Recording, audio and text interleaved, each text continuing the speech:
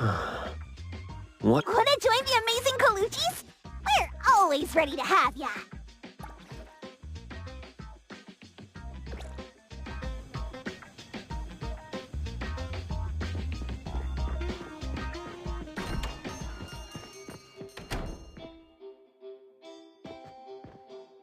Morning, Appraiser! Look here. Is this package yours?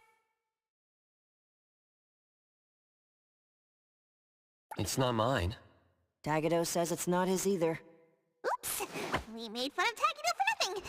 Not his, not mine, not Sakiri's, not Adler's. Whose is this? It's taking up a lot of space. Some new antique? I don't think it's part of Hotori's collection. Huh? Wait, what's going on? About half an hour ago, when I returned to the shop, I saw a courier making a delivery. The package wasn't addressed to any person, just Eibon Antique Shop. I saw that she was in a hurry, so I simply gave my signature for the package. I may have made a mistake. Maybe Kiromaru learned how to shop online? Wait, check this out on Bagel. Oh, what is it? Let me see! Mysterious puppets in Hethereau. Performance art, or terrible omen? Wait... Doesn't this look just like the one in our shop? Are they from the same collection? What's going on? Seems that similar puppets appeared overnight in populated areas throughout Hethereau. There are 5 of them so far. At first, people thought it was Giovanni's doing, some kind of puppet-themed art exhibition organized by the Dvorak's or something like that. Others thought it was a promotional event for Miss Ellie's puppet project 1,000 Faces, which has been trending. Until someone claimed it was the work of an anomaly that drains life out of humans to make puppets. That's when people started to take it seriously. OP claimed that one of his relatives was a victim, and if the anomaly isn't handled soon, Hethereau will become a city of puppets. Is it really that bad? Mm-hmm. Anyway, people are afraid they'll be the next target, and more have been claiming that a certain puppet is someone they know, or even sharing close encounters with the anomaly. BAC has stepped in and urged citizens to exercise judgment, refrain from spreading rumors, and share relevant information to help the investigation. So, the one our shop received is the 6th puppet? Wait, was the puppet still human not long ago? Maybe it's better to get JTF involved. I'll contact the Bureau. Can't even chill this morning. Not all of us can skip beauty sleep and still be beautiful like that woman.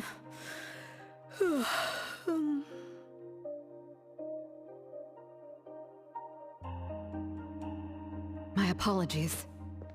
It's not your fault, it's someone else. Forget it. So who brought this thing? Take it away, dump it, I don't care. Don't let it mess with the shop's feng shui. We got you covered, boss! JTF will be right here! I don't see you getting excited about bringing customers over, and you're bringing JTF to the shop? You kids better not have stirred up trouble again. Here's what happened.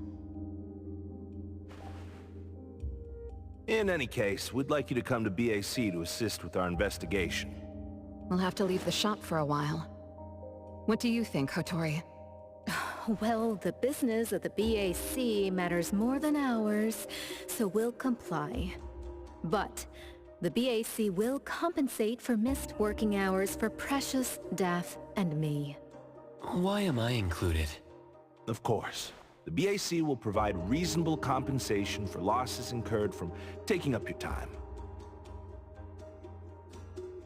Boss, I want to come along too! There are no Misties to catch today! The shop isn't closing for the day. Someone needs to handle things until Adler gets back with groceries.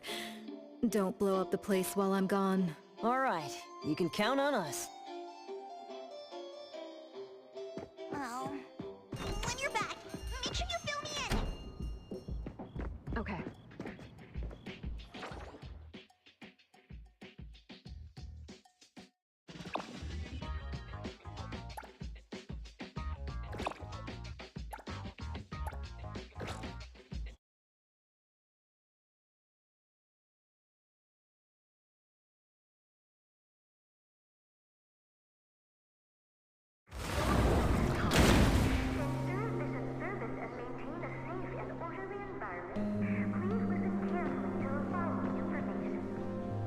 Greetings, everyone from Eibon.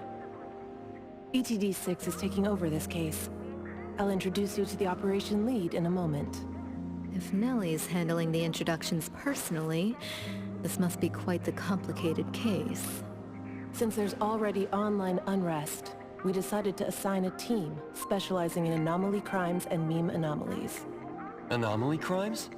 Those refer to human criminal incidents that involve the exploitation of anomaly characteristics, or Espers. So the Bureau suspects that this isn't the work of anomalies alone. There are more and more divisions in the Enforcement Tactical Division nowadays. The puppet from Eibon has been transferred to TempCon. Please follow me.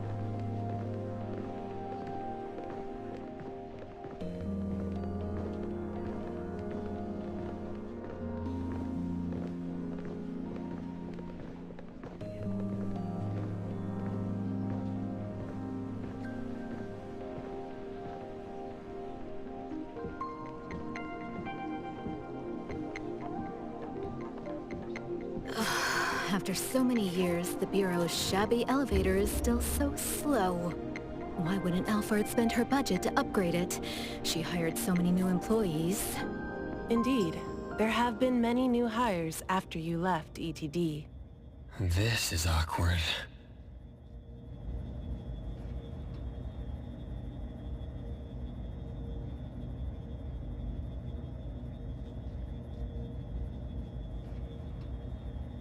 Precious, Daff. See you later. Aren't you coming? I'd love to hang around and meet teams I've never seen before, but my dear Director Alphard needs me for some grown-up discussions. Is it about Abisu? Should I go with you? Our Precious wants to feel the cool AC and expensive sofa, as well as the endless lectures from the Director. She only asked for me, but I'm sure she wouldn't mind another one, especially one who's such a good kid. You mean I don't have to go with you? Don't worry. The containment level needs your expertise more. Next time there's a chance, I still won't drag you along to suffer. When you're done with your work, just head back. Don't wait for me. I just hope today's parent-teacher conference doesn't set a new record for length.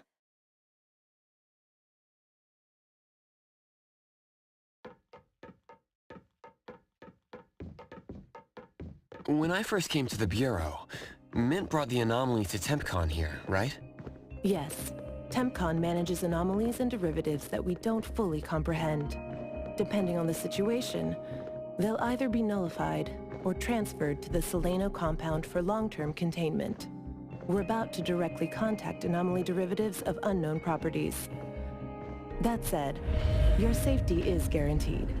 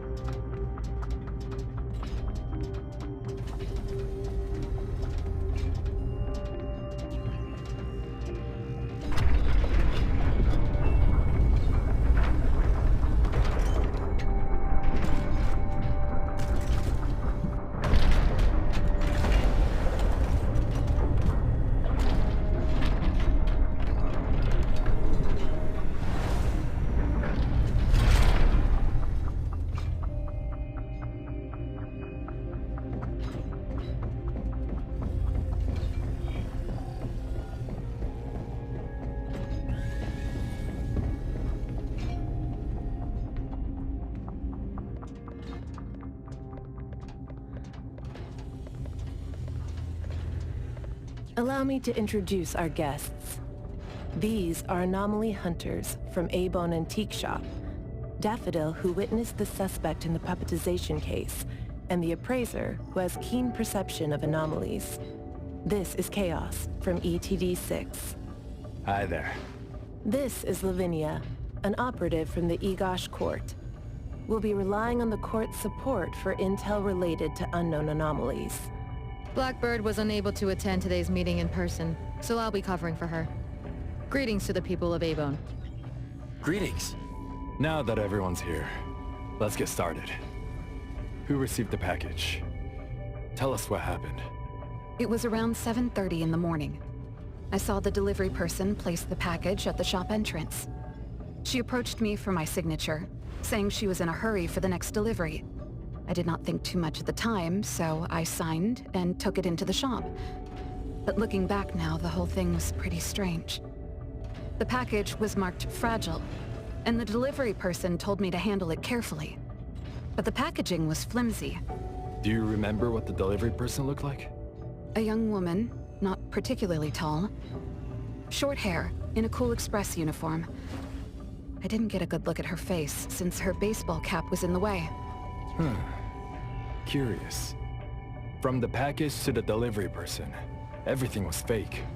According to our investigation of the Cool Express in Bridge Crossings, the delivery person responsible for Hankaku Street does not match Daffodil's description, and their work records show no irregularities.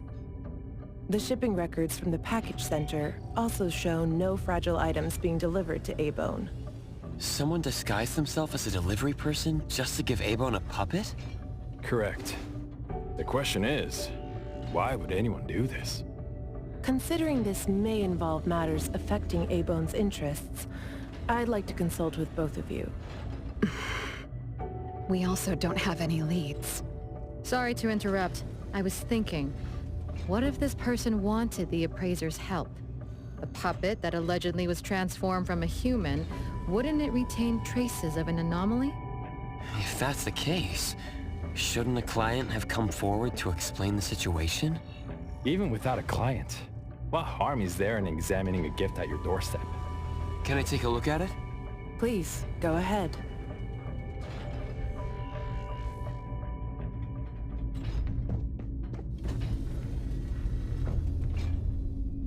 A puppet of a teenage boy who seems energetic.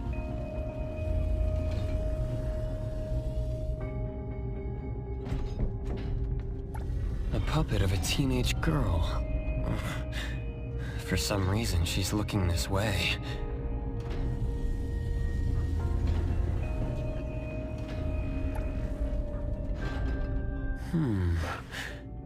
The cards in the pocket. The anomaly's aura seems to be coming from these cards. Bella. The red letters are names. And the number 0? All 6 puppets have a similar aura. It should be from the same anomaly, or the same type of anomaly, but it's very faint. I think the puppets should be ordinary puppets. They were simply in proximity to an anomaly. But the black cards in the puppet's clothes.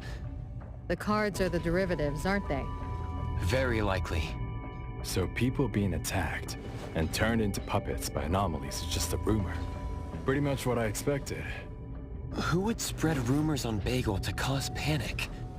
Could it be the same person who delivered the puppet to Eibon? Bingo. You're asking the right questions. My investigation shows that someone hacked a bunch of Bagel accounts and started rumors about people being turned into puppets by anomalies. This is starting to affect the citizens of Hethereau. Take me, for example. I have a neighbor who never misses her daily dog walks, rain or shine, but she's scared of getting caught by the anomaly and began to ask me to run errands. Who's ever out there watching and laughing at us right now, feel free to pop champagne. In any case, we can conclude that someone is spreading rumors. But I'm afraid clearing this up won't be easy. We can only explain the truth to the public after we contain or nullify this anomaly. And only then can we completely quell the rumors and eliminate their harmful effects. We have 2 important leads. First, The puppet was delivered to Eibon by a fake delivery person. However, neither of you know anything about her, so we'll have to set that aside. At least we're on the right track. The second lead is that the anomaly can write. In my experience, this is quite rare. I wonder if the Egosh court has any records of such anomalies? Could you help us interpret it? Unfortunately, we haven't found any matching anomalies in accessible records. If we can determine the identity of the names written on the cards, I may be able to help. I should be able to glimpse at their fate through divination and understand what they've been through. Chaos, consider this. If anyone received a black card from the anomaly, you are welcome to bring them to the witch's house for divination. Understood. If anyone from Eibon discovers new leads, please contact BAC as soon as you can. We will look out for more leads. Very well, let's adjourn. Thank you very much for your assistance.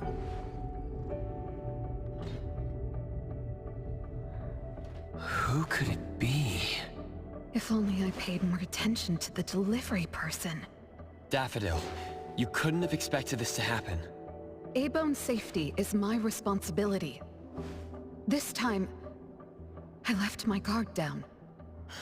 Still, it's good to know that no one was actually turned into a puppet. Looks like Hattori isn't finished yet. Appraiser, if you're tired, you should head back. Let me handle the rest.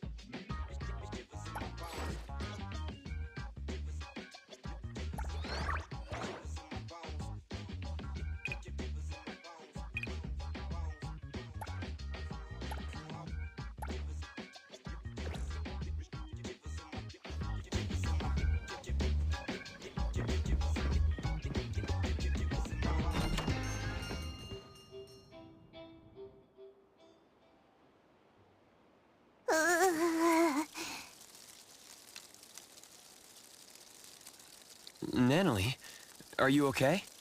One last part. Alright.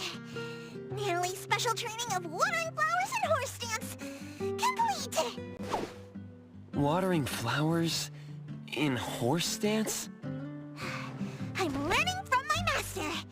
Integrate every bit of training into daily life, using the weight of the watering can to increase the training intensity.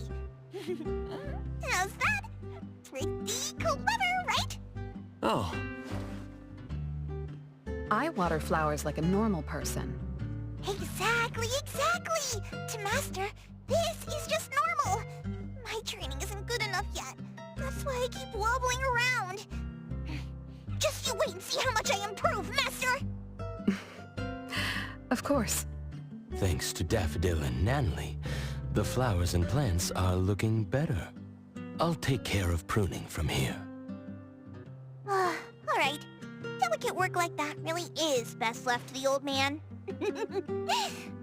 Oh, by the way, how did that thing from yesterday turn out?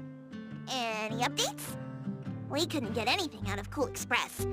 The manager even said that they're going to avoid hiring temps for a while. There goes one of my reliable side gigs. The Colucci's funds are running low. Why do you think they're sending puppets to our place in Eibon? Could it be the anomaly is challenging the Colucci's? Was the puppet sent to deliver some kind of message? What message could that be? Like a coded message in Sin City Chronicles. This is some kind of hint. The hint is something that I, Ichi Daime, should definitely be able to figure out. If that's the case, shouldn't the recipient be you? No, you're right. Why does it only say Eibon? Could it be that I, Natalie Colucci, am not famous enough? If it only says Eibon, then who exactly is this hint for? Or could it be meant for all of us? We have a guest. Hello? Is this Eibon? Are you anomaly hunters? Welcome to Eibon. You must be here for an anomaly commission. Yes. What do I need to do? Do I sign a contract? Do I have to sign up for something? Ah, this must be your first time seeking help from anomaly hunters. Don't worry. Please, have a seat. These are Eibon's finest anomaly hunters. Feel free to share with them any troubles you have. I'll make some tea for you. Please, wait a moment. Okay. Sorry, I don't know how this works. If you don't mind, let us ask you some questions. That way we can help you figure out what you need. Okay, leave it to me. So, have you encountered anything strange recently? What should I call you? Renee is good enough. I think. Alright, Renee. What do you do for work? How's your day today? Did something weird suddenly mess up your routine? I'm a taxi driver. I start at 8 a.m. and finish at 8 p.m. For lunch, I grab something quick from a convenience store. After work, I go to Food First for a set meal. The weird thing is, for the past few days, every night at exactly 9 p.m., this strange guy in a cloak shows up and attacks me. Though he looks scary and hits me pretty hard, when his attacks land, I don't feel a thing. I just cover my head and let him attack me for about 10 minutes. Then he leaves. Well, I think he leaves. When I peek through my fingers, nobody was there. That's about it. Isn't this strange? He attacks you every day? Even if it's just a prank, that's messed up. Here's your tea. Thank you. Every night at exactly 9 o'clock? What kind of kink is that? Maybe it's like those guys from gangster movies, who like to dress up scary to shake people down for money. They usually show up at the same time to establish an air of authority. Oh, I can't believe there's a lowlife like this on my turf! I'll have to talk some sense into him with my fists! But I don't remember owing anyone money. I did nothing to deserve harassment from this debt collector. He never says a word, just swings this huge scythe at me. It's terrifying. You don't feel any pain when he attacks. Could this be a hallucination? Or is this debt collecting some kind of anomaly activity? That makes perfect sense! Yes, it should be an anomaly, just like Fuka said. She told me to look for help at the Eibon antique shop. Who's Fuka? He's my friend. Well, more like my food buddy. Fuka said, it's definitely an anomaly, and the anomaly hunters from Eibon Antique Shop can help me. She recommended her shop? That's a first!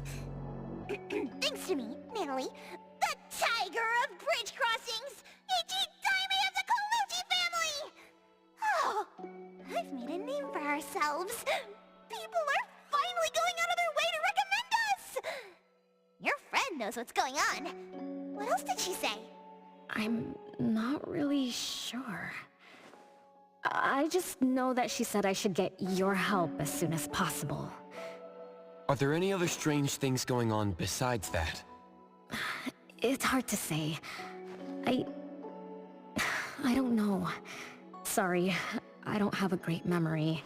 I only have vague impressions of most things. How about you go ask Fuka? She also saw the anomaly in the parking lot that day. I think. She seems rather scatterbrained. It'd be good to hear what others have to say. It's almost mealtime. Fuka should be at food first. Shall we? What do you think, Appraiser? Master? This is our first commission of the day. We'll help figure this out and see if there's really an anomaly causing trouble. Let's not disappoint this very tasteful person who recommended us. Let's go take a look. How about you, Master? Huh. Master hasn't worked on a commission with the Appraiser yet. Maybe this is a good time to show you my latest training results! Hattori has no plans to go out today. Rest assured, I'll watch over the shop. Very well. Let's head out. Let's go! It's been a while since I had food first. Oh, I'm craving for their hamburger steaks! Hey, old man! We won't be back for dinner tonight! Take care.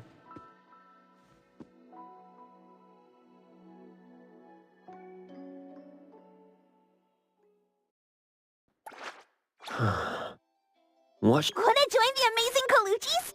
We're always ready to have ya!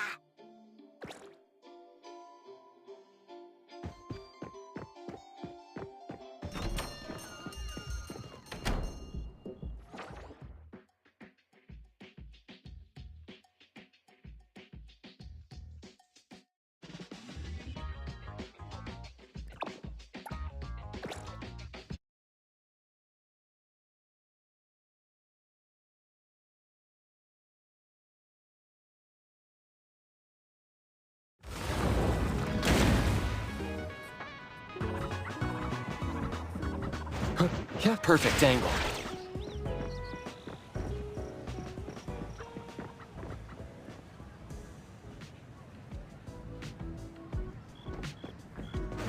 Huh.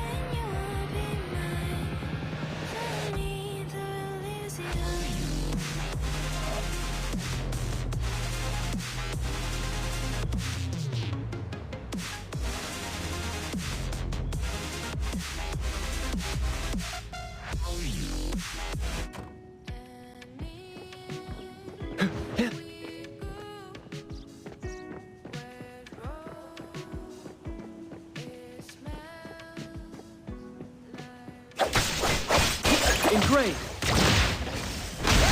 Underboss, it's our turn!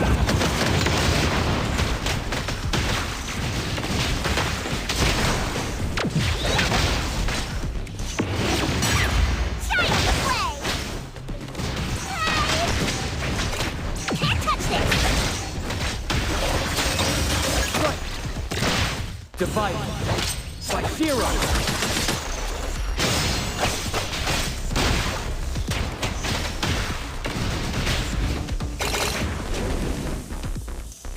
I will see through the Nexus.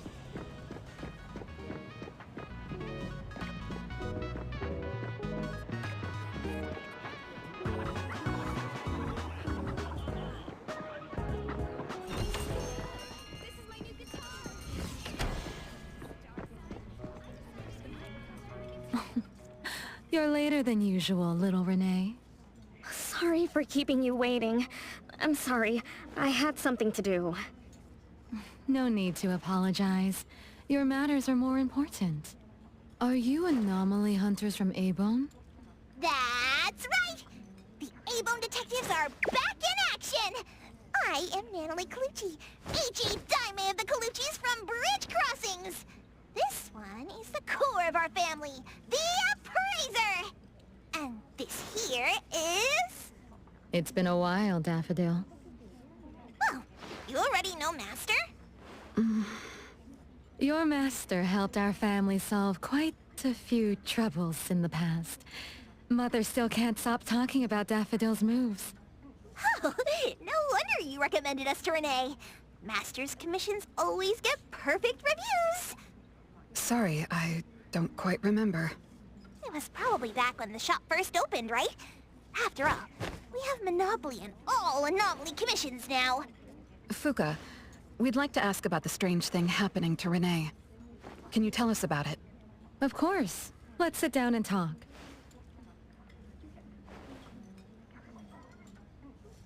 Two nights ago, little Renee and I finished dinner and were about to head home.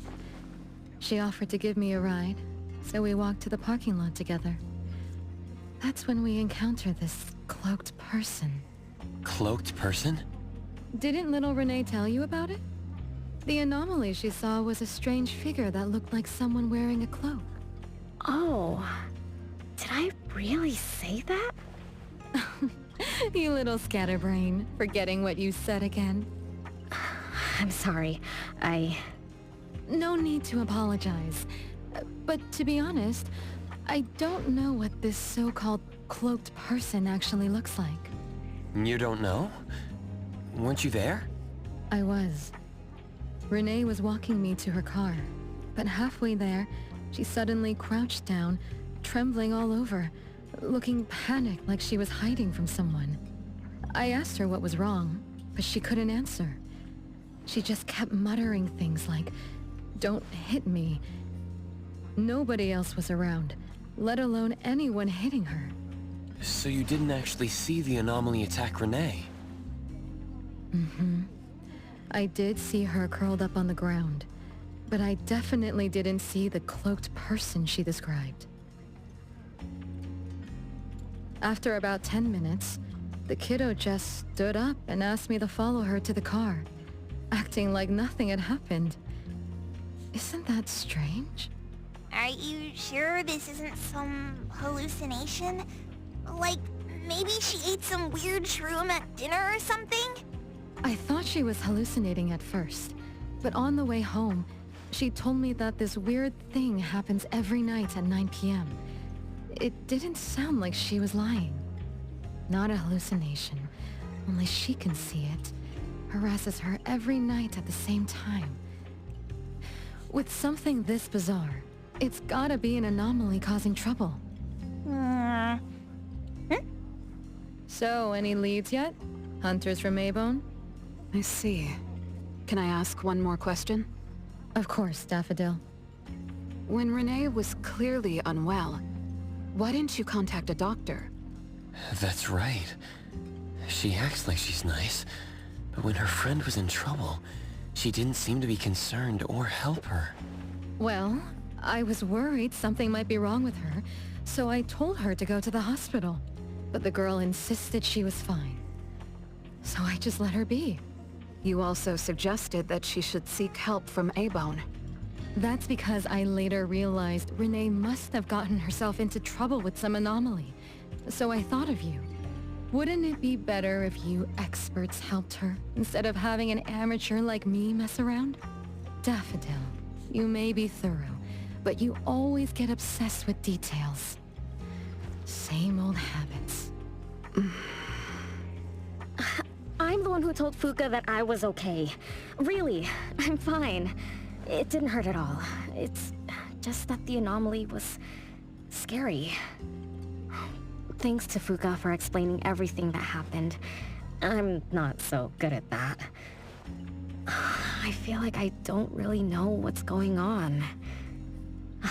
We've been talking for so long, we almost skipped dinner. I'll buy everyone food tonight. Take a look at the menu. What do you want, Fuka? Same as usual. Spicy chicken cutlet curry rice. I'll have the same. I don't know about the other stuff at this place, but I like the spicy chicken rice, since it doesn't have those gross green peas. What about you, Nenali and Appraiser? Go ahead and order something you like. We'll gladly take the offer.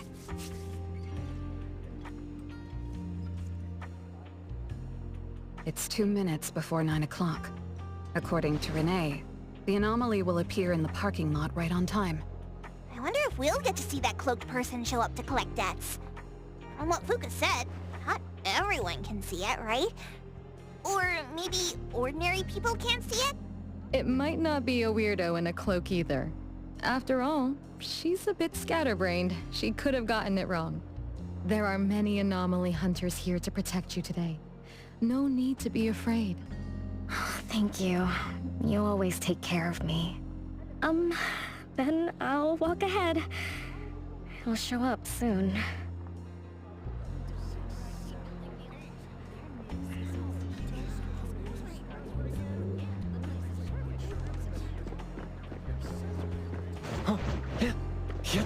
Perfect angle. Hero to the rescue!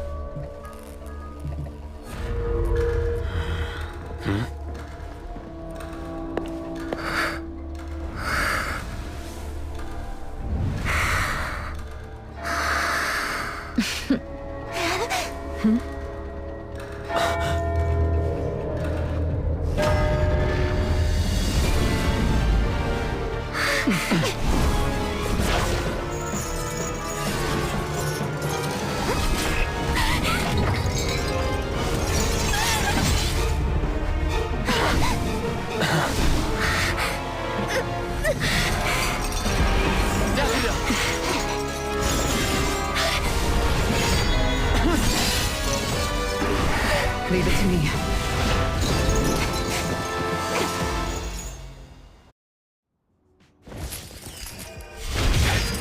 Let me take over. More! Easy done, Era!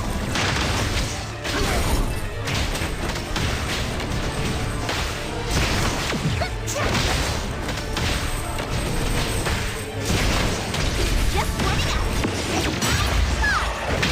Trust me.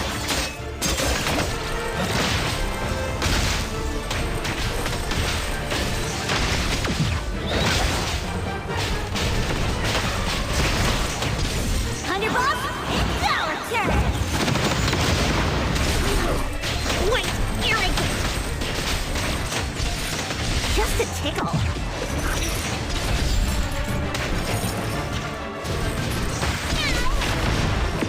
Nice work. A single attack.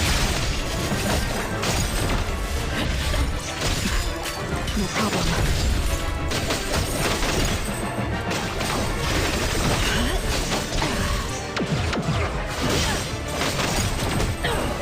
Thousand eyes, awaken!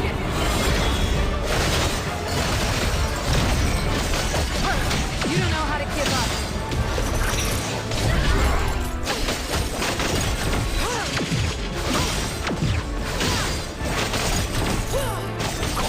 Your moves are sloppy. Careless.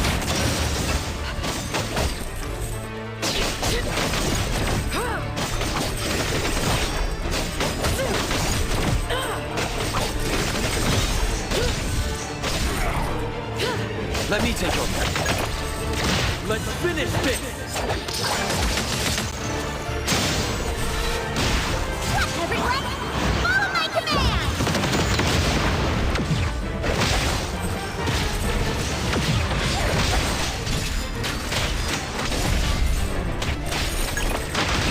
Trust me.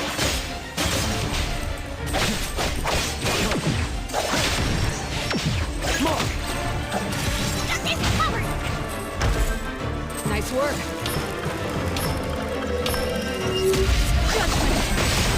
What you see is an illusion.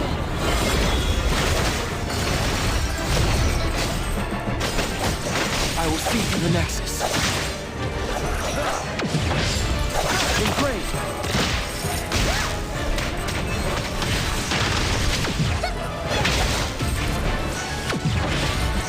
Just warming up. Can't touch this.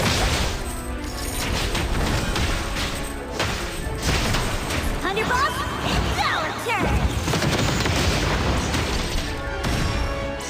Just a tail. Divide. Hethereau. Got this covered.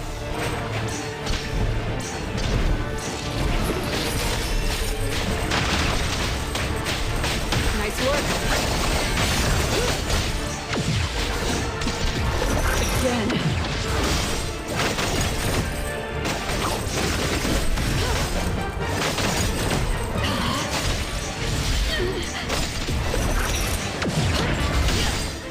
Nowhere to hide.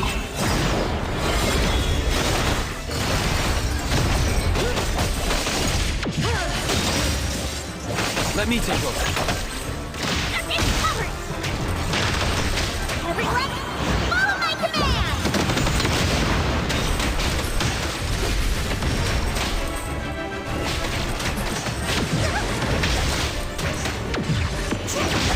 Think you can challenge me? I will see through the Nexus. Make splinter and fracture.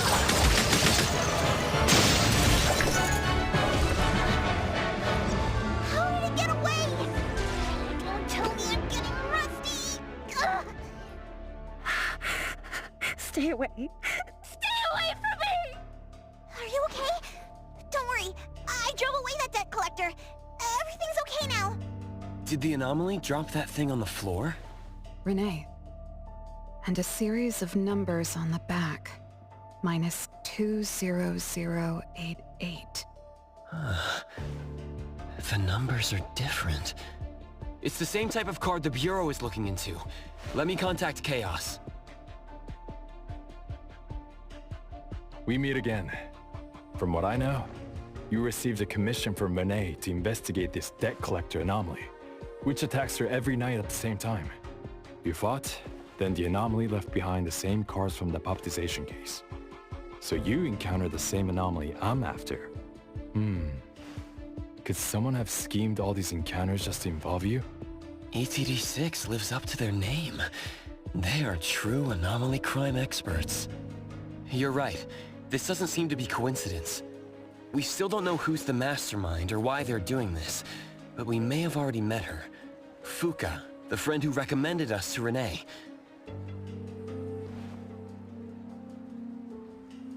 Wait, she was here just a moment ago. She's already gone. What did she say? She recommended Eibon because Daffodil had handled her mother's commission before, which left an impression. Daffodil. Daffodil. So it's Daffodil again. Interesting. Thanks for the information. We should make a trip to the witch's house. Good thing it's not too late. So ask the Blackbird and her team to work some overtime. Aren't you coming with us? Of course.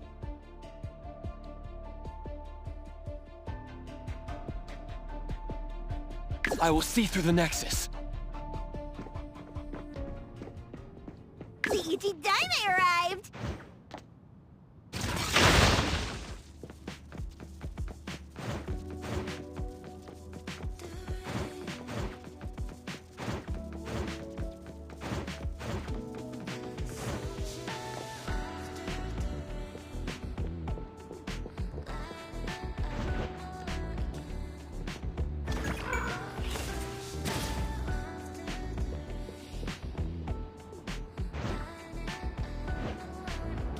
What's that smell? Smells amazing!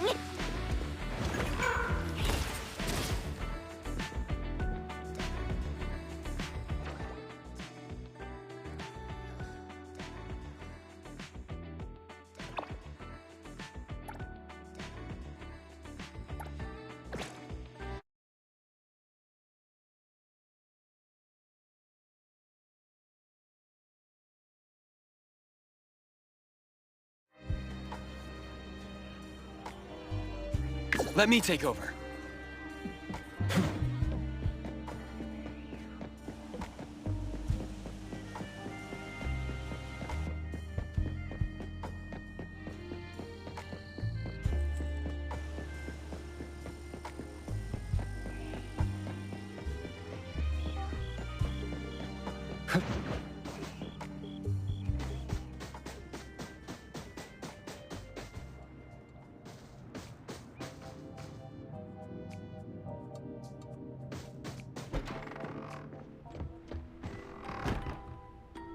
Greetings. Welcome to the witch's house. Hello. Sorry for disturbing you this late. Good evening. This young lady was attacked by the puppetization anomaly tonight. Huh? Wait, what anomaly? The one that turns people into puppets? So, those people really were... Well, we aren't certain at this moment. In any case, could you please share the entire incident with us? Oh, I'll tell you. Renee came to our shop because she wanted us to deal with some weird thing that appears every night at 9 o'clock to attack her.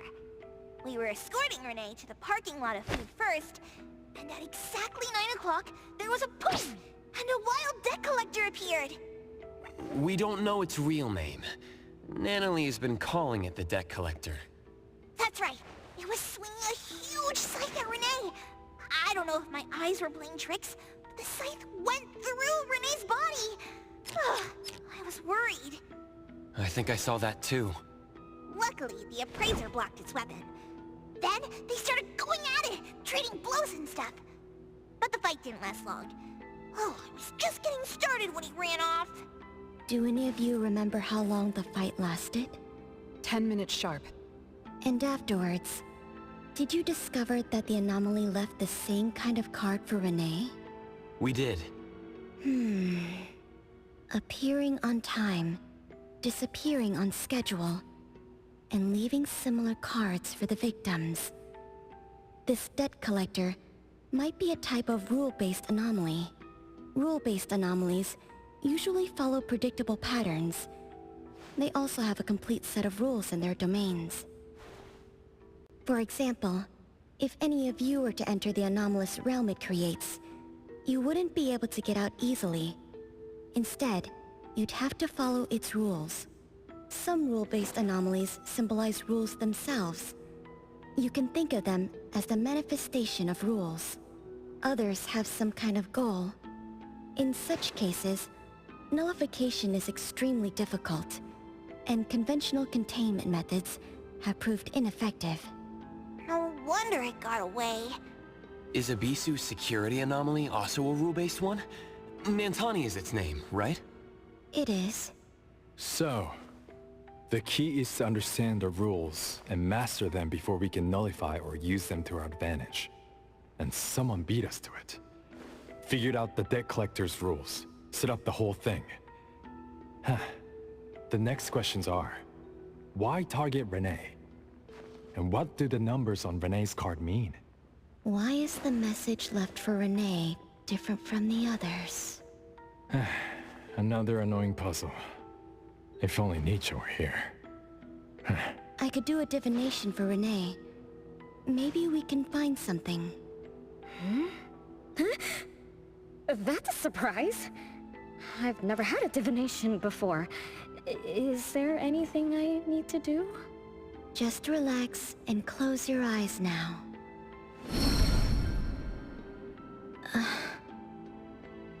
Oh, lost child of fate. Your tomorrow is trapped in blankness. Wait, what? What trap? What blankness? I thought divination is about tomorrow being lucky or a sunny day. Oh. Your fate is rather unusual. I'm afraid I can't give you further interpretations.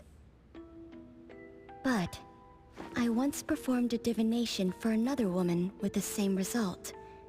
You might share similar fates. Her name was Dolores, head of the Constantine family. She was tired of her life, saying she was never truly alive. Yesterday, today, tomorrow, each day was equally empty and void of meaning. I think that was because she lived for far too long. Uh-huh. She lived for a very, very long time? They say that Lady Dolores is an immortal with eternal youth. That she made a deal with the devil for unlimited lifespan at a huge price. However, eternal life can be a curse. And the Constantine family met their demise decades ago. That was when most people didn't know about anomalies. People simply believed in curses. From what we know now, she was either a long-lived Esper, or she made a contract with an anomaly. Lady Dolores told me that she is one without heart, which is the truth about the curse of immortality. No heart, no bonds, no attachments. Alone, her memories of the past grew dim through the years. Neither does she pay attention to anything happening around her. All she had was a numb void. But she still yearned for lasting companionship and loyalty. So she sought divination from me to find a way to change things. Perhaps because her future extended indefinitely, with no end in sight. All I could see was blankness. Were you able to help her make a change? If I remember correctly, I told her, if you want something, you must first give. I'm not sure if this helped her, but I remember her face when she left. She seemed more at ease. Both that lady's divination and mine resulted in blankness. Maybe that advice applies to me too? It's just a reference. You could see it as a fun story. It's enlightening, but it doesn't help much with the issue at hand. It's getting late. Let's call it a night. Thanks for all your help. Miss, let me escort you home. Okay. Thank you, Chaos. Blackbird, thank you for your time. We'll head back now.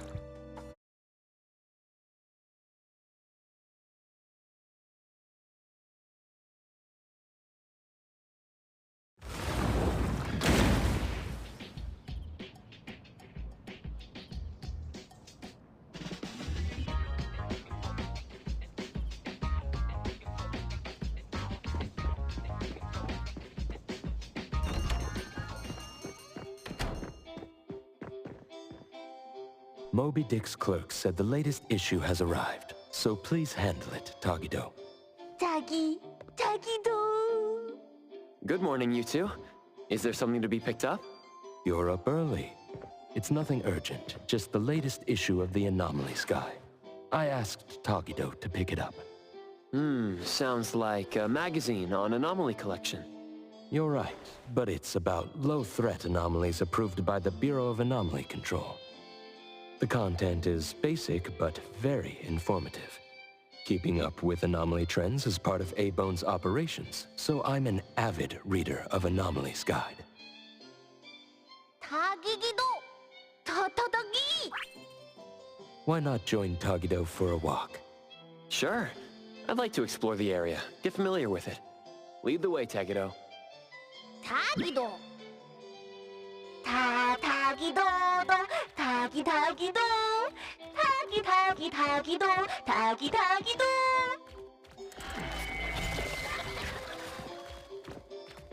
타기. Stay sharp, stay smart. No anomaly grades from the start. Is that Mint's voice? 타기도.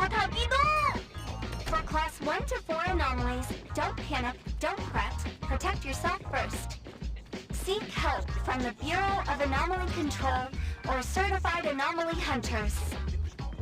Daily reminder, think twice, don't pay the price. Unlicensed anomaly hunters can cost you more. For class 5 and 6 anomalies, follow the Bureau's instructions.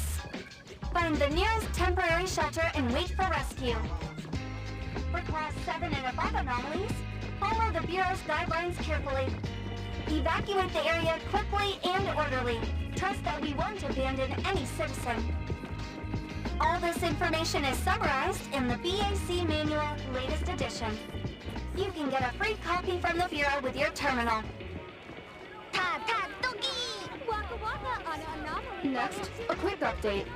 Landric spokesperson states, their collaborating performer Toshi has been advised by doctors to rest due to health issues. The group is considering canceling the perfume launch event, scheduled at the Callus Pavilion at the end of this month. Feed your imagination! If anyone finds a lost item, please return it to the security office.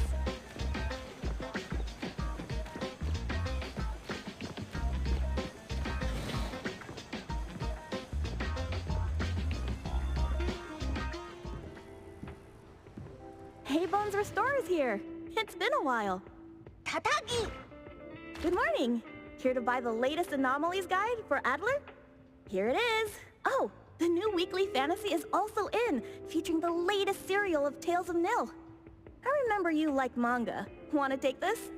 타기도. 기도타. You said it'll pass for now. Checking out. 타기도. Sorry, sir. This customer was here first. Apologies. Thought no one was here. You can go first, sir.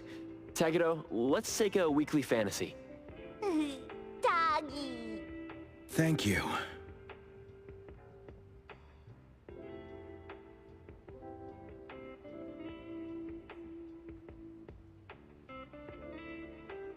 All right. Got everything. Let's head back. 타기도. 타기.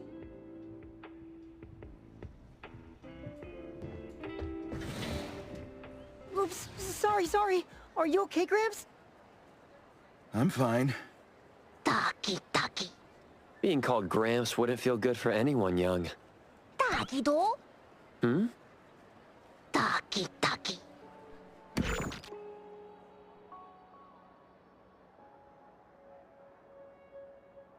Wait, was that the same person I saw?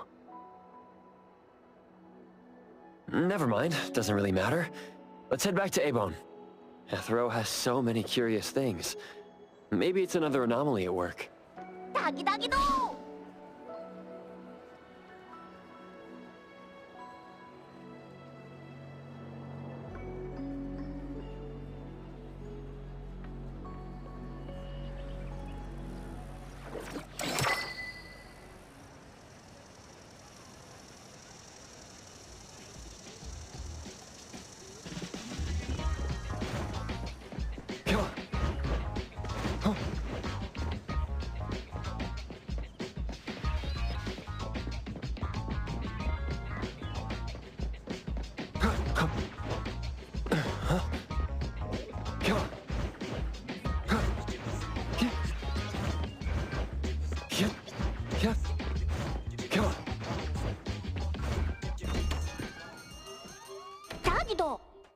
Appraiser and Tagido are back. Allow me to introduce you to Bianca. Bianca is a new client who just came in with a commission. Hello. Bianca, everyone here works at Eibon. The owner will join us shortly. Feel free to bring us up to speed as we wait. As I emphasized, this is critical. Don't brush me off with domesticated oddities or children. Tagido? Hey, you impolite old... Tagido is an outstanding restorer at Eibon, and the others are capable anomaly hunters. Respect and understanding for team members is also one of the prerequisites for us to advance cooperation with our clients. Isn't it the owner's decision whether to take the commission?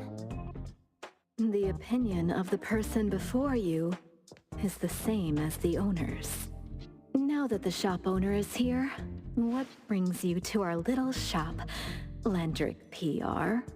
The company from the news. So you assumed I'm Landric's PR just from the branding? Though silent, one's demeanor speaks. Isn't that your industry's favorite saying? What I want to know is, with Landric's resources, why come to a place like Hankaku Street? Let's get to the point. What's the Anomaly Commission you can't have the public know? It's unclear if it's an anomaly. Our collaborating perfumer is missing. All right.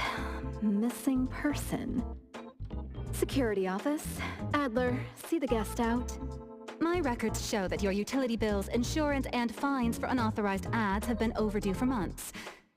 Also, fines for property damage, printing debts, breach of contract lawsuits. Stop!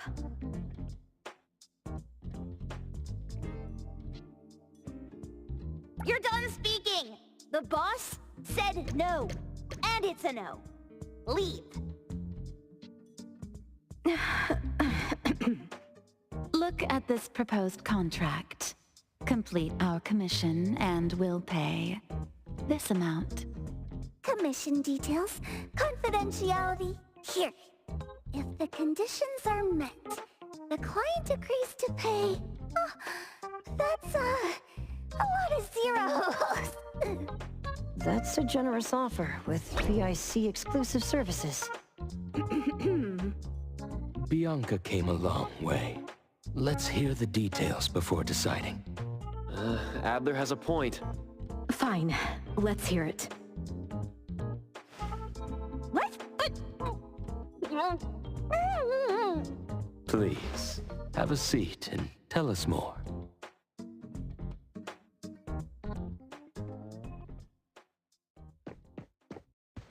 I'll cut to the chase. We need you to find Toshi. We're at a critical stage in developing our new product lineup. At Toshi's request, we lowered contact frequency. However, he went missing 3 days ago. We've searched everywhere we can think of, but we still have no leads. With a new product launch coming up, word of Toshi's disappearance must not get out. Our request is simple. Find him as soon as you can. I know of that perfumer. Young, but quite skilled. Many of those bottles and jars on Hotori's desk are from Landric, so we do have some connection. The lady has always valued talent. There's one more thing I overlooked. Our new employee is eager to showcase their skills. That's right. Looks like Eibon should take this commission.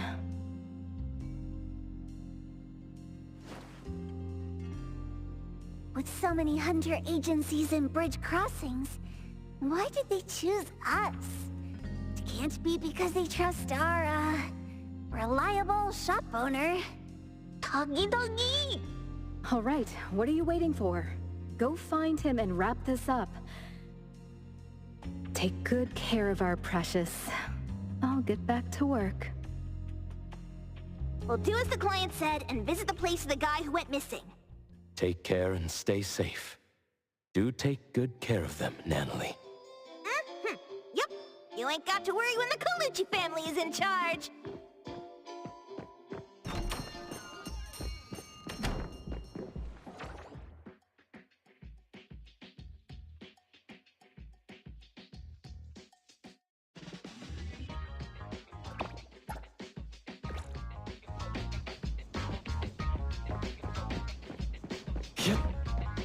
Come on.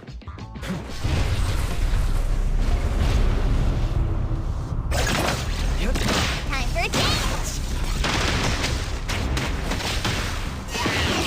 Everyone, follow my command!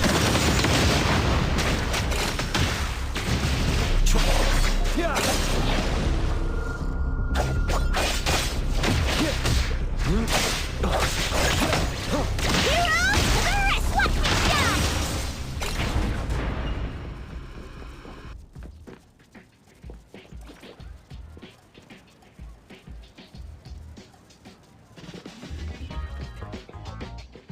Let me take over.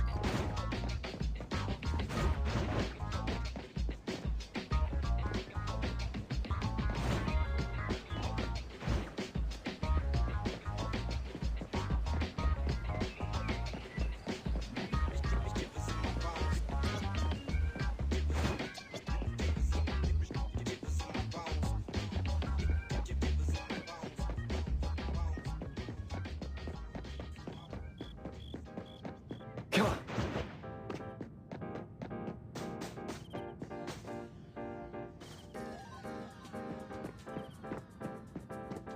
Hit.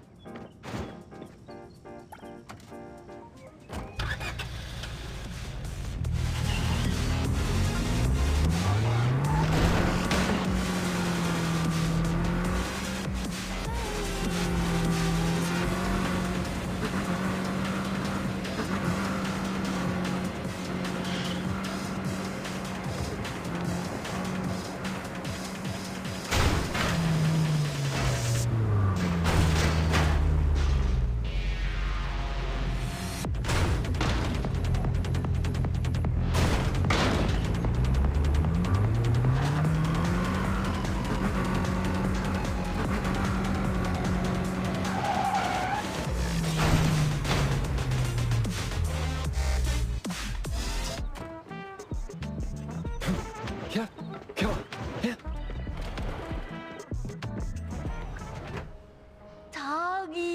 Tagido! Just wait until I give each one of you a house like this and we go big! Do we have an appointment? Hi. We have an appointment with Toshi. Please wait here. Actually, Miss Bianca has told us to let you go straight upstairs when you're here.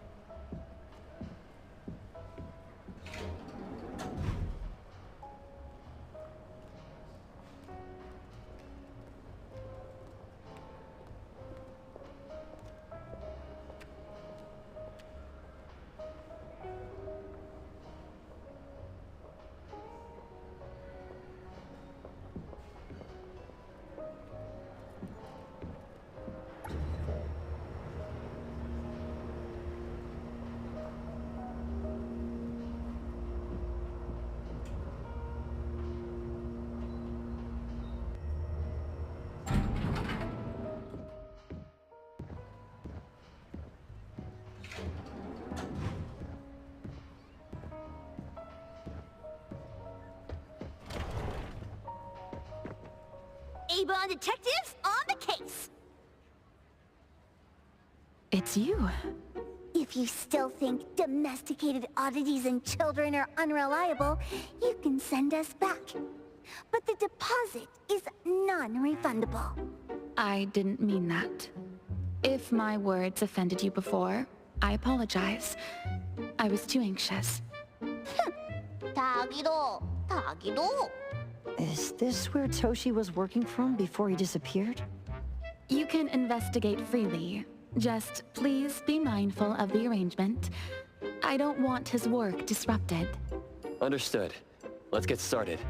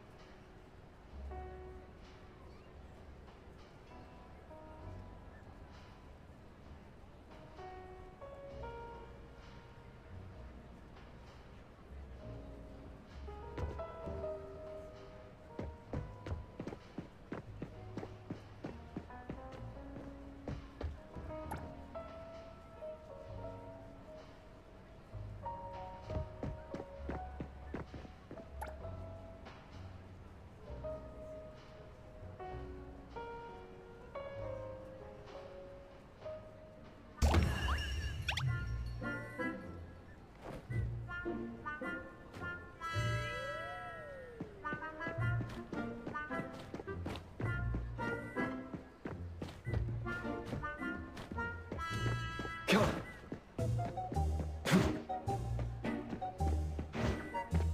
Yep.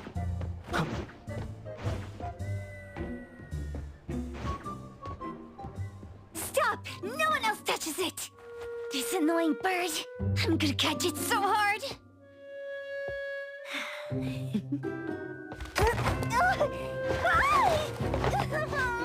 You! Stay still, don't run!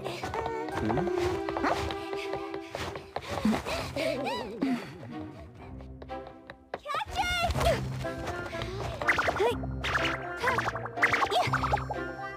What's this? We didn't see this during our previous investigation. Toshi's disappearance must be connected to this anomaly. Sorry. I couldn't find any data on this anomaly. Whoa! Even the brainiac doesn't know? But you've got a whole library in your head!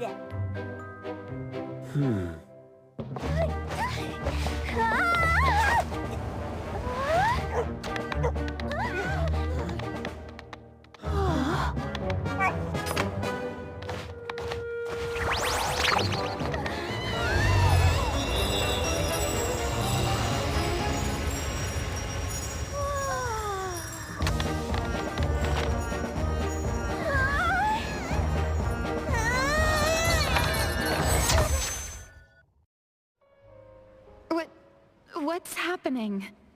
Was that an anomalous realm or some baddie's Esper ability? Such a fat dog, yet so nimble. What did it grab? The sensor on the table. Miss Bianca, do you recognize that sensor? It didn't seem significant. I've been here several times and didn't notice it. Strange. They're talking about an ordinary dog. Could the person we're looking for have been taken by that dog? Oh, like the bird? The bad dog and stinky bird must be in cahoots. We need to understand the connection between the bird and the sensor, and the dog's whereabouts. Should we ask around? Oh, wait, don't bother. Empty your pockets of funds. Hurry, hurry! Trust me, empty them!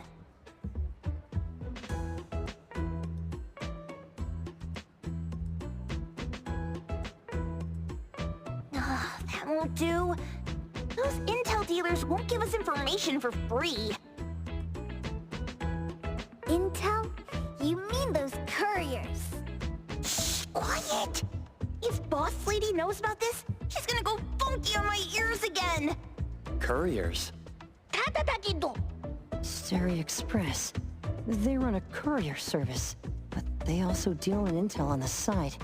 Eibon sometimes does business with them, but Hotori told us not to get too close.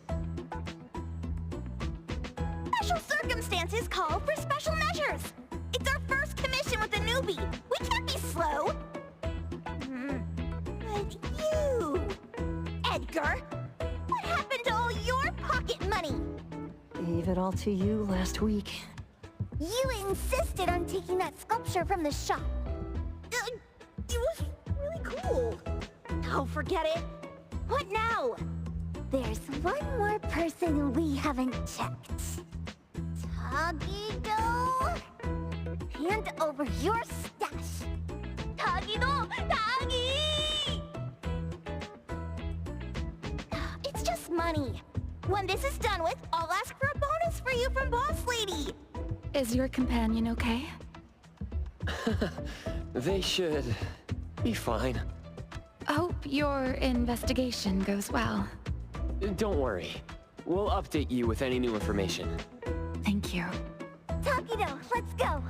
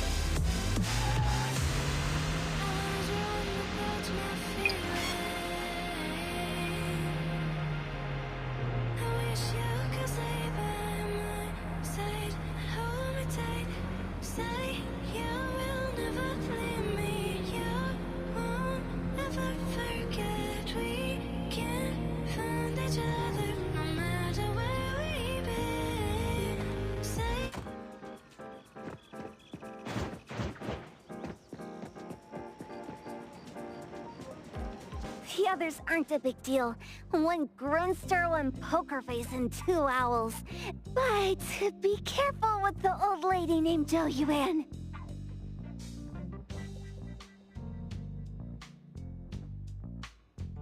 Tagido! Watch out, or she'll trick you out of your info. Poker face, owls, old lady? Stay close.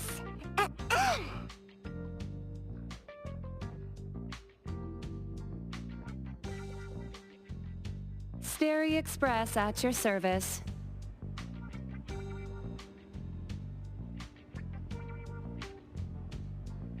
Well, if it isn't the little ones from Eibon. A rare guest indeed. Doggy! Long time no see, little Edgar. Have you decided to learn the trade from me? This dummy isn't leaving Eibon. Stop trying. Lady Juyuan, we're here today to buy some intel. Oh, is there a new commission? Trade secret. Tagido.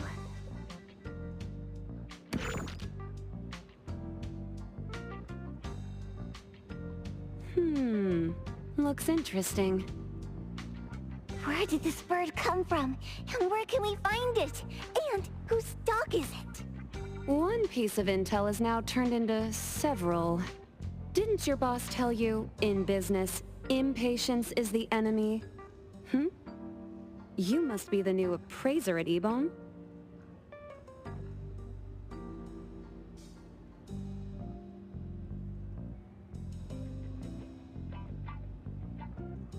How did you know? Let's discuss the deal, Lady Juyuan. You don't know any of it, do you? Since I'm the only one here today, can you really afford my rate? You name it! If your boss were here, we could talk. Juyuan, perhaps you have other conditions. I like dealing with straightforward, clever people. I think we'll get along. Let me think. New customer discount, one piece of intel, in exchange for getting to know the appraiser. How about it? Huh? Does that mean no charge? Really? I'm a woman of my word in business. Favors are the hardest to repay. Deal. Looking forward to working with you, Eibon's appraiser. So, what's the question? Leave the thinking to my minions. The sensor and bird being taken must mean something. We want to know about the bird.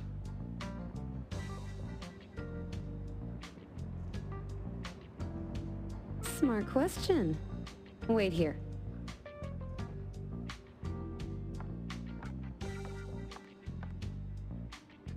So secretive.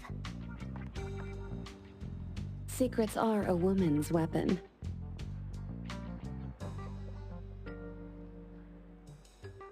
This bird and sensor aren't documented anomalies. They appear in a manga called Tales of Nil. Manga? Tagidogido! You know how to contact the manga's artist? This person was an obscure author a couple of months ago, with no contact info. But I found the expense records of the Tales of Nil editor. Besides the publisher and home, he frequently visits a residential address. Could it be the author's address? Ah, impressive. Thanks. Without these skills, I wouldn't be Stary Express's top courier. Complimentary service. I'll be delivering nearby. Want a ride? That was oddly kind of you. Gotta help in all the ways I can. Thank you, Juyuan.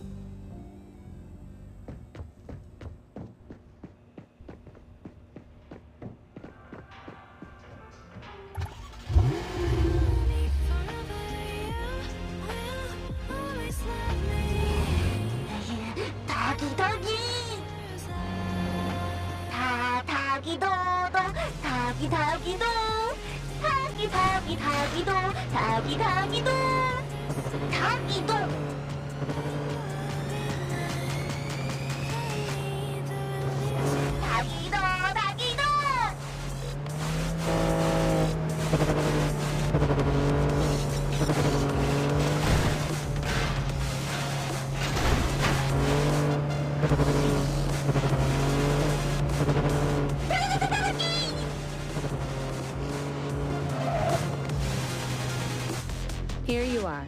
Good luck.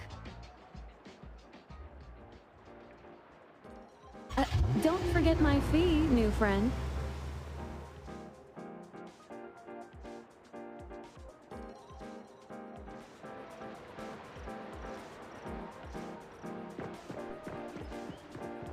I thought the manga artist would live in a big, cold house like the perfumer. Nothing beats living like this! Gotta say, I really like this manga artist. Excuse me, is the Cake Sweeper Sensei home? Someone is here. Excuse me, I'm here for Cake Sweeper Sensei. No? Hey, are you here for the manga artist too? And you guys are? We're just on community visitation. She doesn't seem to be here, though. And there. Should we bust the door down? Huh? Busting it down? Well, I don't really want to make this a scene for the neighborhood, but I guess that's the only way to make sure Sensei is safe.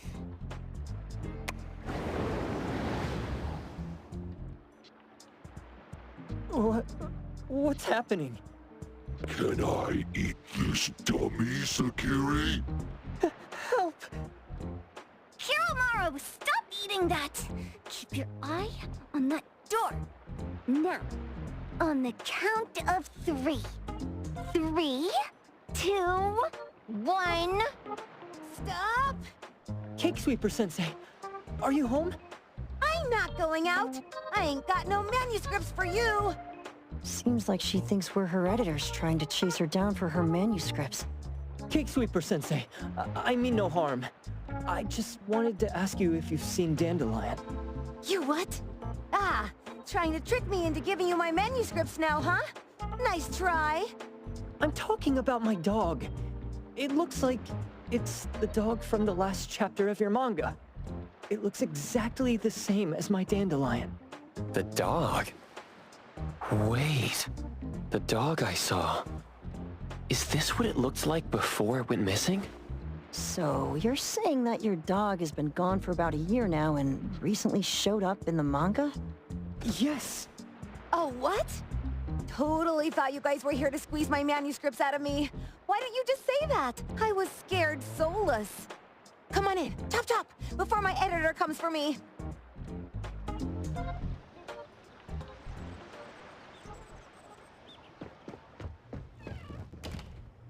My name is Boom Boom, and I came to Hethereau to look for my dog.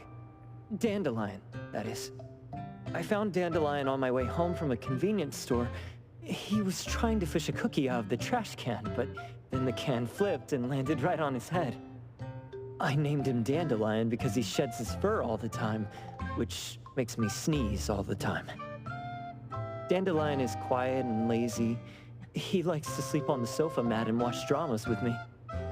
We have mandatory workouts on weekends. We'd take a walk by the beach, then stop by the convenience store for our favorite snacks before heading home. Back on a weekend about 11 months ago, though, it hit me while we were just waiting for the taxi that I'd left this manga that I'd just bought in this fast food restaurant. So I left Dandelion on the beach alone and returned to the fast food restaurant for the manga. And Dandelion was gone when I got back to the beach. I looked everywhere but never found him. It's all my fault. I shouldn't have left Dandelion there. Dandelion? How is it mentioned in the Tales of Nil?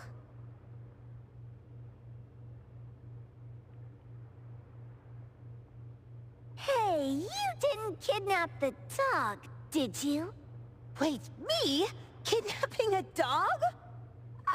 Are you out of your mind? Do you really think a shut-in manga artist would go out of her way to kidnap a dog when she barely even wants to go downstairs for food? Why would I want a dog when I'm barely keeping myself alive? Makes sense. Where did you see Dandelion, though? This dog in the manga looks exactly like Dandelion, doesn't it? It was quite an interesting experience. By the way, have you ever heard of Pawn Moonlight? Pawn Moonlight? People say this pawn shop only shows up on the night of the 15th of every month. And all your wishes can come true as long as you're willing to pay the price. What if I told you that I've been to Pawn Moonlight? And that's where I saw this dog and the Fire Phoenix. A place that makes all your wishes come true for you as long as you're willing to pay the price. Huh. They say that being a creator isn't about having creative streaks, but about having one long creative block.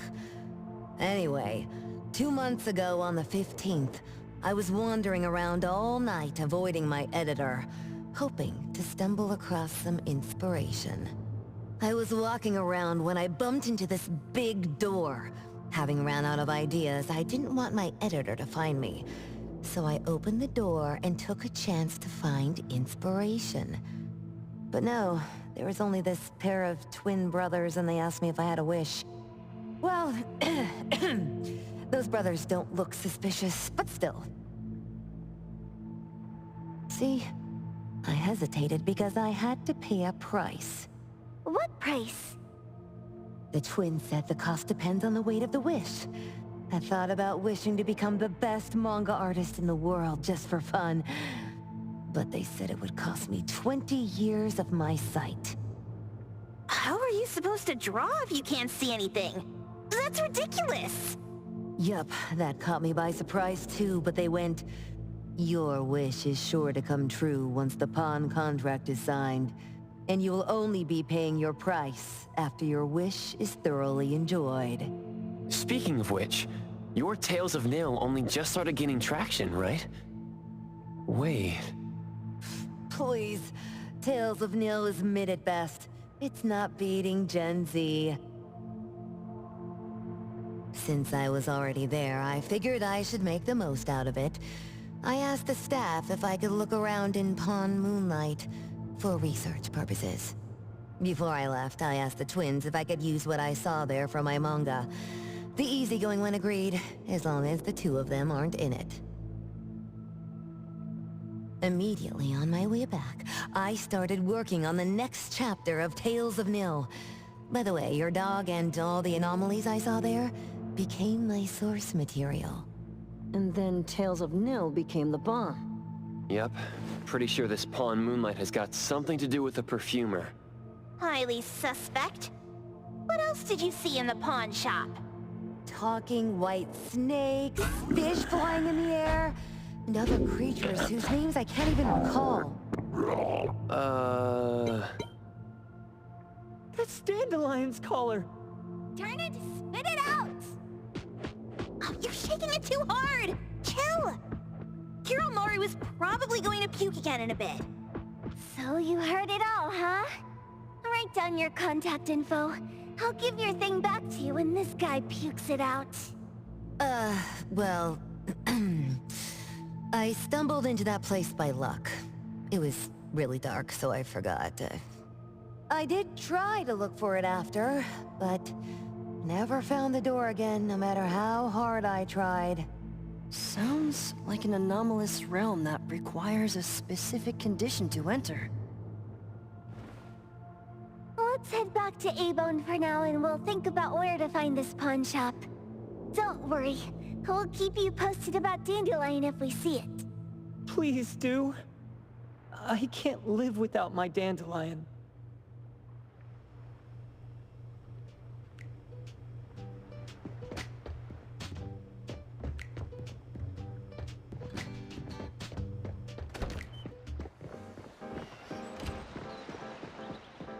Perfect angle.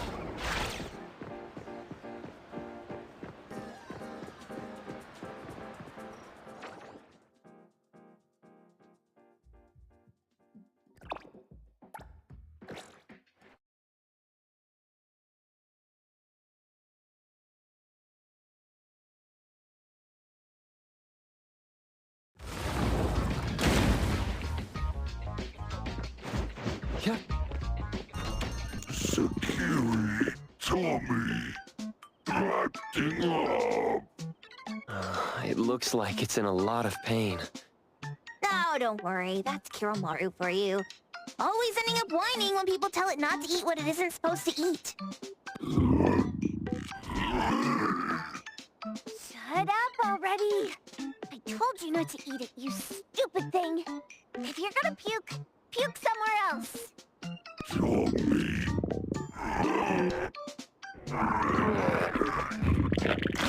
A video game console, a bike wheel, and the lid of a trash can? Jeez, you're freaking disgusting! Tagido! Keep the colors safe, dummy. We're giving it back to the poor guy when we meet him. And you. No food for you for 1 week. And you're not coming out without my permission.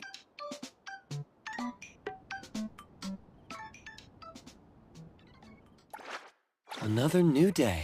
Wanna join the amazing Colucci's? Where? Oh!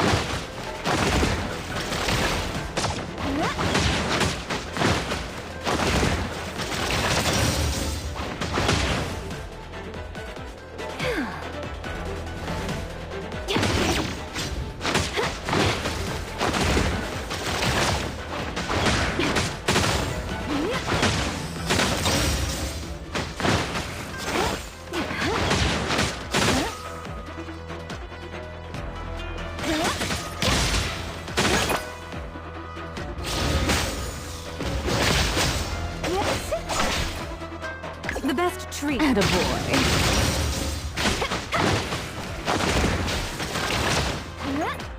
It'll only be a moment.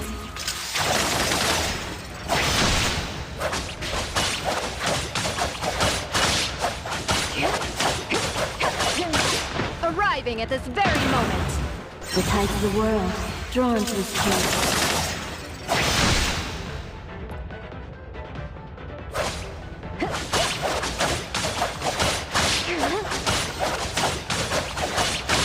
The moon has set.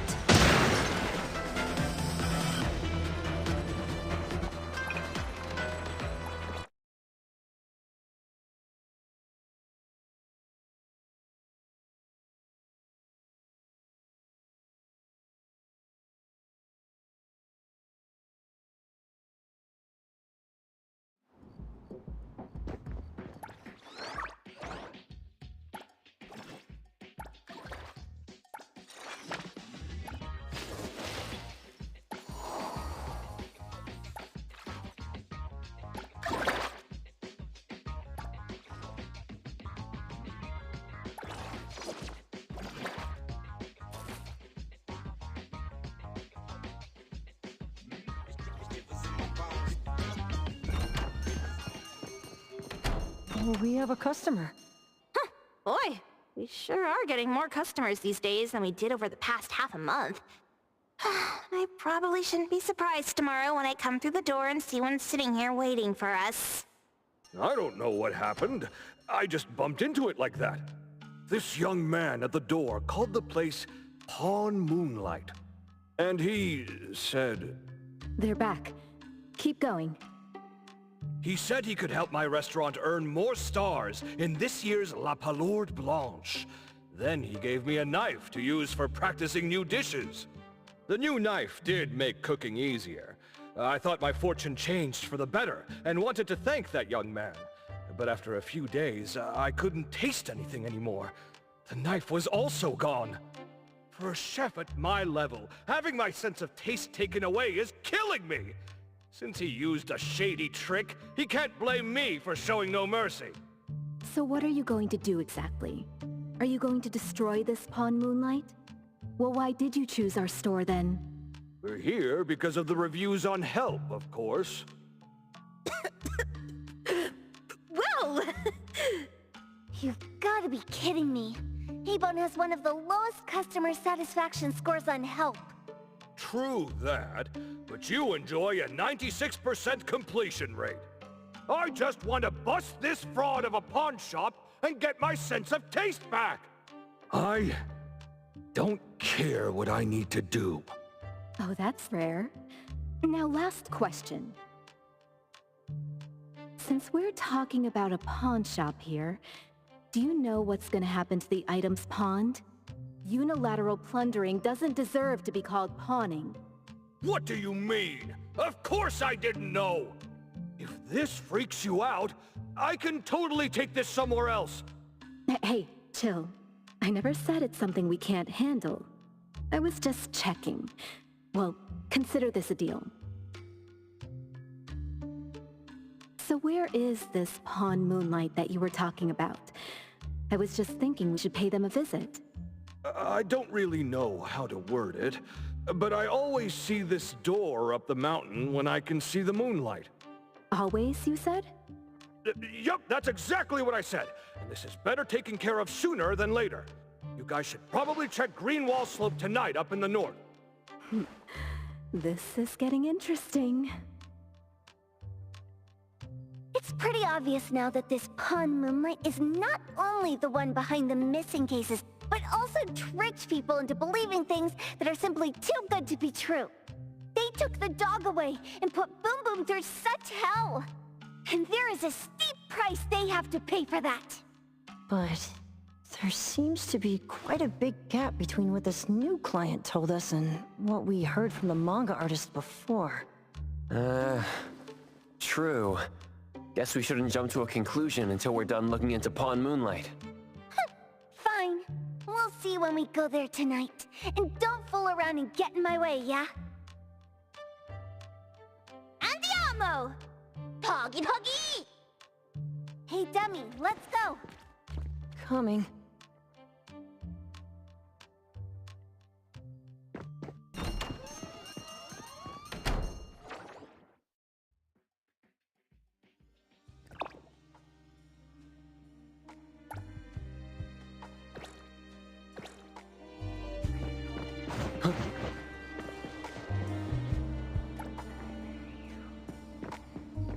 Come on, hit.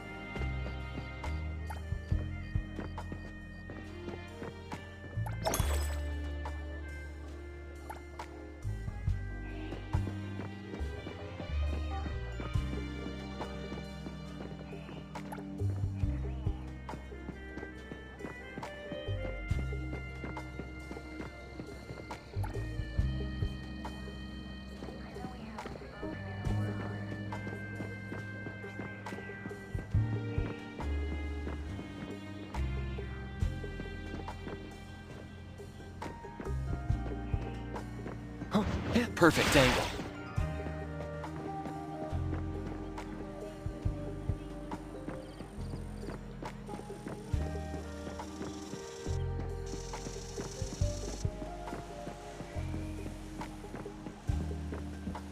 Come on.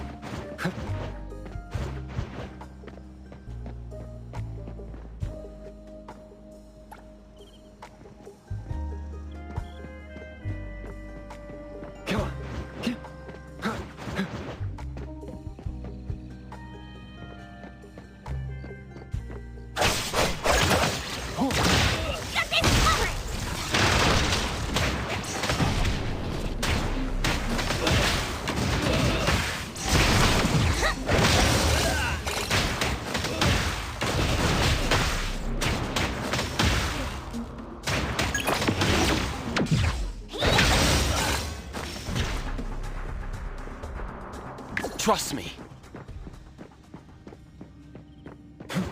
Hit.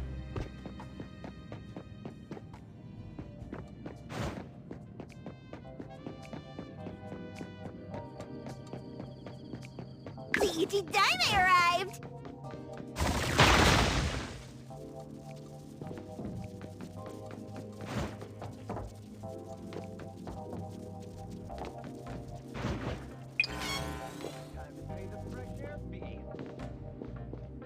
I will see through the nexus.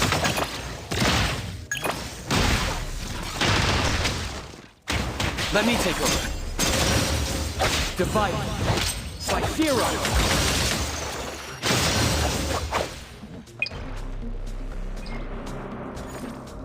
Come on.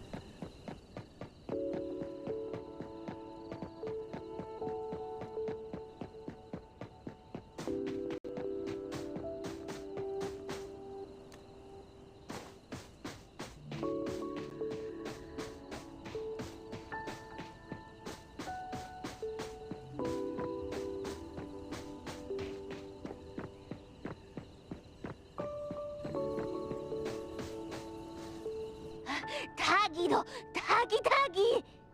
Dude, where is the darn door? We've been walking in circles for God knows how long already. Is it really here? The client didn't mean it as a hole in the ground, right? Like a hole behind these trees that we can't see? Should we go ahead and cut down these trees then? A manga artist once said, if you're willing to pay the price, any wish can come true. So I was wondering whether the condition of entering this anomalous realm is related to our wishes. Makes sense. The chef said he got pulled in without knowing what happened. He probably wished for a new dish or something. What do we do now? Are we supposed to start making wishes to this mountain like there's no tomorrow? This is stupid. Should we give it a try anyway? Hey, I'll go first. I want Old Man to put cheese egg rolls in my lunch tomorrow. Doggy, doggy. You wish. By the way, I was hoping to wake up as strong as Master Daffodil tomorrow. Doggy, doggy doo. I hope that all our wishes come true. What? That's cheating. Does that even count? Here, try saying this out loud. I hope that Edgar can speak his mind. I hope...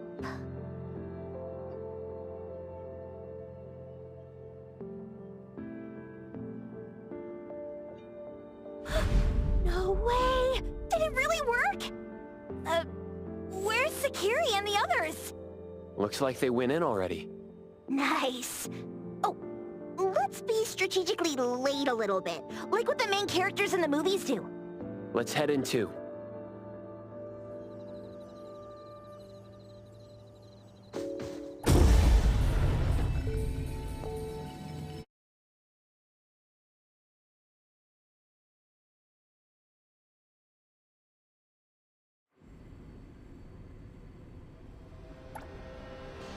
Wow.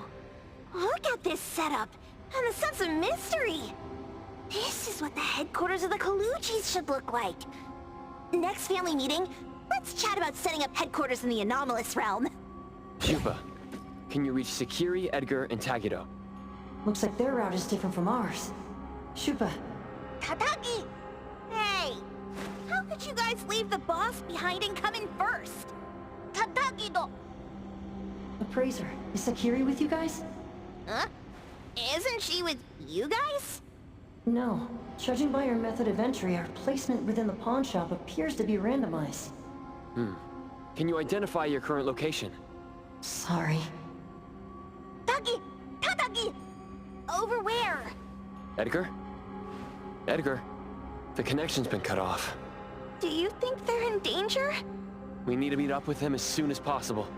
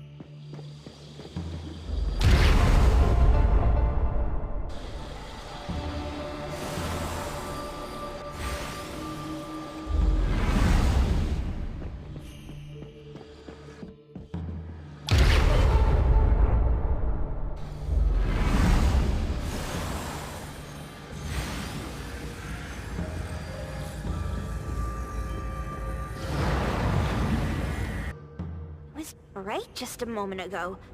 Why is it so small and dark here now? Looks like we've entered a secret room. Took a wrong turn. Well, as the strongest supernatural and intuitive duo of Eibon, the two of us teamed up and still made a mistake. It appears we have to find our own way out. This is easy. I'm quite the hand at demolishing houses. Maybe we should investigate before taking action.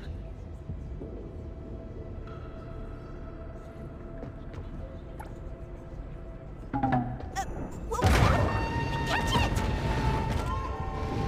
Stop! Think you can escape? We'll catch you on your own turf!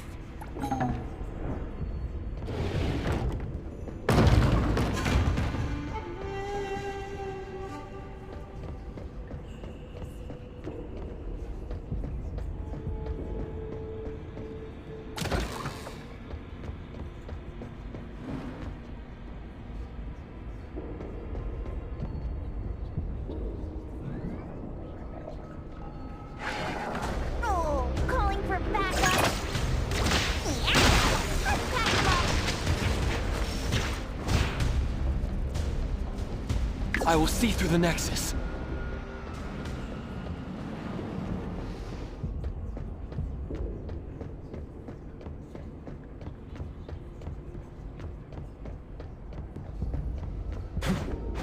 Yeah.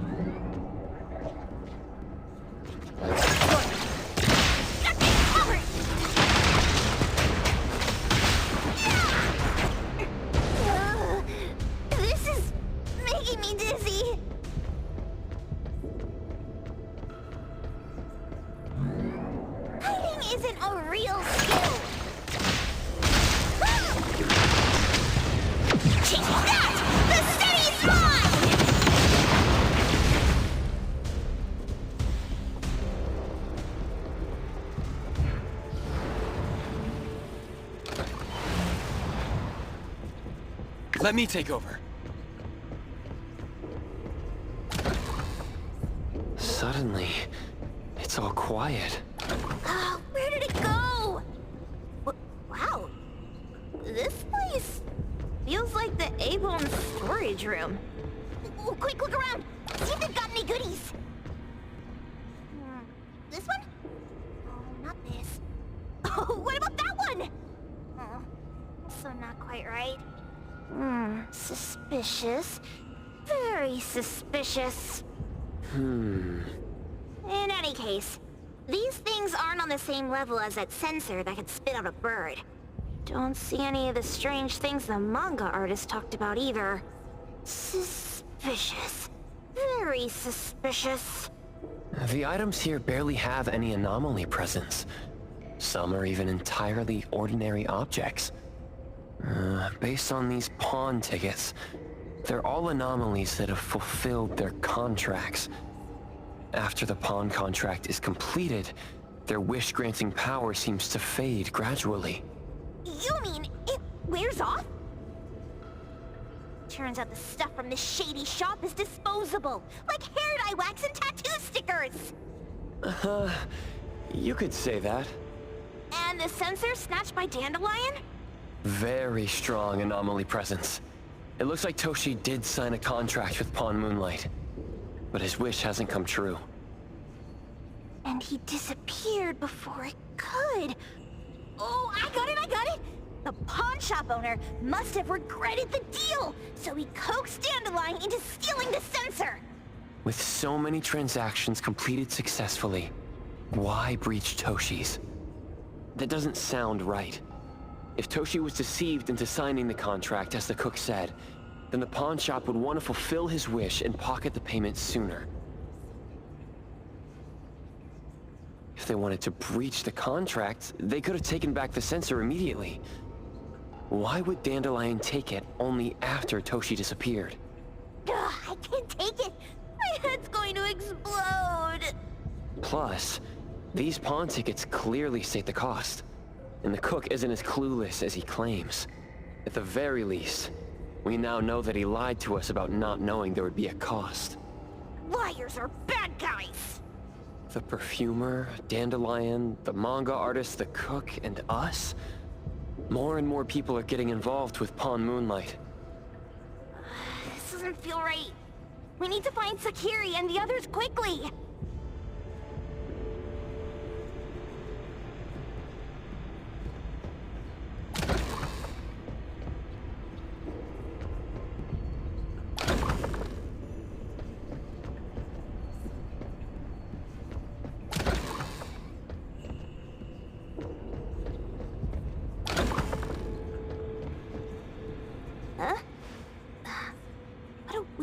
Place. Why does it also collect Tagido's kind? It's Edgar and Tagido. They've been here already. Are they hinting at this? This knife! Doesn't seem too handy as a weapon. Kenneth. Oh, isn't that the cook who hired us? 10 years sense of smell. He knew the cost full well. And he played dumb in front of us! Wait.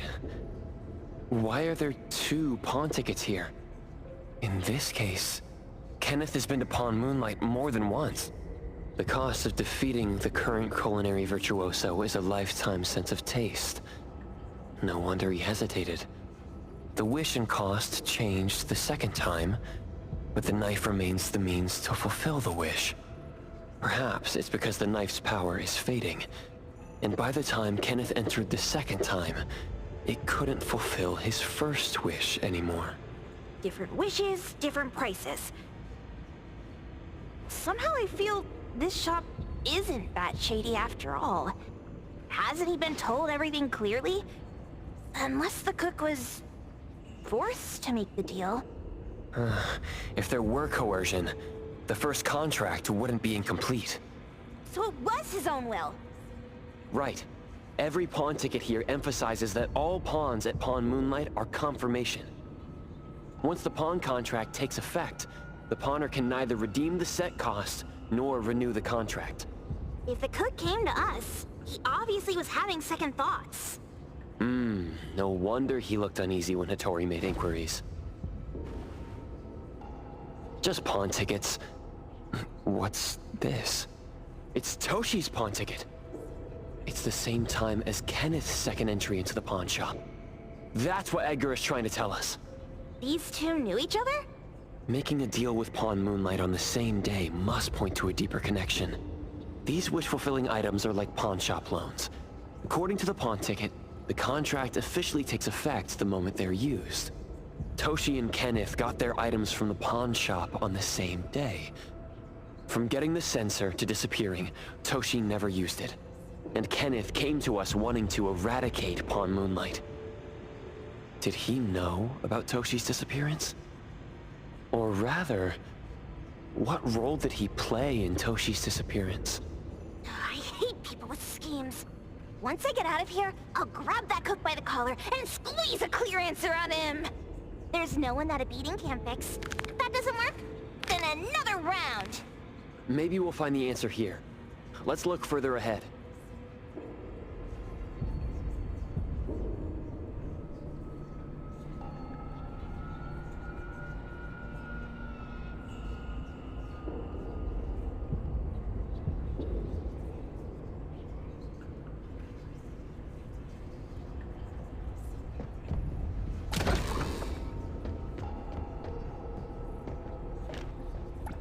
And a manga book, too. Oh, isn't that... you know who? Makes sense she got the Grand Tour. Total fan moment! What's the number written after the price?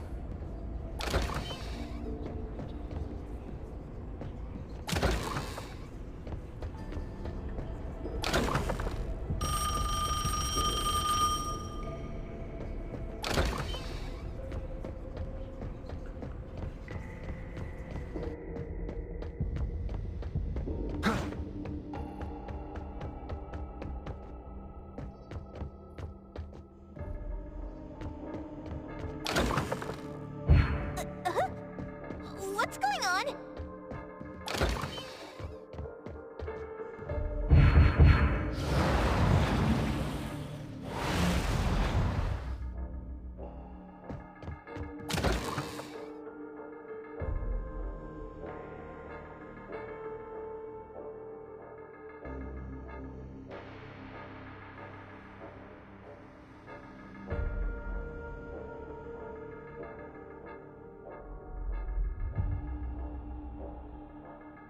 Seems like certain rules must be followed to get into the next room.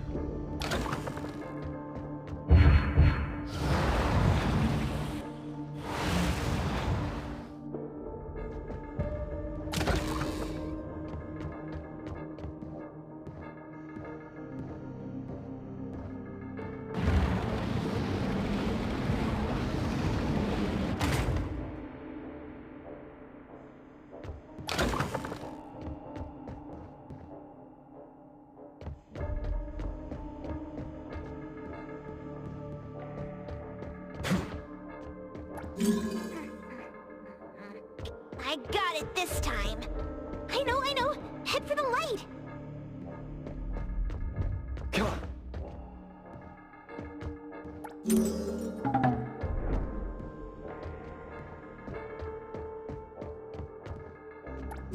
Hey, gotta head to the door that's lit up.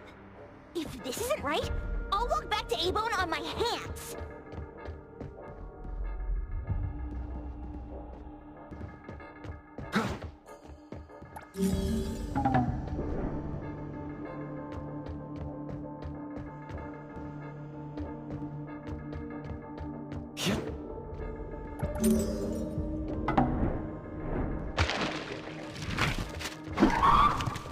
Great.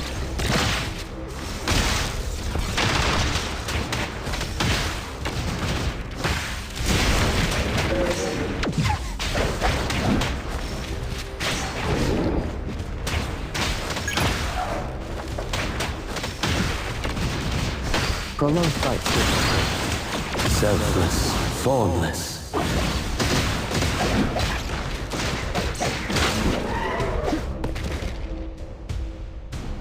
I will see through the Nexus. Takido's mark! Another one! Looks like they found Sakiri. That's the Colucci family's consigliere! So glad they found Sakiri! I was worried that without us, Sakiri would get in trouble. But now it seems the owner of this place hasn't done anything too bad. Especially with Dandelion. They seem to get along just fine. And he didn't teach it anything weird. Our findings regarding the owner of Palm Moonlight align closer with the manga artist. Let's go meet up with Edgar and exchange information. They should be just up ahead. Creepy psychic fraud! A deal? My wish is worth a lot more than that!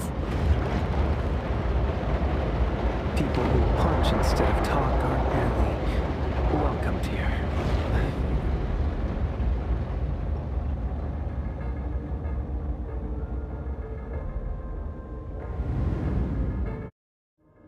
It's that dude from the Moby Dick.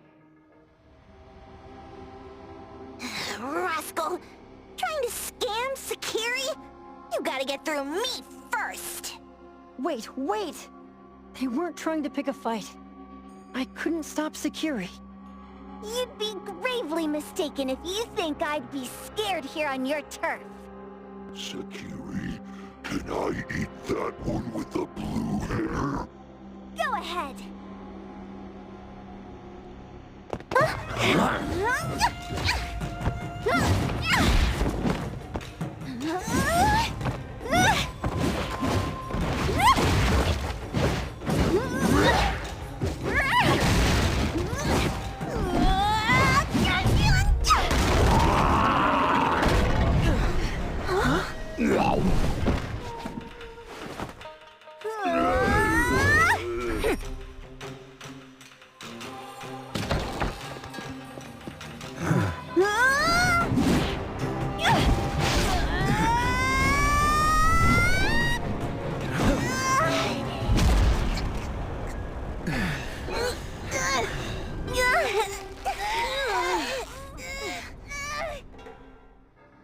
Otro? Dandelion! And you two, with the same face! Who are you? I knew it was you who kidnapped the perfumer! We're gonna drag you back with us today, all of you! What a rude kid. If you hurt this man in front of you, none of you will be going home today. Wait. Why don't we check the situation first? Toshi, we are here on Landrick's request to investigate your disappearance. Pawn Moonlight seems to be connected to your disappearance. Is there any misunderstanding here? I was kidnapped by a friend of mine and was saved by these two. They're the owners of Pawn Moonlight.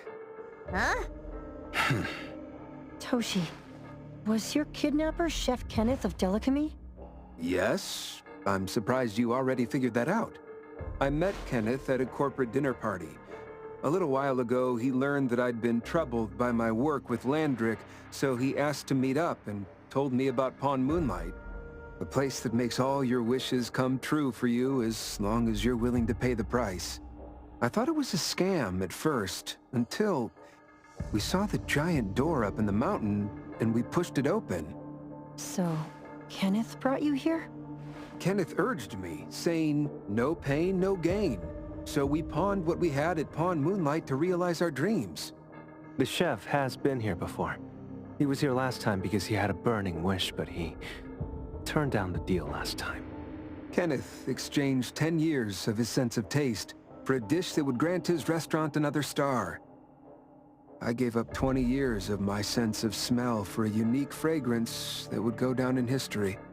Were your wishes granted? Not long after we got back, I learned that Kenneth's restaurant indeed got a new star. But I was hesitant. I couldn't decide if I wanted to use the sensor I brought back. 20 years is a long time. It wasn't because of losing my sense of smell for 20 years. If I could get my wish, it's only fair that they took what they deserved.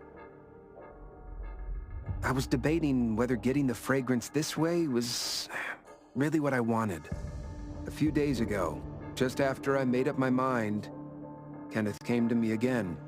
You wanted to pawn something again? No. I told him straight up that I had decided to return the sensor and terminate the contract. But he thought I had already used mine, so he came to me because he regretted pawning away his sense of taste. So he wanted to discuss how we could take back what we'd lost. He was worried you'd tell the owners of Pawn Moonlight about his plans, so he kidnapped you. Yes. He locked me up and contacted various anomaly hunters trying to find a way to destroy Pawn Moonlight so the contract would terminate. I see. Thank God Nismo came to my rescue. I was just trying to check why the costs weren't being paid yet. I get it now. You mean that this is all a misunderstanding? These two aren't the villains either. The real villain is the evil chef.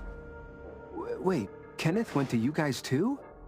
Sakiri, Tommy hurts. Sakiri, Tommy hurts.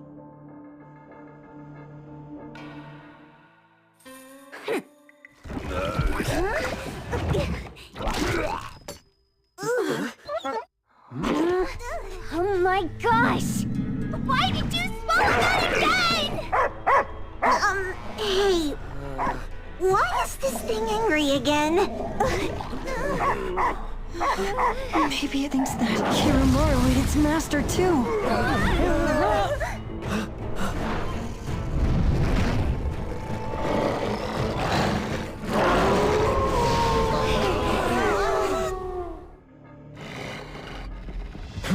Great!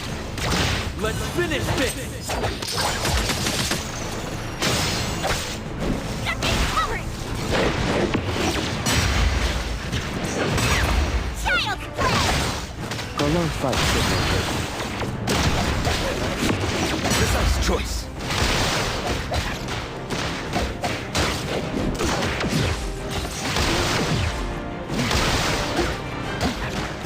Take a break, man! Underboss, it's out!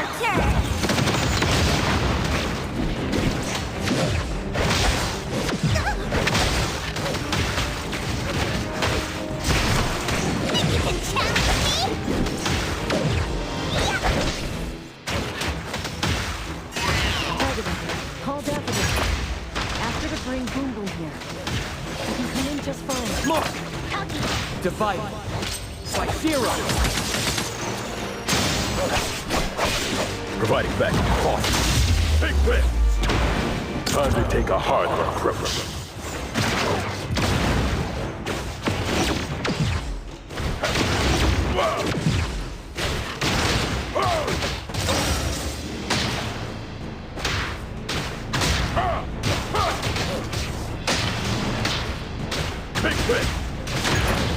Trust me. Everyone, follow my command!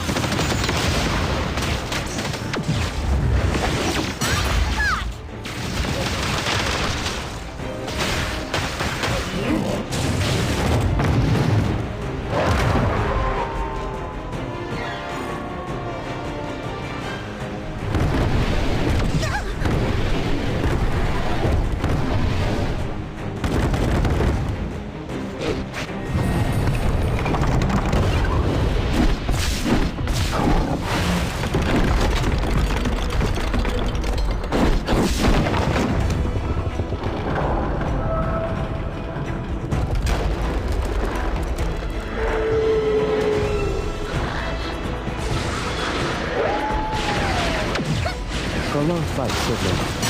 May you find eternal peace.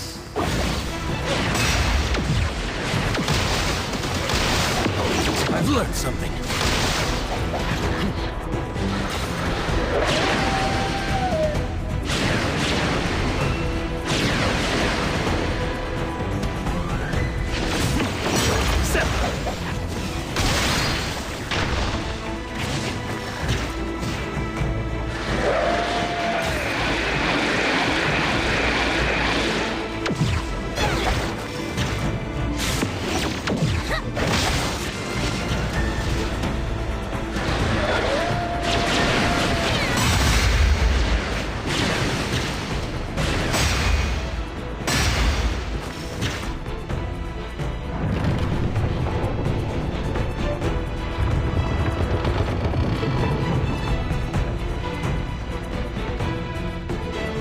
Let me take over.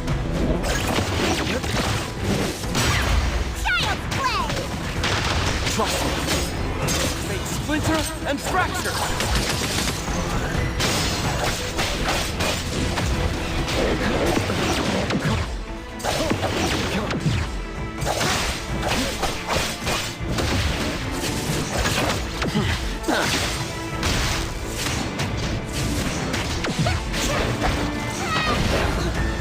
Wait, arrogant! Fuck! Take that! The city's mine!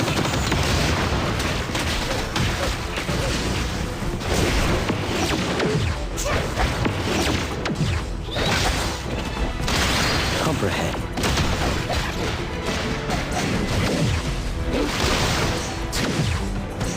Patience over haste. Sever. Take a break, old man! Watch me shine!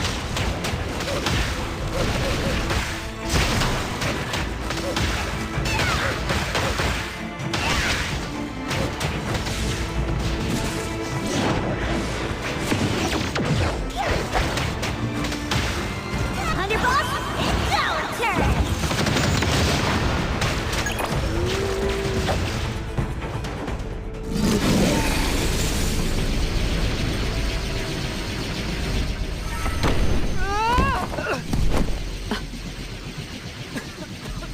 What is this place? Dandelion? It's Dandelion! I knew it was you! Dandelion! Where have you been, you bad doggy?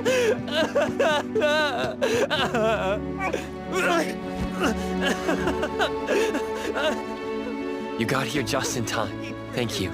Scared me to death. No need for thanks. I appreciate you taking care of Natalie and the others along the way. If you didn't kidnap the perfumer, then what's up with Dandelion? You're still terrible for stealing people's doggy.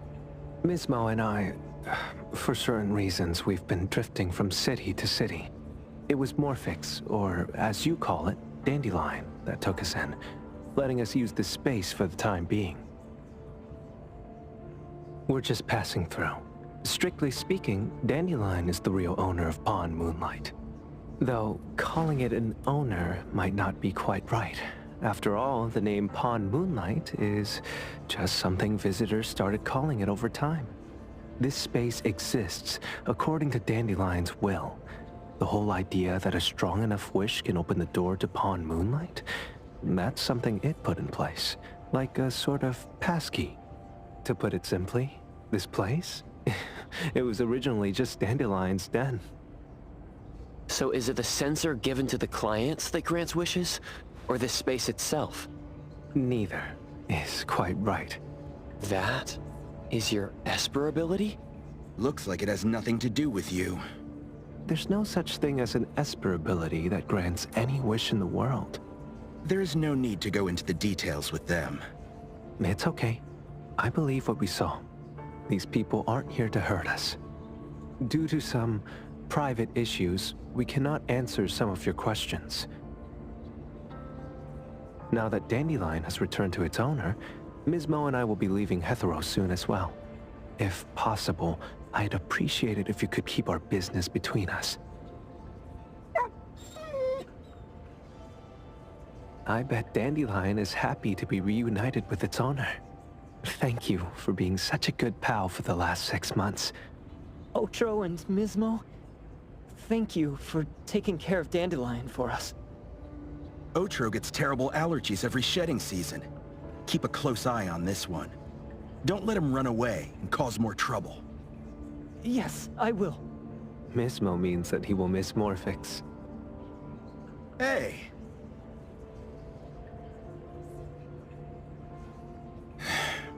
Come here. What? There. Something for you. Huh? When did this happen? You were so straightforward when you were a kid. Keep it safe. What the heck is this? I don't want it. Otro said that those... Everything in this pawn shop has its destined owner. Since you were able to open the door with your wish, then there's something in here that belongs to you. He also said that you no longer had to sign any contracts. You can take this as a keepsake. What does that mean? How would I know anything about your wish? Go ask him yourself if you don't want it. I hope that I will find a place where I belong, and it won't abandon me. Hey, Poker Face! Say that again!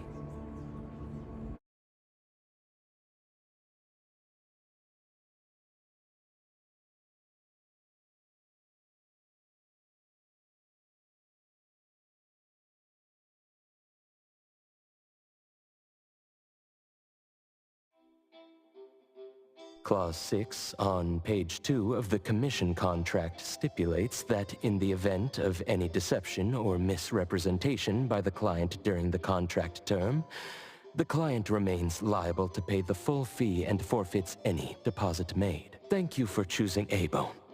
The invoice has been sent to your shop owner's email address. Just you wait! I'll sue you! I'll sue you all! Then go ahead and sue us. Let everyone see that the head chef of Delicamy is a no-good, friend-kidnapping, and treacherous scoundrel. You little... Oh, by the way, we pride ourselves on our business integrity, so it's only natural that we try to make up for it after mistakenly accepting a commission from a villain. At this point, officers from the BAC should be knocking at your door any time now. Good luck. So, what exactly grants people's wishes? Could it actually be the brothers' abilities? That's so unfair! Otro said there's no ability in this world that can grant every wish. Stop avoiding my question! I know you're smart enough to have figured this whole thing out already. It's just speculation. But from all the clues, it seems that one of the two has an exchange ability related to the pawn contract. The other person probably has a summoning ability that has to do with wishes. This ability probably has other restrictions in addition to wishes. The Esper abilities of these two are connected to some unknown power, along with Dandelion's power to control space. This is probably what created Pawn Moonlight. Restrictions? Connection? You probably witnessed something extremely rare. I heard that if both twins have Esper abilities, the powers would be like two repelling but also attracting magnets, and will create an unusual resonance. So they're super powerful when stacked? Then why do they collect a price for each wish? It sounds absolutely unnecessary. What's the point of that? If I had such powers, I would totally... Otro seems to have a weak presence. There was a noticeable difference between when we first met him and when he left. He was like flowing sand. Mismo said he went out to investigate when Toshi didn't pay his price. Each price he was after was marked with a different number in the pawn record. If the numbers are time, then it only follows logically that the price... was used on Otro. So he... Tagido and I met Misbo and Moby Dick. Tagido... Mismo was probably looking for Toshi at the time, but he was disguised as someone else. I thought he was just being cautious. But come to think of it, since they left Hethereau in such a hurry, it only makes sense that there's a lot more to this than meets the eye. That's enough. They're gone, and thinking about this won't help us make a penny, right? Why don't we go through the shopping list to see if we've missed anything? Oh, should we replace the sofa? Oh dear. Why do I always feel uneasy after Landrick's final payment arrives? Tagido... Oh, I want a pair of aura punchers! Rejected. Oh, please, boss. Won't you reconsider?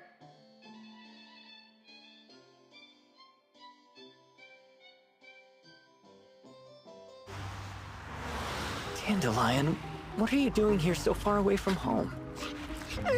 Thank God you had all these nice people taking care of you along the way.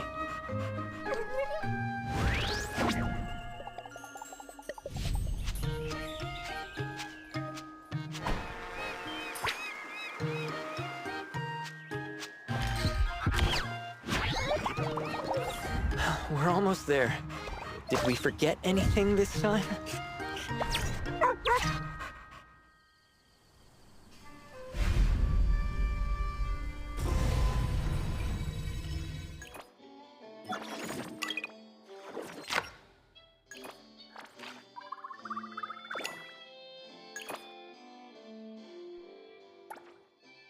Whoa, it's already so late. Today was a lot of work without a lot of results, huh? A rule-based anomaly, weird messages on a card, and some story from way back. There seem to be a lot of clues, but there isn't a way to connect them together. They must be related. What could be the missing link?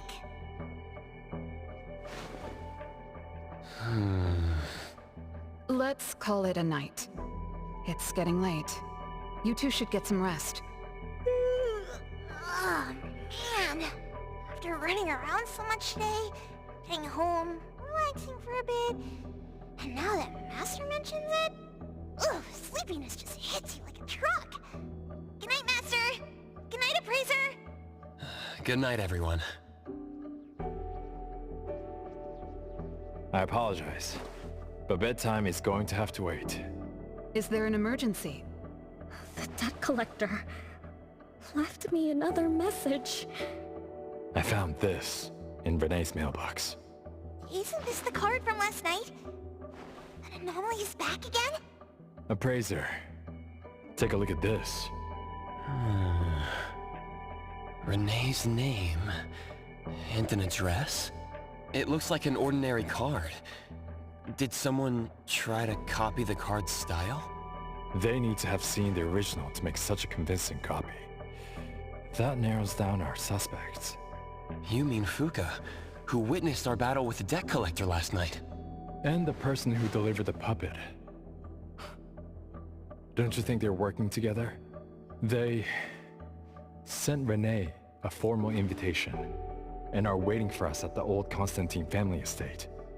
That address belongs to the now defunct Constantine family. Renee, are you somehow connected to the Constantine family? I knew last night's story was different. I don't know. I don't remember. I'm just a taxi driver who's always been alone. How could I be connected to some strange family? Oh, I'm sorry. I'm not helping. All right. We just have to find someone who has an answer. Let's go. Wait, don't go yet. This is Eibon's commission. Daffodil must come along. Others can join us too. I don't have stupid rules about not getting others involved. Master, the appraiser, and Natalie Colucci. The mystery of the debt collector is about to be revealed!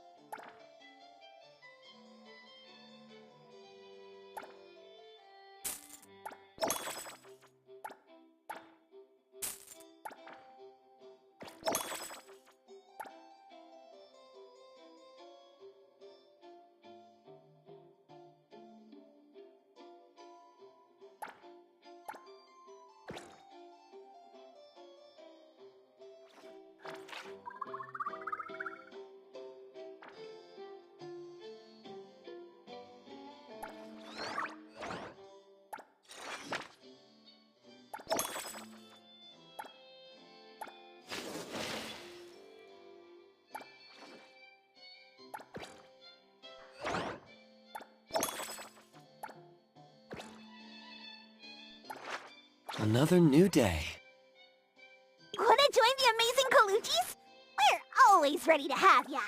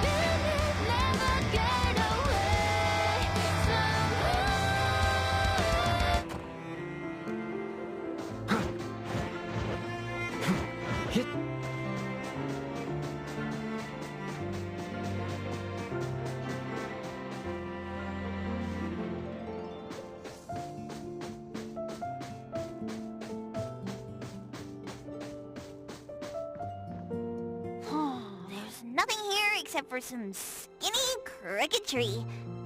How is there nothing else? Was there really a big mansion here before? It's a cherry blossom tree. I didn't notice before, but wow. It's grown so tall already. The branches might be thin, but they're sturdy. Natalie, do you want to climb it? Me? Climb the tree? Now? Let me see if there's a good angle to climb. It's been a while. I'm not sure if I can do it. Or maybe it's because I was smaller when I was a kid. I could just hop and reach the top. But now... maybe it's better not to try. Why are you all looking at me? I'm sorry. My bad. This isn't the time to be fooling around. Let's have a climbing competition after we solve the mystery. Let's get back to the case. Renee says she's been here before, specifically when she was a kid, and that she used to climb this cherry blossom tree. You are connected to this family after all. Did I just tell you all of that? Yep. You said you climbed this tree when you were a kid. When you were a kid. Back then, I climbed all the way to the top of the tree, wanting to pick the prettiest cherry blossom for my sister. But it was so tall, and I was too scared to climb down the same way. Luckily, someone caught me. Huh? Was it my sister? Or Mom?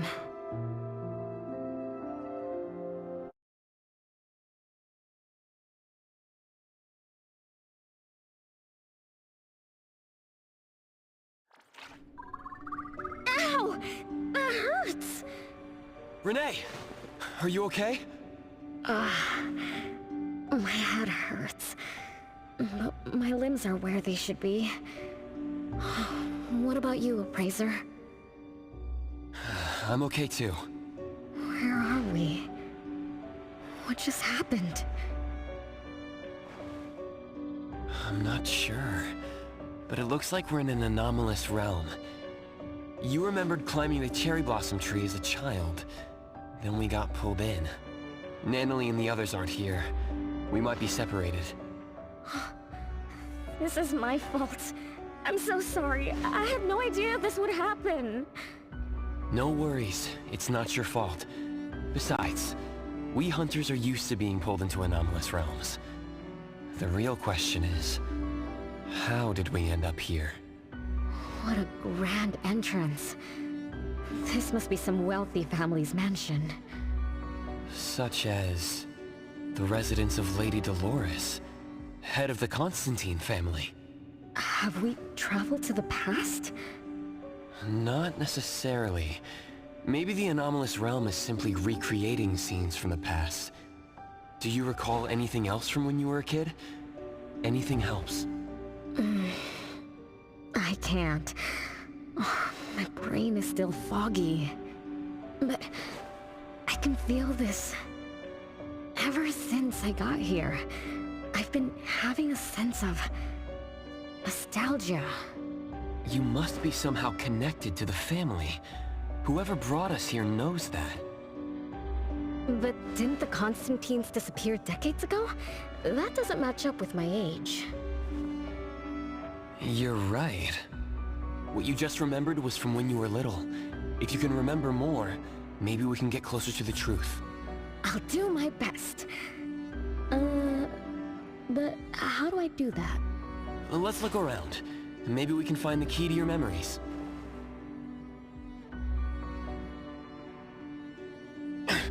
Strange. It won't budge.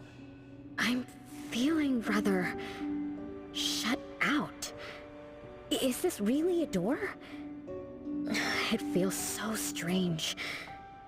Maybe it needs to be opened from the other side? Maybe. Let's check over there.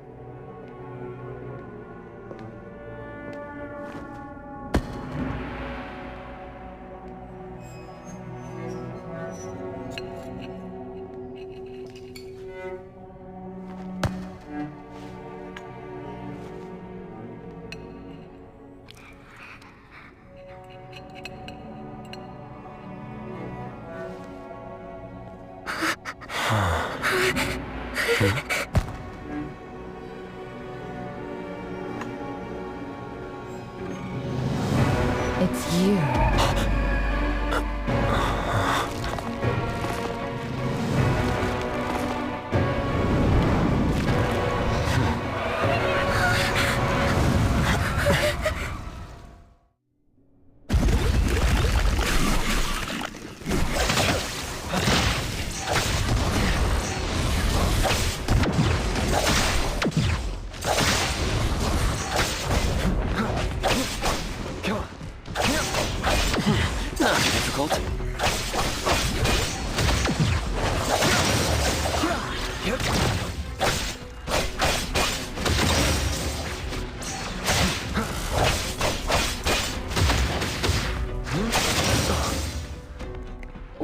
What was that just now?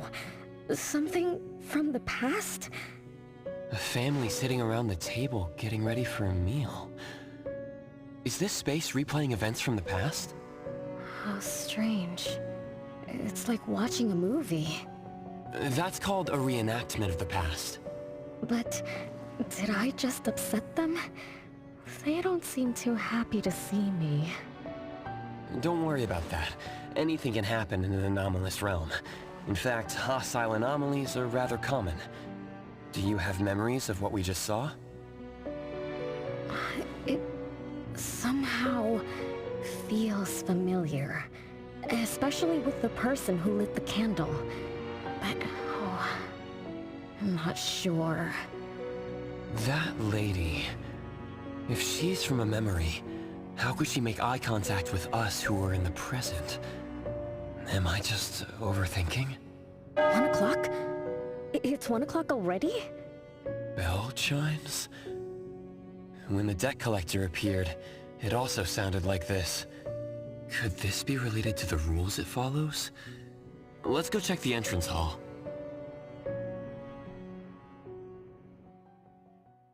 Oh, impressive! Classy! Great taste! That's how big families do it! If only the base of the Kalujis were as fancy as this! Well, we could definitely do without the curse. Do you think Renee and the appraiser already went ahead of us? Let's go in to investigate. It's best if we regroup as soon as possible. Whoa! This door is so ancient! It's not going to fall apart if I push it, right?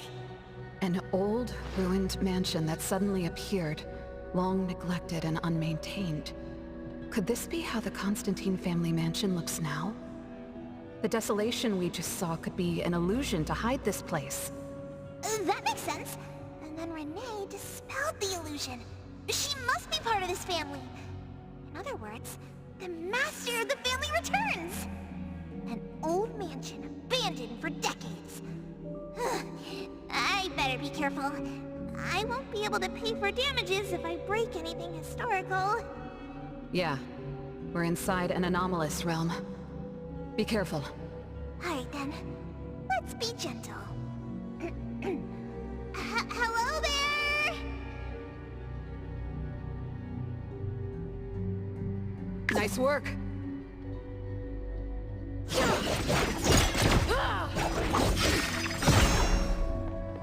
Saw it coming.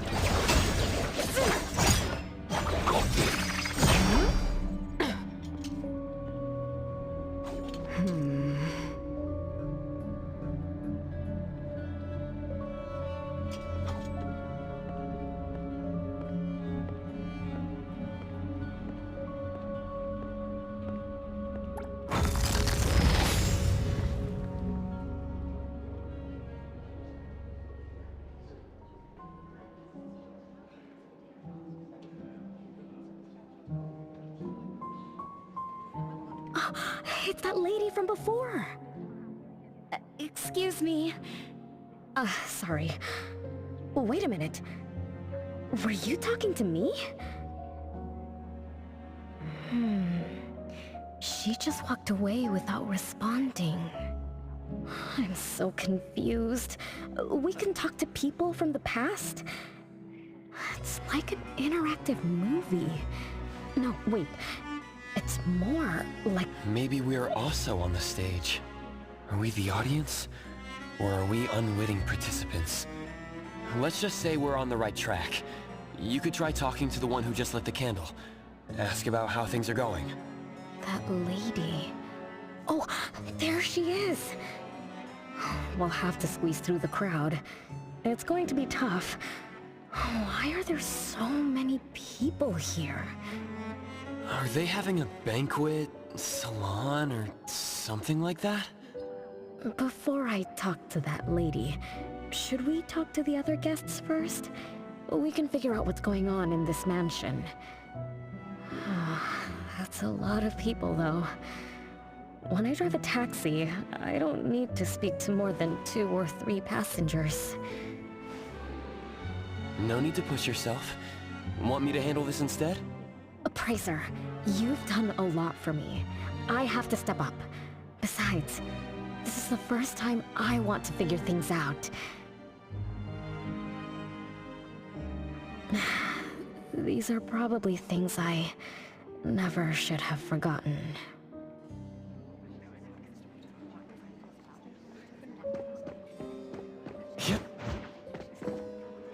I might not have another chance like this.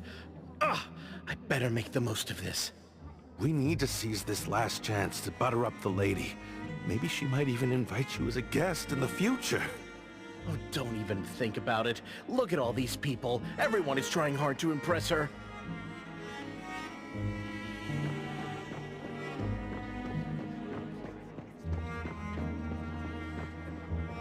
Which family does that young girl with the white hair belong to?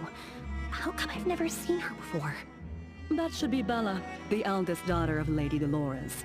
She is the organizer of this farewell banquet. Her daughter is already that grown up?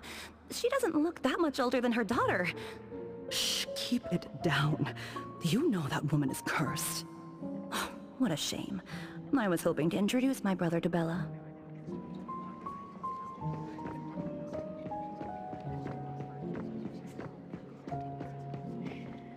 The salon has been running just fine. Why is it getting cancelled? Apparently the lady wants to focus on family affairs, so she's withdrawing from the social circles of the nobility. Ah, such a shame. Dolores has an amazing chef and the finest wine I have ever had the honor to taste. Dolores is also the most gracious hostess. Always generous when she lends out money.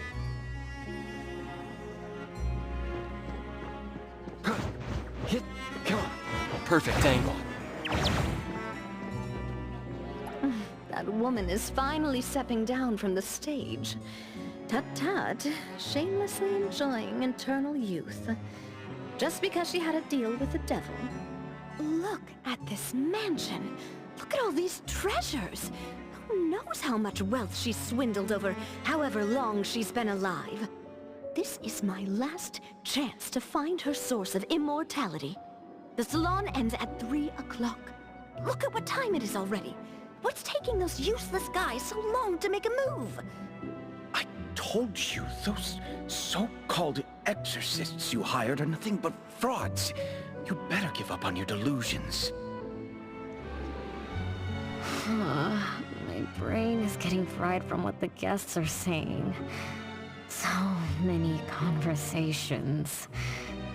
So many faces. So many names. Let me think. Bella. That sounds familiar. Very familiar. Extremely familiar. Oh, that feeling is back again. It's just hearing that name brings up this nostalgia. One of the puppets recovered by the BAC is also called Bella. Can this be a coincidence? What do you think? You said the BAC found cards in the pockets of the puppets, and those cards were similar to the one I got. That means I'm connected to the puppets. By the way, Lady Dolores' daughter, whom we just met, also gave me this feeling of nostalgia. I guess I'm really connected to the strange family. Did you remember something? Could I have been their driver? I'm pretty confident in my driving skills. No? Why don't we find Bella and ask for confirmation? That's a good idea. I want to talk to her, too.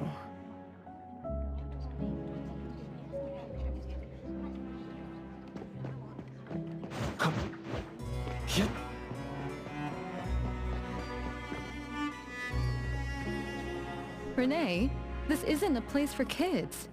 Huh? Bella? You know me? Child, I'm your older sister. Remember, you should address me in a formal manner. I can't believe I have to tell you this. Mother has indeed spoiled you. Sister? My big sis? Why are you so confused? Oh, did you oversleep again? Mother warned us not to interrupt her salon, but you just had to go see what's going on. Like the time you hid in that cabinet to peek through. You ended up very disappointed, remember? You said adult social gatherings were boring, so you dozed off. You fell asleep in that cramped cabinet. When you woke up, you were so groggy that you forgot where you were and what you were doing. And then you woke up, but someone had shut the cabinet door, leaving you in a dark, cramped space. You snapped and started to cry. Desperate to escape, you threw yourself against the cabinet door. That day, every guest witnessed the extraordinary commotion you caused. You completely ruined Mother's salon. I didn't mean to, big sis. Is that so? Do you really think I'm your sister?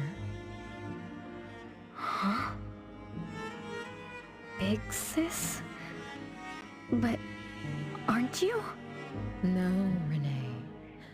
I'm just a shadow bound to this place, destined to meet you. Though you might have forgotten or abandoned us, we've been waiting for you all this time.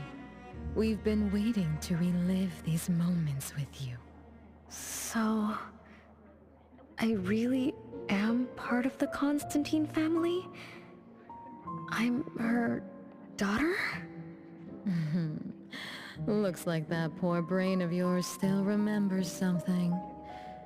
If you didn't even know your own mother, how sad would it be for those who love you? Where are they? Mom and the others. Are they still home? My dear sister, this is the Constantine mansion trapped in the past. Everything that happened here, everything about us, reenacts over and over again at this place. Come on, Renee.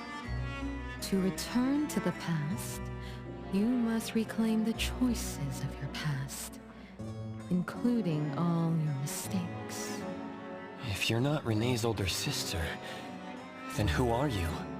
Shouldn't you ask her why I appear as Bella? The answer has always been in her heart. I don't understand. Wait, sister! It's all right if you don't understand now. I've been waiting for you for so long. I don't mind waiting a little longer. Bella. I think I'm starting to remember. She was the sister who caught me when I fell from the tree. She's been here all along, waiting for me to come home. And why is the puppet also called Bella? I don't think the Bella we met is a real person. Remember how this is an anomalous realm? So she's my sister from the past. Though, I don't understand everything she said. That's what she meant, right?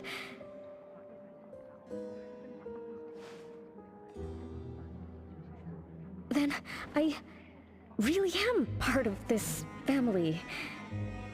Didn't this family disappear over 50 years ago? How could I... How about we ask Lady Dolores? My mom?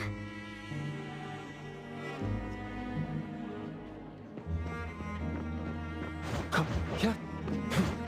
Hit, come on. Hello, can I pass through? Excuse me, coming through. Hey, get in line if you want to butter up the missus. Take turns like everyone else. You're not the only ones who need something from her. Dolores is far too kind to you commoners who are uncultured bumpkins with no etiquette. Do I need to remind you about what first come first served means? I don't think we can squeeze through. These guests aren't very friendly. There was one bell chime when we came in. The salon started at 1 o'clock. If this scene closely follows how it played out in the past, they should leave as soon as the salon ends. We should be able to approach Lady Dolores then. Oh, good point. Thanks for coming up with a plan. I couldn't have done this alone. When does the salon end again? It should end at 3 o'clock. So we wait until the clock chimes 3 times.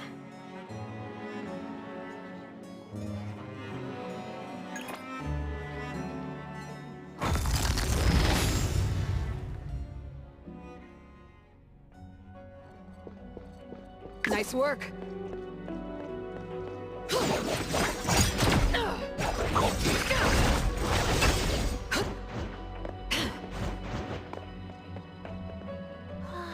What a beautiful clock! Is this what history feels like? Why is it stuck? Let me fix it. Wait. What's wrong, Master? Is it dangerous? It's best to remain vigilant in anomalous realms, especially with clocks. Oh, right. That debt collector anomaly is also related to clocks. Blackbird once mentioned that rule-based anomalies follow established patterns strictly. It would be a good idea for us to pay close attention to time. Got it, Master. Let me look around for clocks, watches, and stuff like that. But, I guess I was in a bit of a rush. It doesn't seem it cost anything, though. The debt collector didn't appear this time. Ouch! My ears! Something else showed up. Hey! Watch this!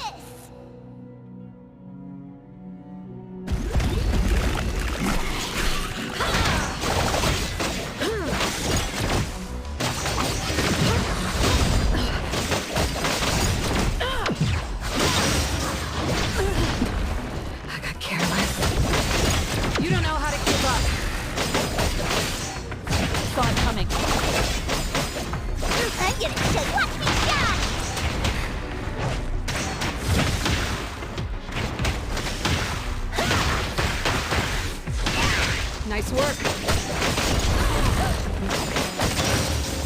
No mercy. It's 3 o'clock now. The debt collector shows up every night at 9 o'clock to attack Renee. Until then, let's try to figure out what rules the debt collector follows.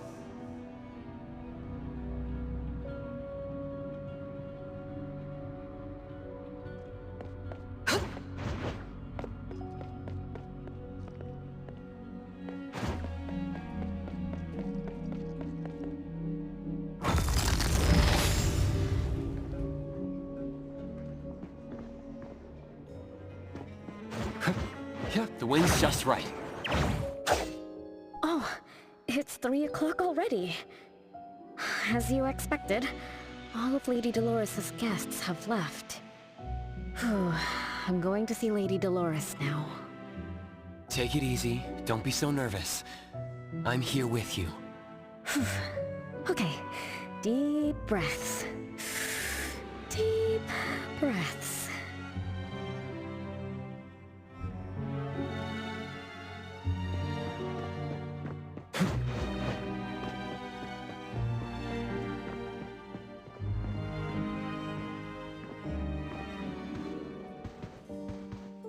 Lady Dolores.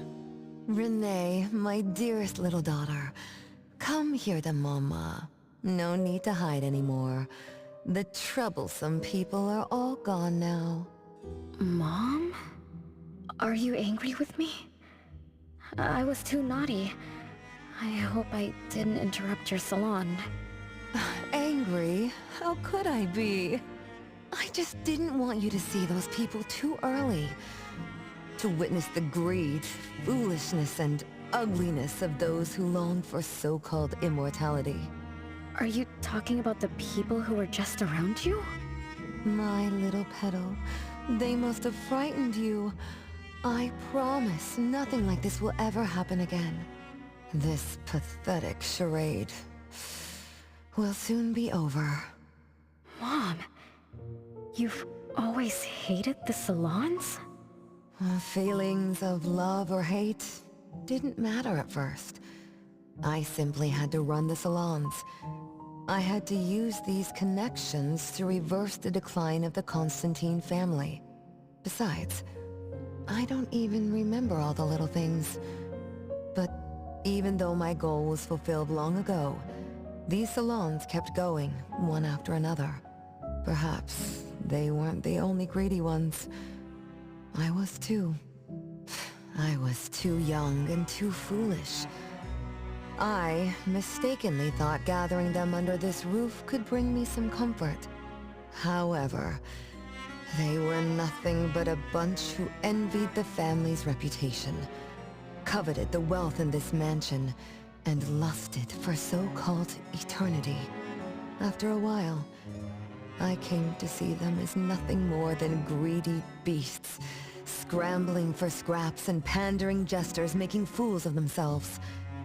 I guess they sufficed as entertainment. I don't get it. It's okay if you don't understand. Mother promises that you, my little petal, will never need to understand this. These troubles will never bother you again. Mom, are you not hosting salons anymore? Whatever I sought in those salons was a mistake from the start. I must correct this mistake.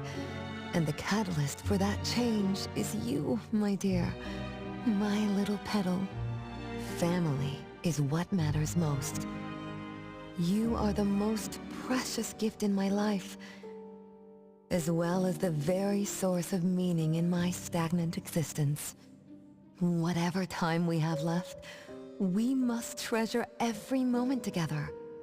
From now on, as long as I'm with you, as long as our family lives together in harmony, a moment of happiness with family is worth more than an eternity in solitude, even if it's just for a brief moment. Mom, wait! Little Renee, what would you choose between an eternity in solitude or a moment of happiness? Sis! You appeared out of nowhere. That was spooky. Oh, wait. What did Mom mean? And the rumors about the family. Is Mom cursed with eternal life? But how can eternal life be a curse? Isn't it great to live forever? So that's your answer. Well, having something is better than having nothing, and having more is better than having less. Right? Like, if you have endless time, couldn't you do as many things as you wanted? If I had eternal life, I wouldn't know what I wanted. And I wouldn't know what I could do. I miss this. My life right now. All this time. What have I been living for? Days with nothing to do. With no meaning. And with no end in sight. So that's why it's a curse. Poor Petal. It seems that even after forgetting us, you still haven't found what you desired. Or was the kind of happiness you were looking for nothing but drifting through life in a daze, barely conscious? No, I didn't forget you on purpose, Vixis. It's not like that. Little one, you self-contradict and don't act as you say. But I believe you, because you've already paid the price. Just like your first answer, you made a choice before. That choice allowed you to return here by yourself, but it also made you forget everything, including us. You're saying Renee chose eternal life, like Lady Dolores. What do you mean? Me? Eternal life? No way. Did I? But what about you, Vixis? Mom? Are you all alive? At least you weren't made into puppets. Thank goodness. Renee, you basically forgot everything about us. Mother, the one who gave us life, loved you so much. She used a picture of you as her bookmark. When she read before bedtime, her gaze would always drift towards your smiling face. Every little thing about you, your quirks, your habits, your childish nonsense, she remembered it all. You were the only one she had in her eyes and in her heart, as if the rest of us didn't even exist. And we are the same way too. Mother, Elliot, Teresa, everyone is waiting for you. Won't you come see them? Mom? And the other siblings? Everyone's waiting for me?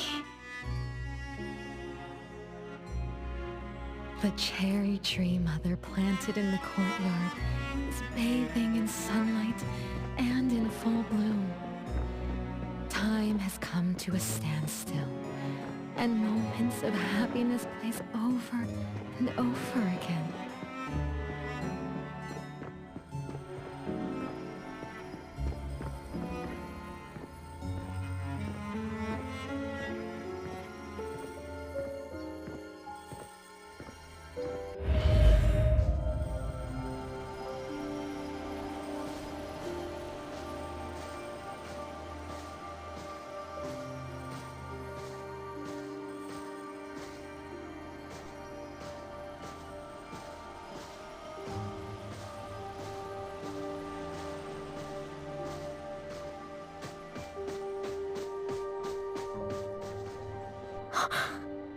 It's the same tree from before.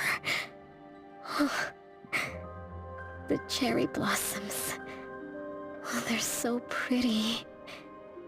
Back then, when I was looking up at this tree, I suddenly wanted to pick the most beautiful branch for Big Sis. I thought she'd definitely look pretty with cherry blossoms in her hair. So I reached for that branch as far as I could. But I lost my grip and fell from the tree. Then... oh, what happened after that?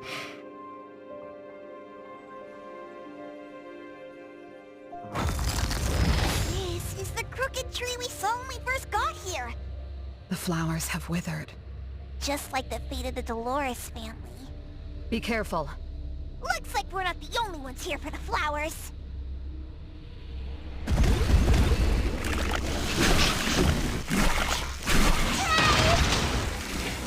Nice work.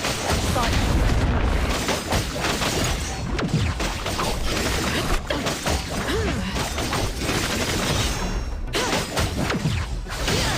You don't know how to keep up.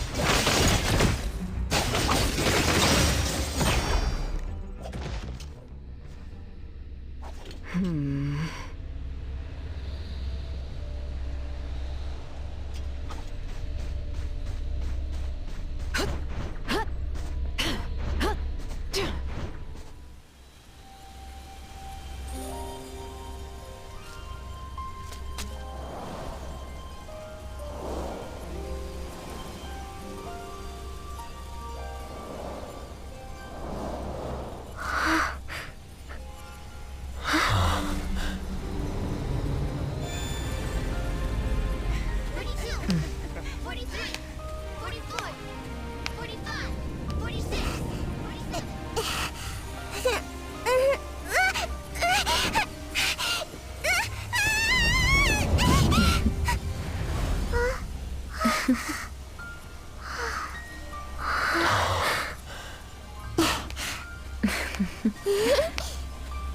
We've been waiting for you for a long time, Renee.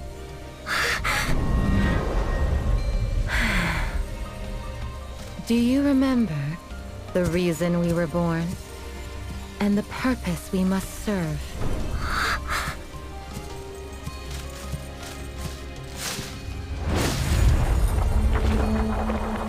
All excitement will eventually fade to nothing. Mother has long grown tired and numb to it all. After enduring long and lonely times, a wish began brewing in her heart. We thus awoke to the blazing call of Mother's heart, and came to her side. We swore with our very existence that Mother would never be alone again. Surrounded by her children, Mother found the companionship and happiness she had longed for. But she didn't stop. She kept yearning for more.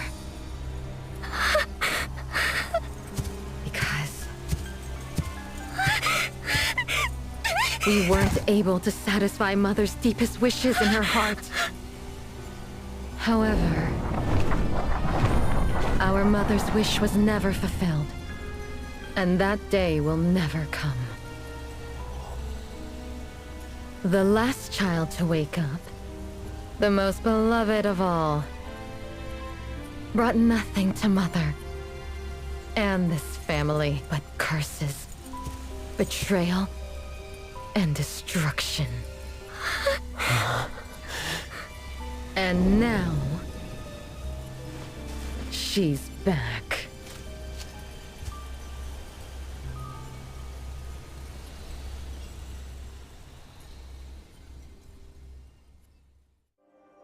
Do you remember about the time our family spent here?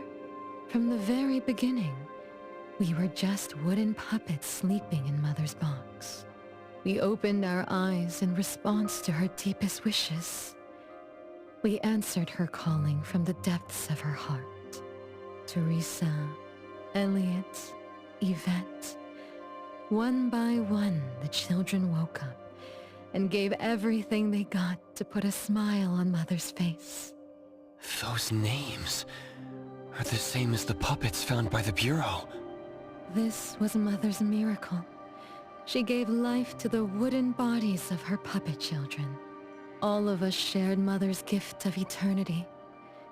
In return, we brought her laughter and companionship. The happy times seemed to last forever. But Mother still felt lonely. She was still yearning for more. As long as Mother's wish remained unfulfilled, more children would continue to come to her side. And you, little Renee, are the last child to receive her favor, and the one she treasures most. So, we used to be puppets, and I woke up because of Mom's magic. That must be the Esper ability of Lady Dolores. Our existence, our calling, and our purpose. Everything was dedicated to Mother. Thank you for helping me remember all of this, Big Sis.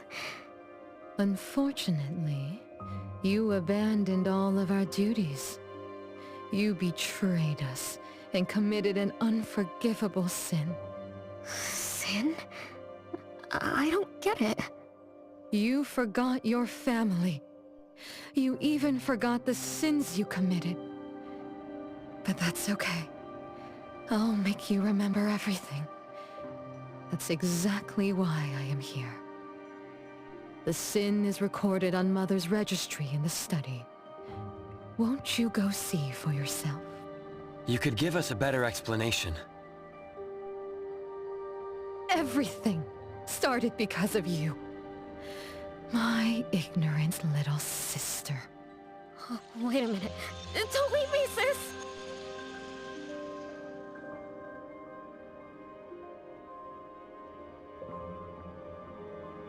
Renee, you're remembering something, right? Just like what Bella said. We're all puppets that woke up in response to Mom's wishes. We exist to keep Mom company. I remember many, many things now. I had tea with my siblings. We also played hide and seek at home. But... Mom... Our beloved Mom...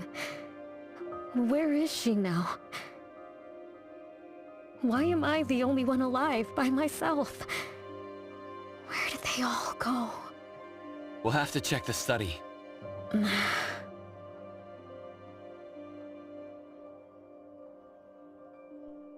What's going on? I have no memory of that place. But I feel... scared. There is something in the study.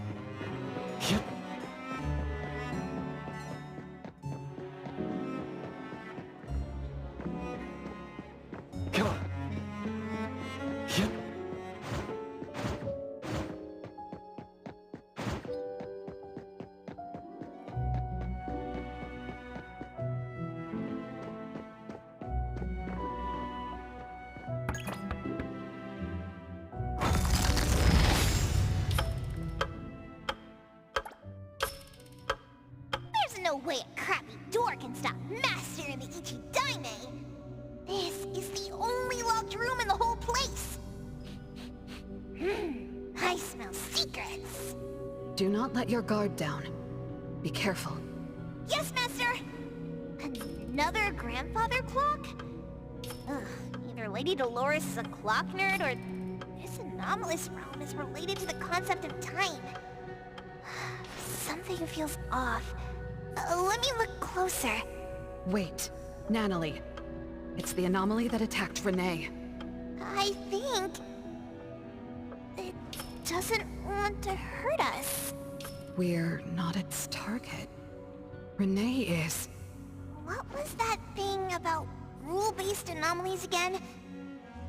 It follows rules. It only starts moving at exactly 9 o'clock, and its target is just Renee. You're right. Even if we attack it now, it'd likely be as futile as last night. If Blackbird is right, it only nullifies itself after completing its mission. It's getting closer to 9 o'clock. We need to find Renee as fast as we can. I don't know where everyone else is. I hope she's not alone. Let's search the area first.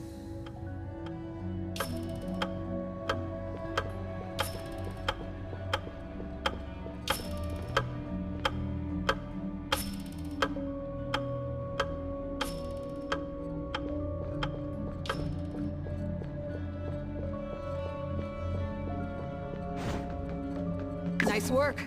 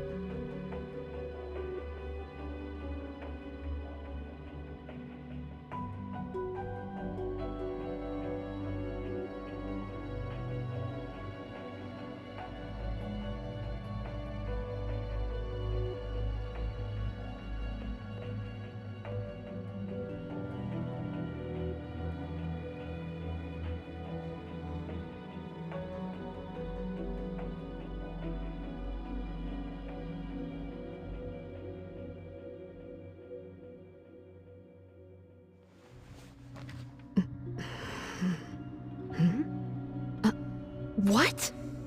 Mm-mm.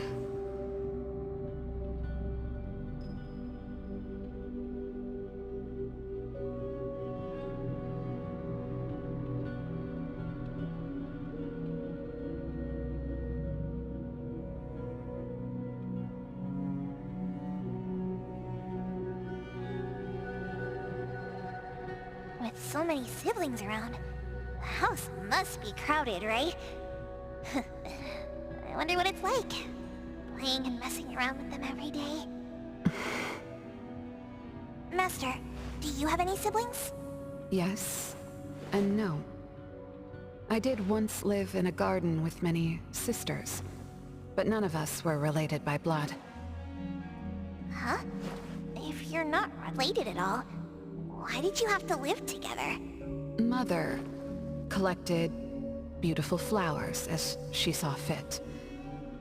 Of course, she was also a woman with no blood relation to any of us. That's so weird. Oh, but isn't that not too different from the Constantine family? There are some similarities, but knowing the Constantines, I find it somewhat ironic that our mother and Dolores are complete opposites. I can sense Lady Dolores' sincere feelings as she cared for her children. Though they are puppets, she treated them as real children. In contrast, the other mother simply manipulated the children she collected into decorative pieces for her own fancy. Master, I don't know what was going on, but I'm glad that you got out of the garden. Mm-hmm. I think so too.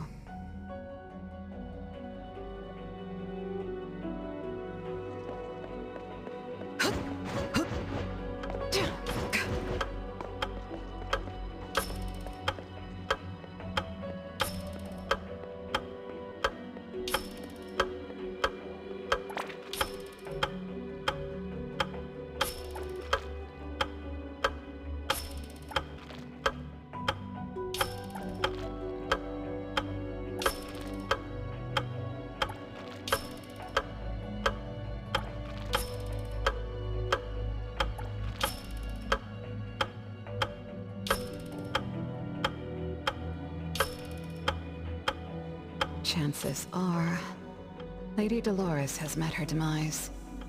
Only Renee's number is different.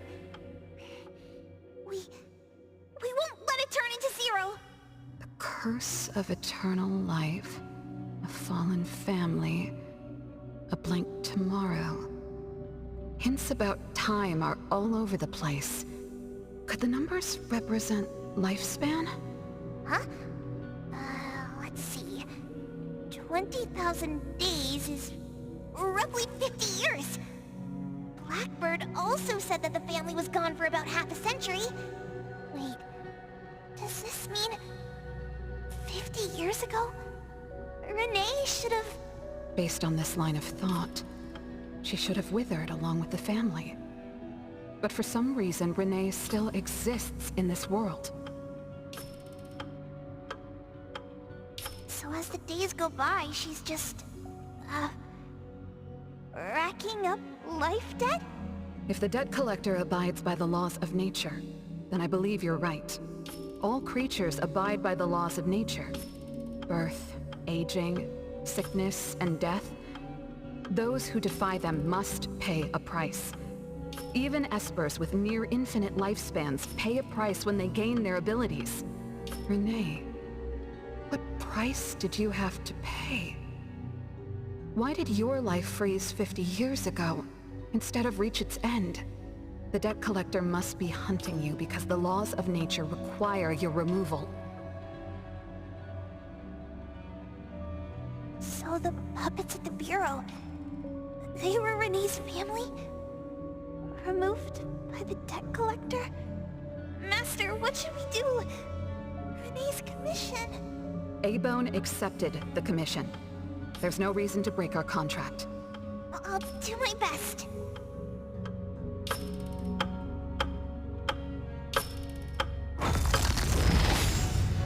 You know? Yes, Mother. Even though you never allowed us to enter the study, and never let us touch the registry, I understand. All the siblings, except for Renee, can hear the approaching footsteps of death. Each day we spend with you brings us one day closer to the end. Each day we dispel your solitude takes away another day from us. Isn't that so? It shouldn't be like this. As your creations, we are willing to warm your empty heart forever and bring you to the happiness you long for, until you no longer need us. But she ruined all of this. When she was born, that cursed registry appeared in our home. Our names were written on its pages, and with them, numbers marking our precious days remaining in the world, slipping away with each sunrise. When Renee was born along with the curse, we realized the countdown began to tick steadily, and we knew all too well that our magic will fade away. There aren't many remaining days for us to serve you. In our final moments, we want to do everything we can to make you happy.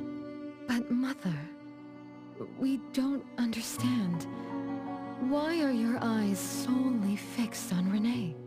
Teresa planted exotic flowers. Elliot made sweets to your taste. Yvette designed and tailored clothes. We gave it all to win a smile from you. Yet what we receive is but a blind eye. Renee is the worst of us all. Always noisy, endlessly crying, habitually screaming, and forever demanding of your attention like any other selfish child. Is that how that child expresses affection? Or do you find love or joy in her tantrums? We don't understand, but we do know one thing. That selfish child never loved her older siblings, despite all the care we gave her. Does she even see herself as part of the family? Or perhaps, being as cursed as she is, her only purpose is to destroy us. None of that matters. But your name also appeared on the registry. Does that not matter at all? The youngest daughter that you love most declared the end of your life. Because of our existence, the numbers on the registry representing your life are depleting. When the numbers reach 0, we will fall asleep with nothing left but gratitude. Fortunately, even when the numbers reach 0, you won't pass away. You were long banished from this world by that thing. You have never lived in the present. Even when the clock of fate dictated your end, as long as that thing offers you protection, you exist beyond the laws of nature. Yesterdays, todays, and countless tomorrows are all but the present to you, as you were forever frozen at that moment that thing took effect. Beyond that point, time no longer works on you. In the endless nightmares she brought upon us, this is the only thing we are thankful for. The malicious curse will never harm you. But even so, I won't forgive that child. Ever. Bella, managing family affairs has drained you. I'm tired too. Doesn't someone need to spend time with that child later? I understand. As you wish, Mother. As long as this makes you happy and fulfills your final wish, we'll maintain the facade of harmony until that child's curse destroys us all. No. That can't be right. Did I curse my own family? Am I the bane of my family, causing its ruin? Did I steal Mom's love away from the other siblings? Did I even take away their lives? Look at you, denying that you ruined everything. Exactly like before. It shouldn't be like this. You're right, sis. Why me? I love you all from the bottom of my heart. Do you all hate me? If that's true, why were you waiting under the tree to catch me? Love-hate relations in this family are more complicated than you can imagine. But no matter how much you doubt it, you can't deny that everyone here has done so much for you. Teresa prepared gardening tools and took you to plant Mother's favorite flowers to surprise her. But what did you do?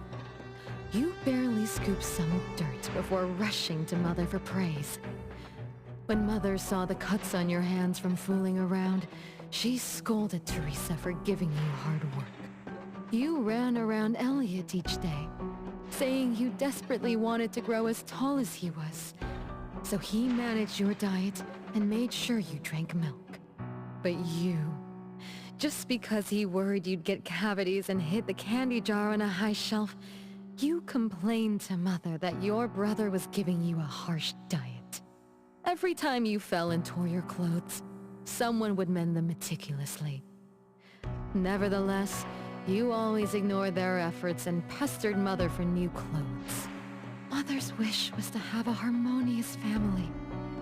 We were all trying to fulfill that wish, trying not to ruin anything. It would have been so much easier to pretend and spoil you the way Mother did. We could have created the harmonious family Mother wanted, even if it was just a facade. That would have sufficed.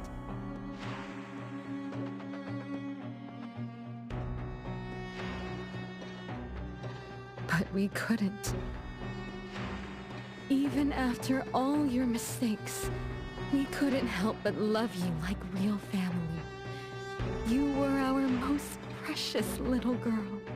However, in the face of death, in the face of the curse you brought upon us, even the most sincere love wears out.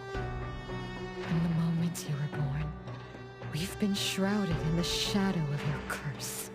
The most unforgivable thing is, Mother, she who brought us into the world, was the one to pay the ultimate price.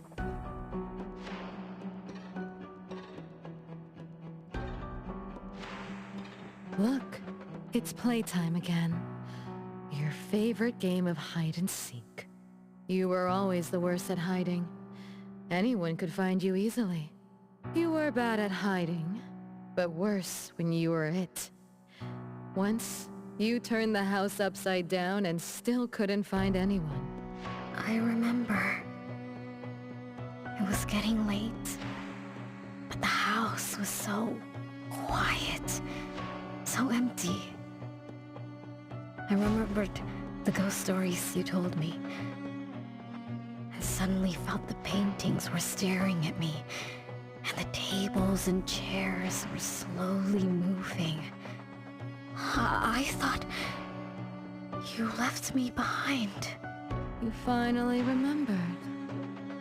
But now, looking at it, the opposite is true. You're the one who abandoned us. When you started wailing that day, we came out of our hiding places. Do you remember what we told you? We are a family, and we'll always be together. That's right. Good girl. Time is up for hide and seek. Once again, you're all alone. Come find us. I'll be... it? This time, you have to find all of us. We'll be waiting for you.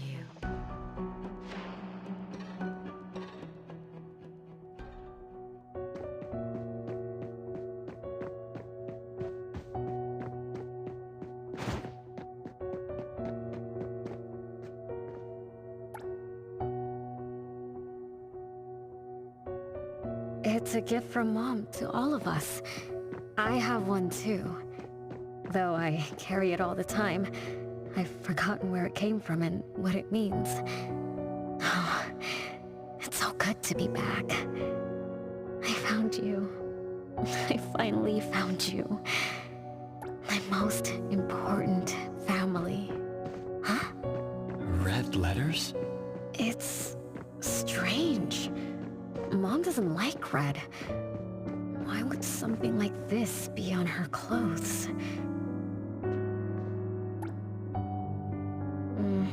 I'm still bothered by those red letters. Aren't they the first letters of names? If they are names, they do match with the voices we heard earlier. But that bright red... it's like a warning. I don't think Mom did this.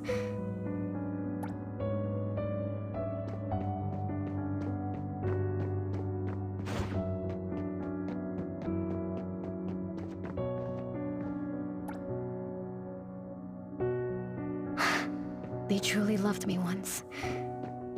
Which is why now they hate me so much. I understand. I'm sorry for making you go through so much in the past. I'm sorry I'm only learning this just now. But I'm grateful that I finally do. Big brothers and sisters, what can I do for you? I came back here because there was something I can do. Right?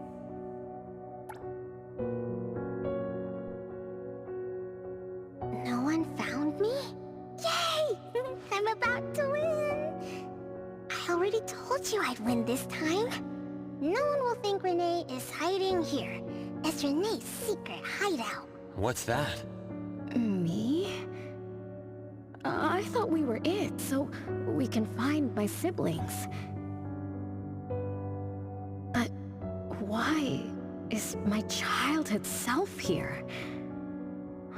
Back then, who was actually it? Was it Mom? Wait a second. Are we really seeing the past? I think so. I do remember something like that happened when I was a kid, but I only remembered part of it. What we saw should be the whole thing. Are you really sure this is the whole thing? At least, that really happened. Every small thing I remember confirms that they were real. So those words, all those hurtful words, they were real too.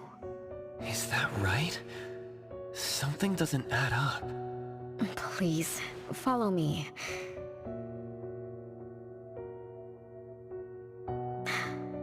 That's my hideout.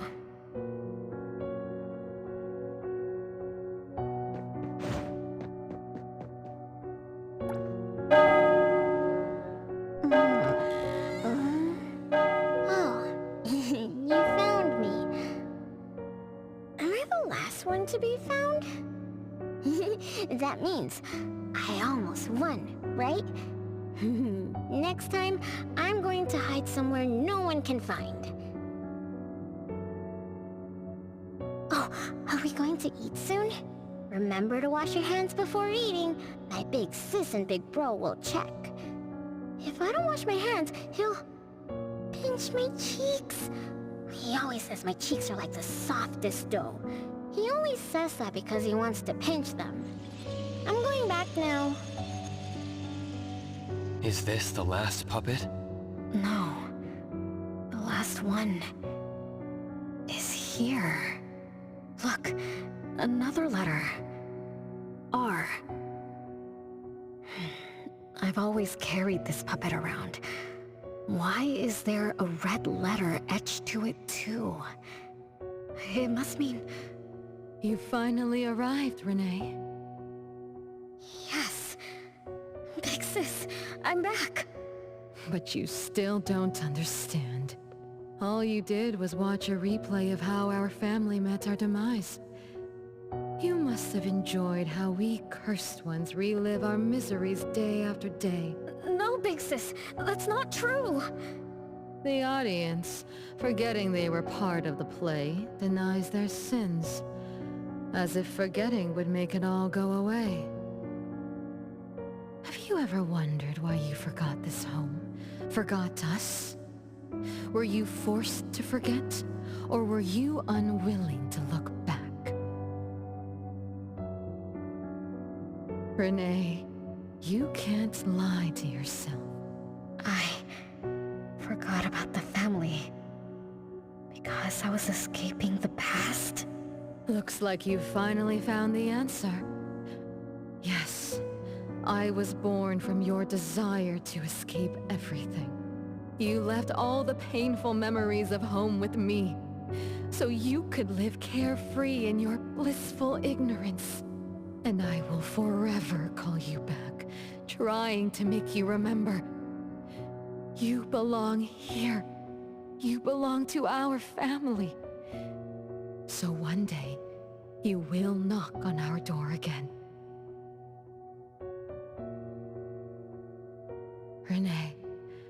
Renee, what feelings do you carry as you come home? Now that you remember what happened when we were children, now that you know of the curse you cast upon us, are you shaken? Do you even feel the slightest bit of guilt? You won't. You've always been selfish, greedy, and reckless. You betrayed the very purpose we were born to follow. To love Mother, to be with Mother, and exist only to fulfill her wishes.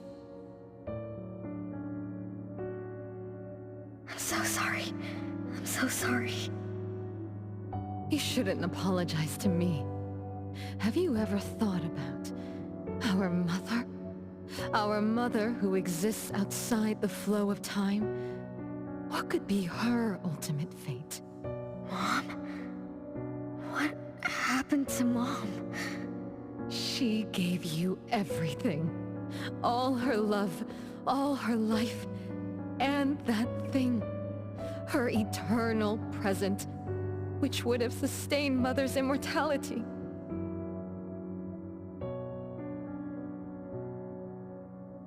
Wait a minute. Big Sis, don't leave! The clock still turns backward. Let's return to the past, to witness that final day of destiny, where you are forever frozen. Come then, child of betrayal. I'll be waiting for you on the final stage.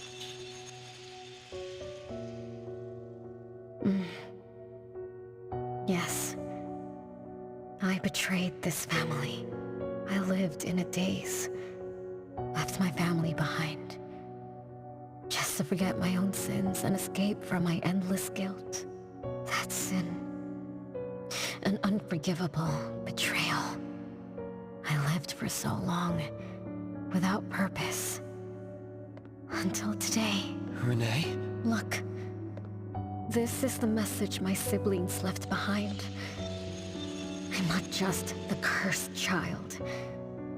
I also betrayed this home. Betrayed everyone.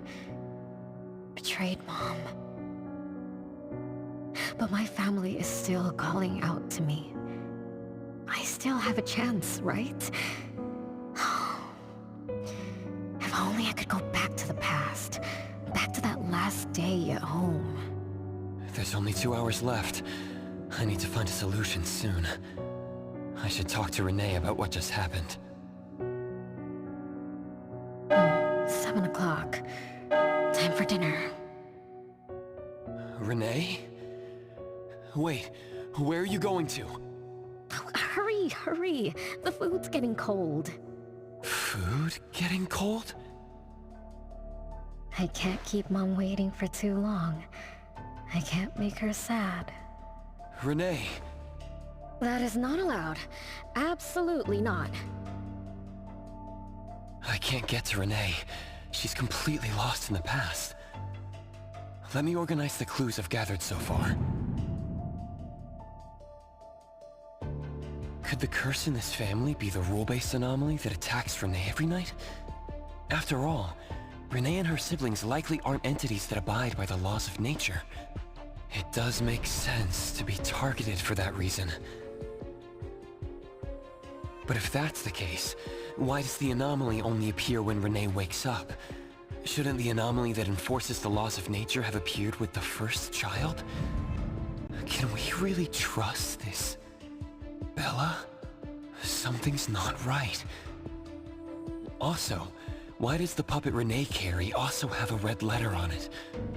Are these things caused by the anomalous realm? Or perhaps, Someone, an Esper, orchestrated all of this.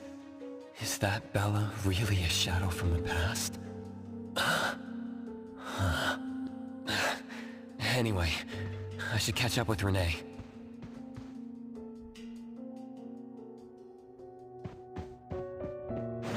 Come on.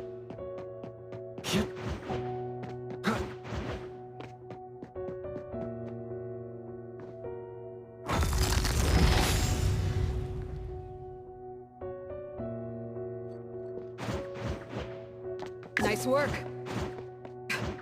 But prices...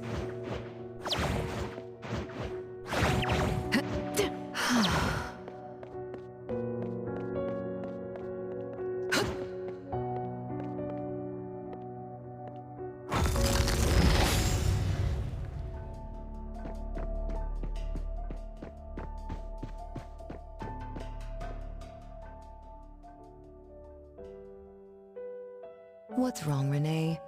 You haven't eaten much. Big Bro's cooking is great. I'm just not hungry. The Mighty King looks tired. He's not moving at all. And won't even sing anymore. Your little cricket? Yeah, my favorite one. Did the Mighty King die? He was still wiggling his whiskers around confidently yesterday. Or maybe he's just in a bad mood, like me. I don't know. In my garden, the cherry tree sprouts green buds, while my little Renee blooms with laughter. Each day, withered leaves drift down, returning to soil, resting peacefully with insects that will never sing again. Such is life, a circle without end. Don't be sad. You'll catch new crickets, with shinier shells and better songs. But I want to play with the Mighty King. He's been with me for a long, long time. Is there anything after death? Will we die too? I know! It's a world where you're all alone. No mommy, no big brothers or sisters. Just a world that's always dark. That sounds scary. I don't wanna... Scary? You're funny, Renee. Can't move, can't hear, can't see. That's no different from when we were sleeping in our wooden boxes. Dying isn't that big of a deal. Being alive is much better. I wanna be with Mom. And everyone. Forever. Appraiser, you're here. Wasn't I immature back then? My time with my family was running out. Mom had to witness my siblings enter the final countdown.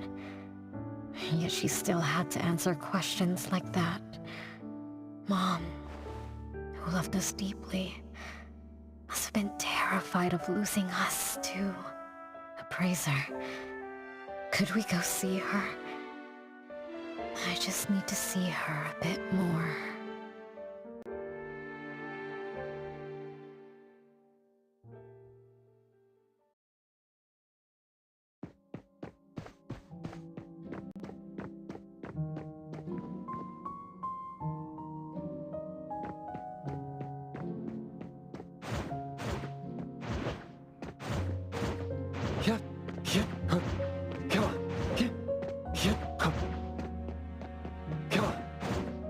The wind's just right.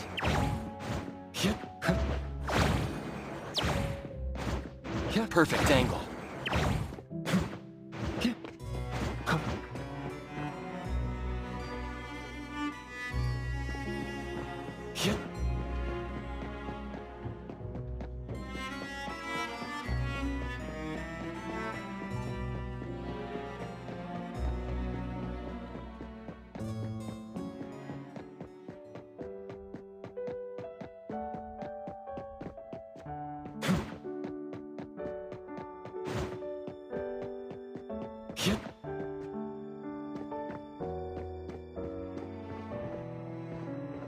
It's way past your bedtime, little troublemaker. can't sleep. Oh, still feeling sad about the mighty king? Bella told me I'd feel better if I cry. She said that kids like me just needed to cry, get a good night's sleep. Then all trouble will disappear by tomorrow. She said that no matter how sad she felt, she could never cry. So she was jealous that I could. Why can't Bella ever cry? Mama is the same. Huh? Why? Is it because you are grown-ups? Because grown-ups are strong? Mom and Sis work so hard for every chore in the house. I want to grow up soon to help you. I'll grow as tall as Mom wants. Oh, if you want to grow tall soon, you can't be picky about food. No, I don't want to eat green peas. All right now, Mama will tell you a story and put you to bed. You'll grow fast as long as you sleep, okay? Are you continuing yesterday's story? No, tonight I'm telling you a story that no one has ever heard before. Once upon a time, there was a carpenter living in the royal city. Her skill was beyond compare. People said she had the magic to breathe life into wood. If she wanted to, those lifelike puppets she created could become alive. The old carpenter loved crafting, but she was facing a most difficult challenge. As she grew older, her eyesight was no longer as sharp, and her hand that held the carving knife wouldn't stay still. Could that be the end? She remembered what people said about her. If she was as good as they say, couldn't she craft her own assistant? She made up her mind, then began to work. What should a perfect child, a real child, have? He should have the strongest body. The child was born. He was sturdy, yet nimble. And once his spring is sprung, he could run 2 laps in the royal city with no one able to keep up. Everyone congratulated the old carpenter, but she shook her head and said, "No, this isn't a real child. What should a perfect child, a real child, have? He should have the most beautiful face." The child was born. His beauty caught everyone's eyes. The king invited him to dance at the palace for foreign guests. Everyone congratulated the old carpenter, but she shook her head and said, "No, this isn't a real child. What should a perfect child, a real child, have?" More puppets were born from the old carpenter's hands. An entertainer who could make children burst into laughter. A grand magician with unpredictable tricks. But no, she shook her head and said, "No, these aren't real children." One night, the old carpenter sat at her workbench, designing the blueprints for her next child. All the puppets quietly stood by her. Suddenly she shivered. The window wasn't closed shut. The howling wind swept away all the warmth from the room. The old carpenter stood up to shut the window, then went to the fireplace for warmth. For a moment, she had an idea she didn't fully understand. Perhaps the dancing candlelight added some warmth to the puppets' faces. She realized that puppets get cold too. The old carpenter took off her scarf and picked up the blanket from her lap. She made sure all the puppets were snug and warm, then went back to her table. Her pencil swooshed around as she began sketching. Soon, a puppet took shape on the paper. She picked up her knife and began carving on the most ordinary piece of wood. Soon enough, a new puppet was sitting on her workbench. There was nothing special about it, but the old carpenter let out a satisfied sigh, as if she completed a masterpiece. She leaned down to kiss the puppet's forehead gently, just like an ordinary goodnight kiss from a mother. Then did the same to the other ones. After that, the old carpenter went to bed and slept peacefully.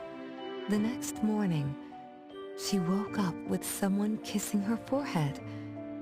She opened her eyes to find a child, a real child, smiling at her. Whoa. Why did the last puppet turn into a real child?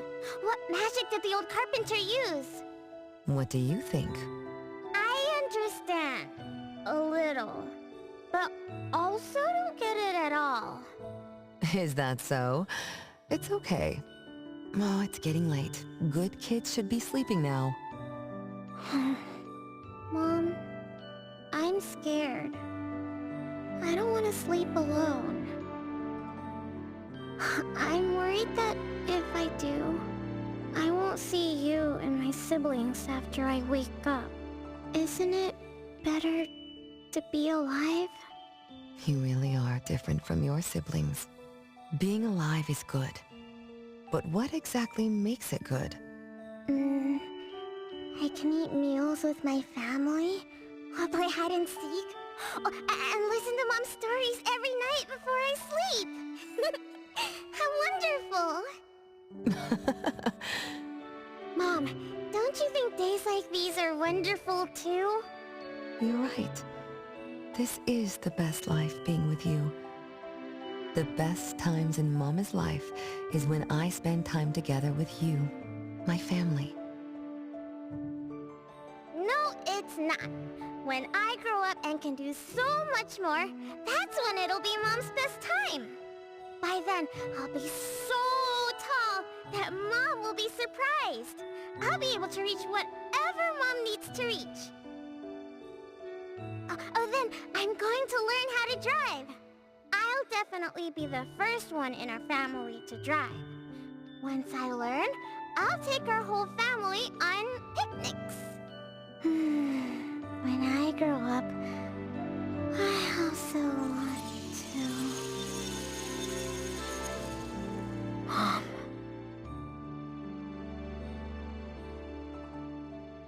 Live. Live forever and ever. Do you remember now?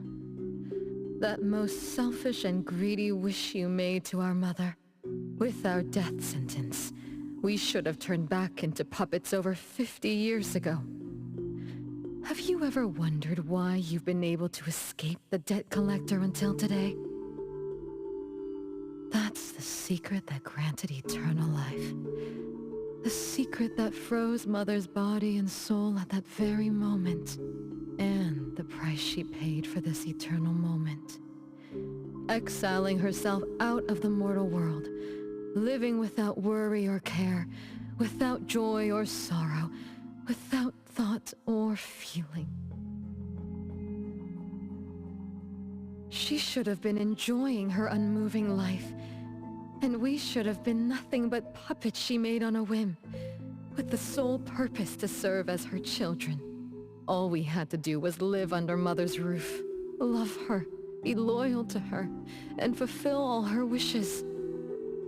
It should have been that way, even when faced with the registry, faced with the curse you invited. All we could do was to give everything we got, and do our best to fulfill our mission until the countdown ends. But what about you? You endlessly sought for Mother's attention, affection, and everything she could possibly give. Now tell me, on that final night, what did you wish from Mother? I told her I wanted to grow up fast.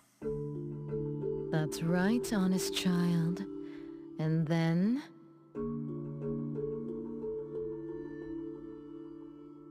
So, Mom gave it to me. Her eternal present. No! It shouldn't be like this! I didn't know! What have I done?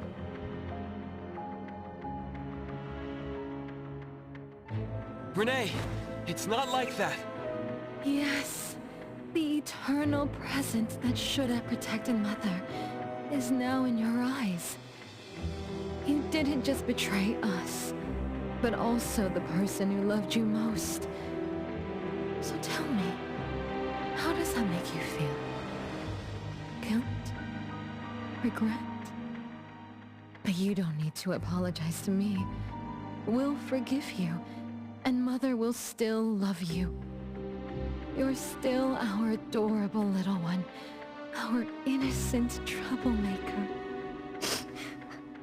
Forgive me? I can still earn your forgiveness? And Mom will also? Yes. As long as you give up the eternal present, cleanse yourself of your greed for life, we will forgive you for the sins you committed. Come, Renee, my sister. Come to us. We're all waiting on the other side to reunite with you, never to be separated again. Don't listen to her! I...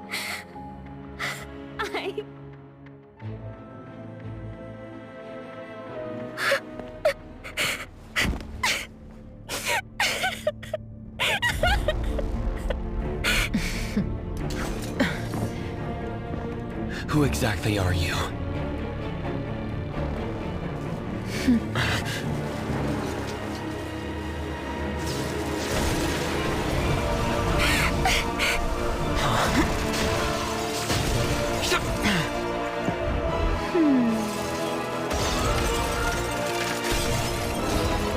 Watch out!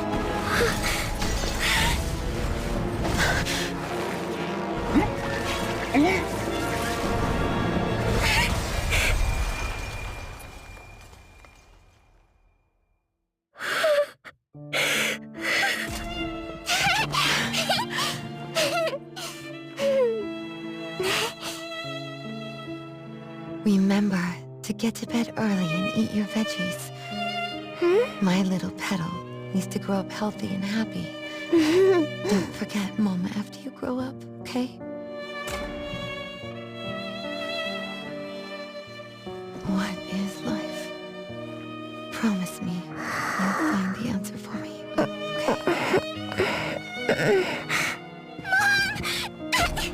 Where are you going?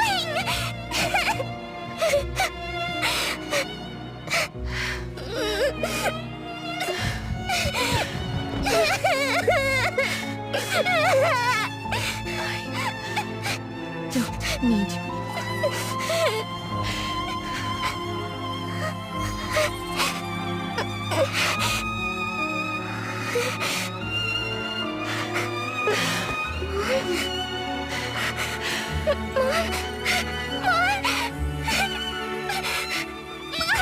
Don't go!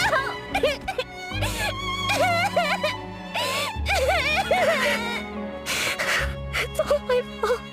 It's all because of me that Mom... No! I don't want this! See? Now I can live forever. I don't need you anymore!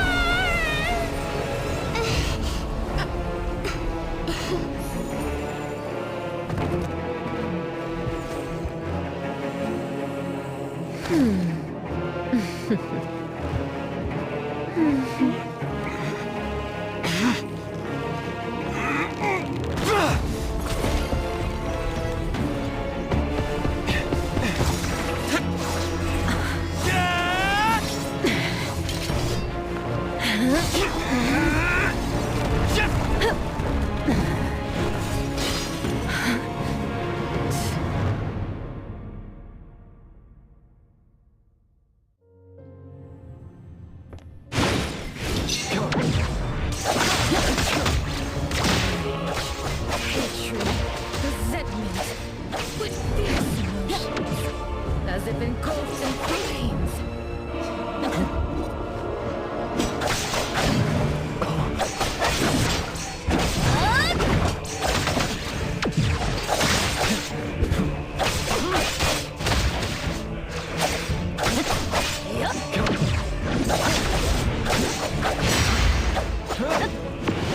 Feeling good.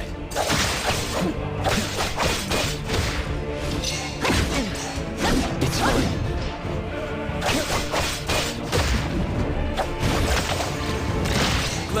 finish this!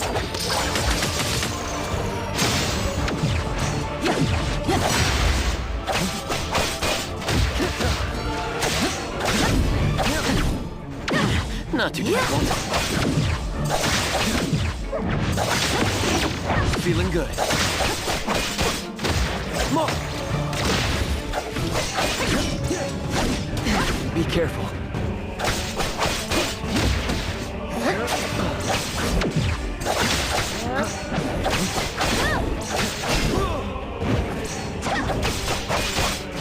Great. Fate splinter and fracture.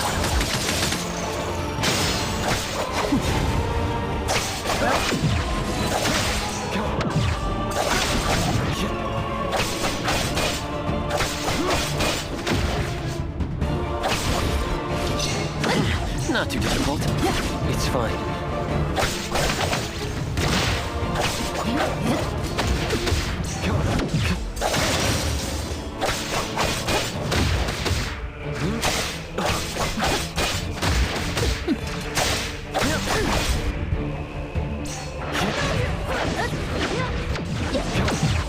Feeling good. Right, let's finish this!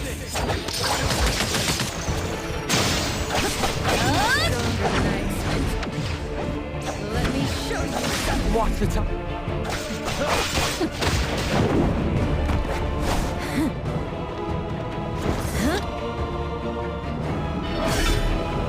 You're just a plaything in this illusory realm.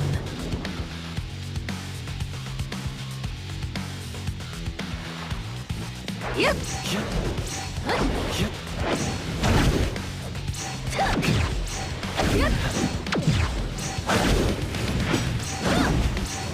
Entertain me with your struggles. Be careful. Once I'm born, I'll bury you in this scarlet More!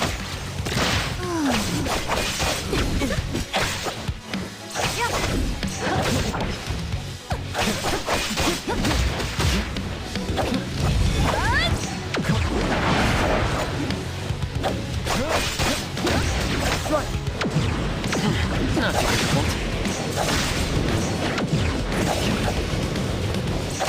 It's fine. Feeling good. Engraved divide. By zero.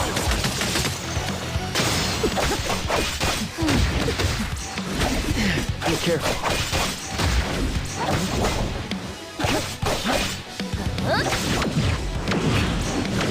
Not too difficult.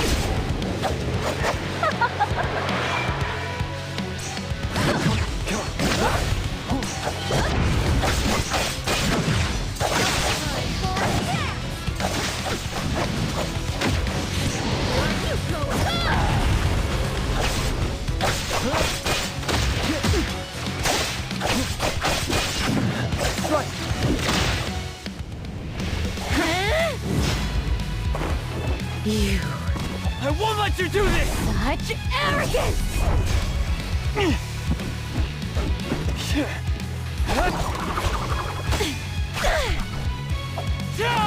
Is that it?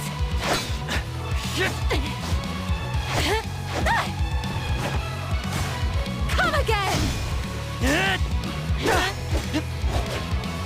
As you win!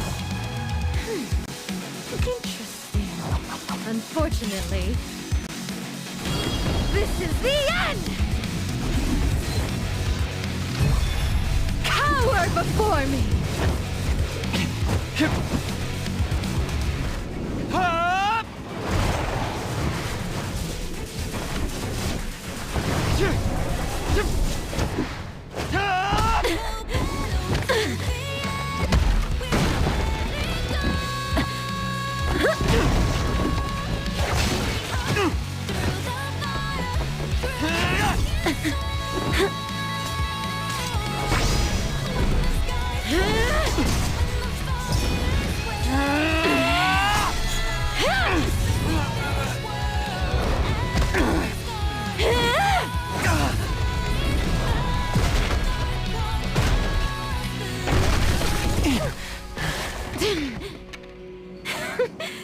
That look on your face. I like it!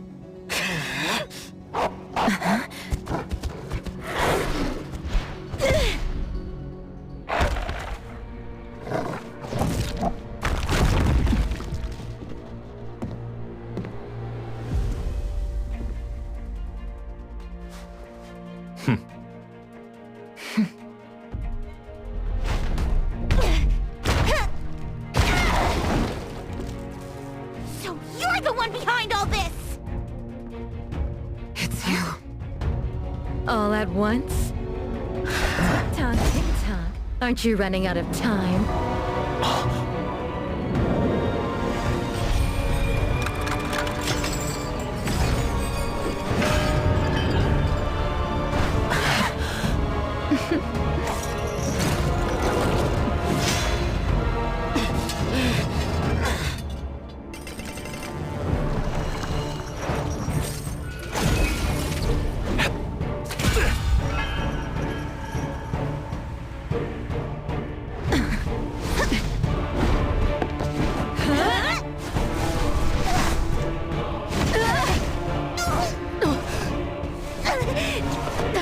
You're slower, Daffodil.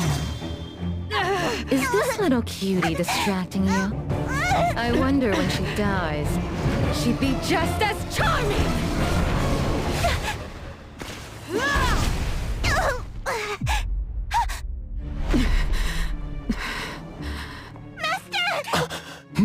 How nostalgic, sister. Sanko. We'll meet again. Just so you know, Mother misses you too.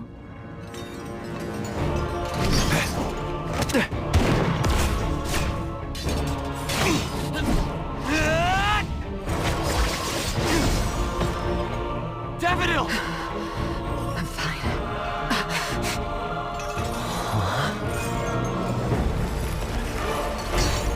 It's not over yet.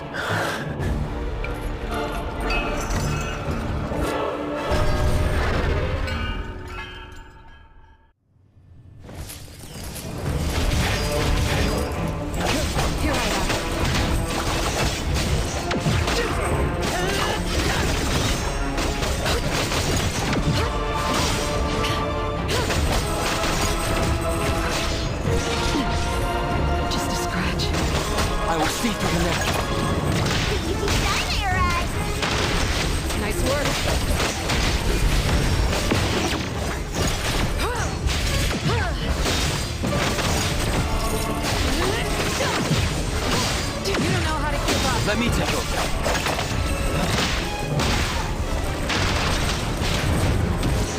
Nice work.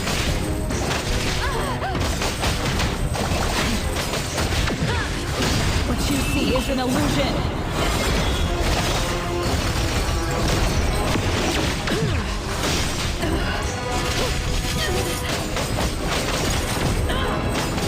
Your moves are sloppy. Trust me, it's smart. Let's finish this!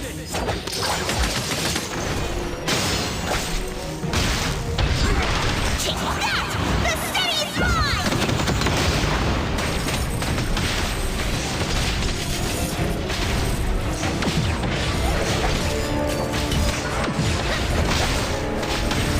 Nice work, no mercy.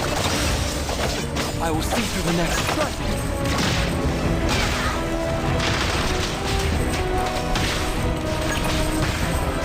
Let me...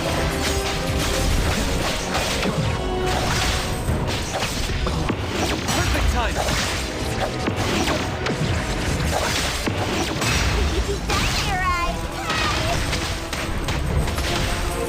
Thunderbolt, it's our turn! Just a tickle. Nice work.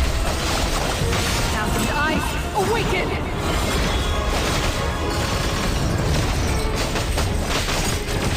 I will see through the great divide by Hethereau.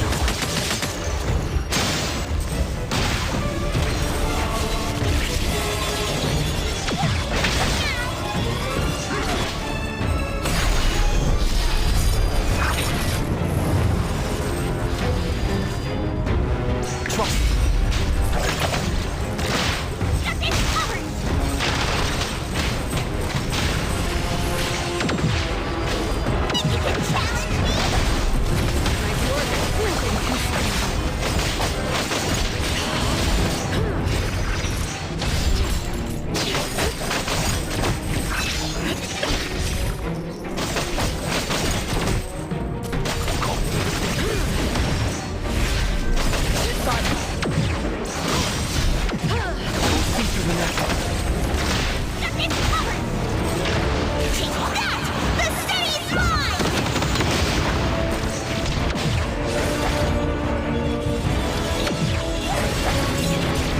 Trust me.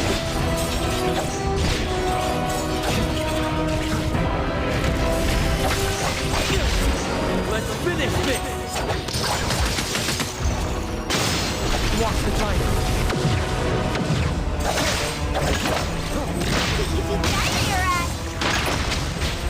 Nice work. Judgment. What you see is an illusion.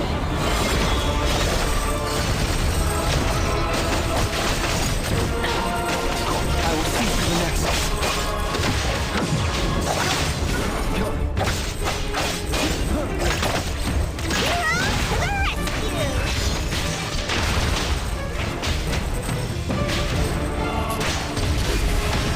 Let me take it. Is everyone okay? I'm fine. But Daffodil, are you okay? Master got hurt the worst. And it's all because of me. I'm fine, really. It's good that you're okay. Renee's unharmed too. Just dizzy from breaking free of the anomaly spell. Unfortunately, Zanko got away.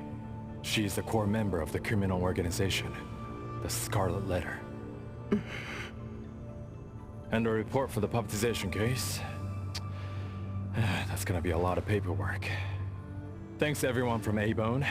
The Bureau will continue to investigate into the aftermath of the issue between the debt collector and the Constantine family. Tomorrow morning, I want those who know anything about the Scarlet Letter at the Bureau. We need to have a proper chat. Daffodil? I shouldn't need to fetch you at Eibon, right? I see. Huh? Says who? Master deserves some rest tomorrow. Natalie, appraiser. Let's go home.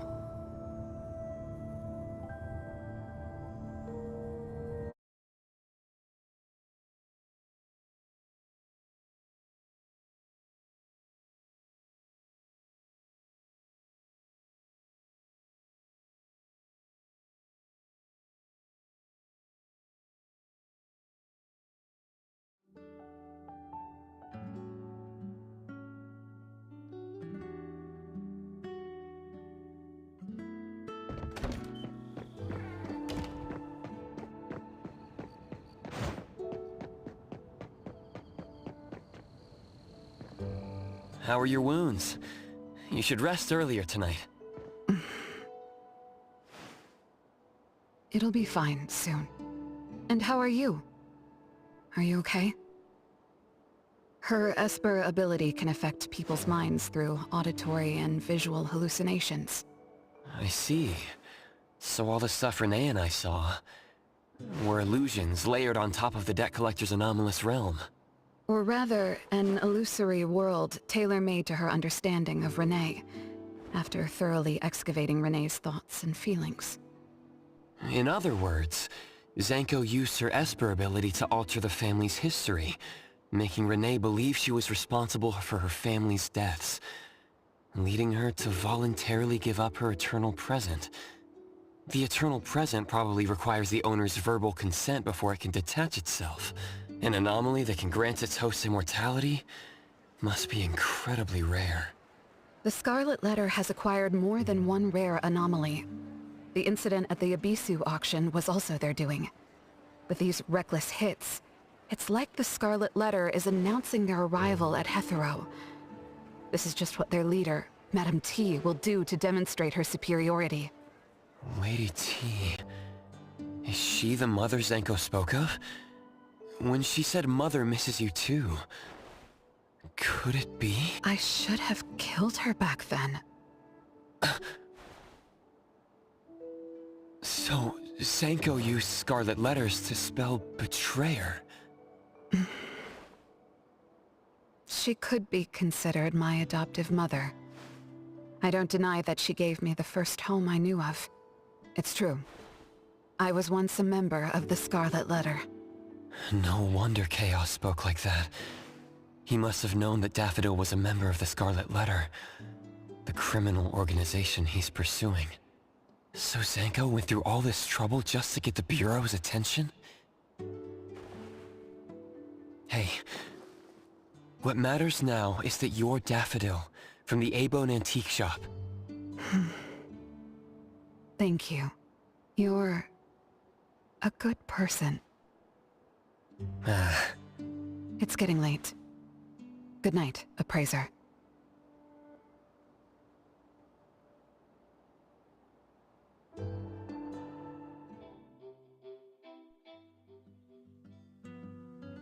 Oh, appraiser, have you seen Master? Daffodil isn't here? She's been gone this morning, and hasn't come back. Maybe she is assisting the Bureau. For that long? We're here. The Eibon Antique Shop. Appraiser, Natalie. Good morning. Renee! How are you feeling? And this is... This is Linko from ETD6. Oh, so Chaos is handing Renee over to ETD6 to take care of. Hello there. Take care of? We were just going in the same direction.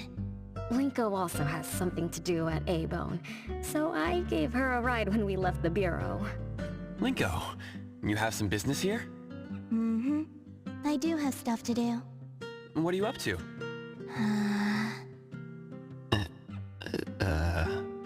Business is already booming this early in the morning. How wonderful. What was I here for again? Tisk, tisk, you dummy! Don't tell me you forgot what you were supposed to deliver! Oh, right. The delivery. Thank you, Xiaojun. Whoa! What's this? I'm an evil spirit that can devour souls! If you dare disrespect me! Xiaojun is my pet. Huh? I can control your body and eat wasabi if I want to, you know! Not hungry now. Linko, who are you looking for? I'm looking for... Found her. Another new face? Just joined ETD? Yes, the director told me to give you this. Oh my. I told them a simple bank transfer would be fine, but they went ahead and sent someone over. Fresh bills are always so nice to look at, though. I have delivered payment to the Eibon Antique Shop. Assignment complete. Director Alfard told me that the BAC will cover my commission fees, so that's what she meant. But I still wanted to stop by and thank you in person. Thank you, appraiser, Natalie, and... Daffodil's not here? Please send her my gratitude. Thanks to all of your help. I learned a lot in the past few days. I went through an amazing adventure. It was wonderful. But we couldn't stop Zanko from taking the Eternal Present. Lady Dolores left that for you, right? Must be something important. Yes. Mom gave it to me. It's a precious treasure that protects me from the debt collector. It froze my life on the day the countdown ended.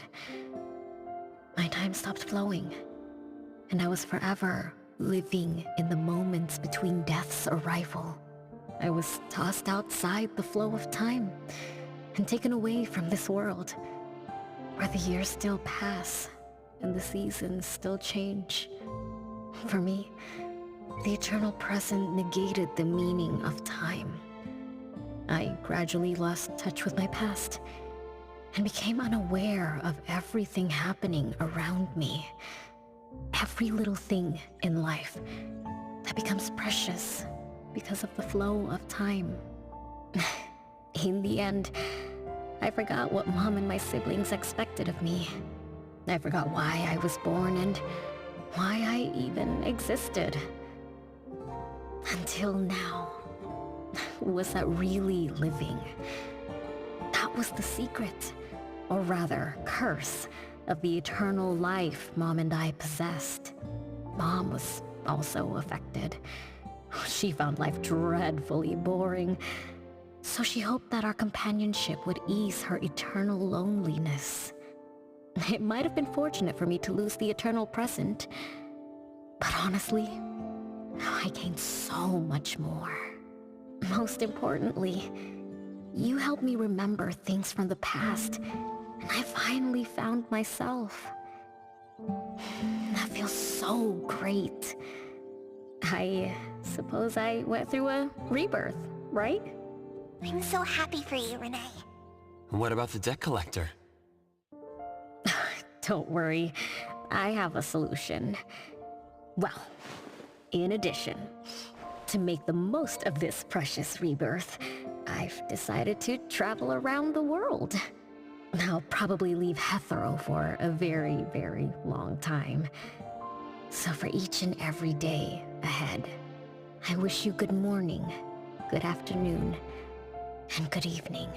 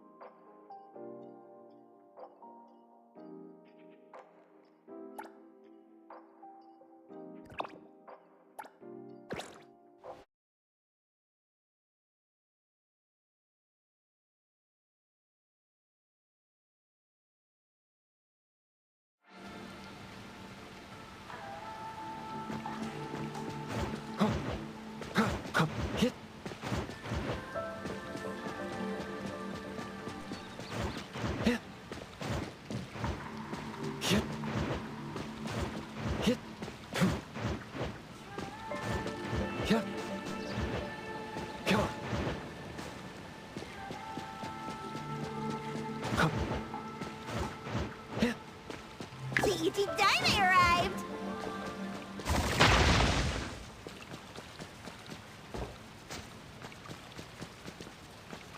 Let me take over.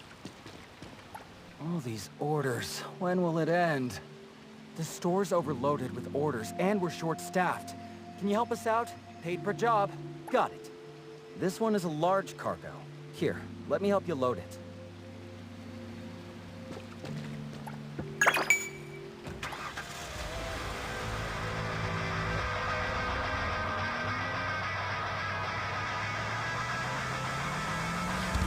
Gacha!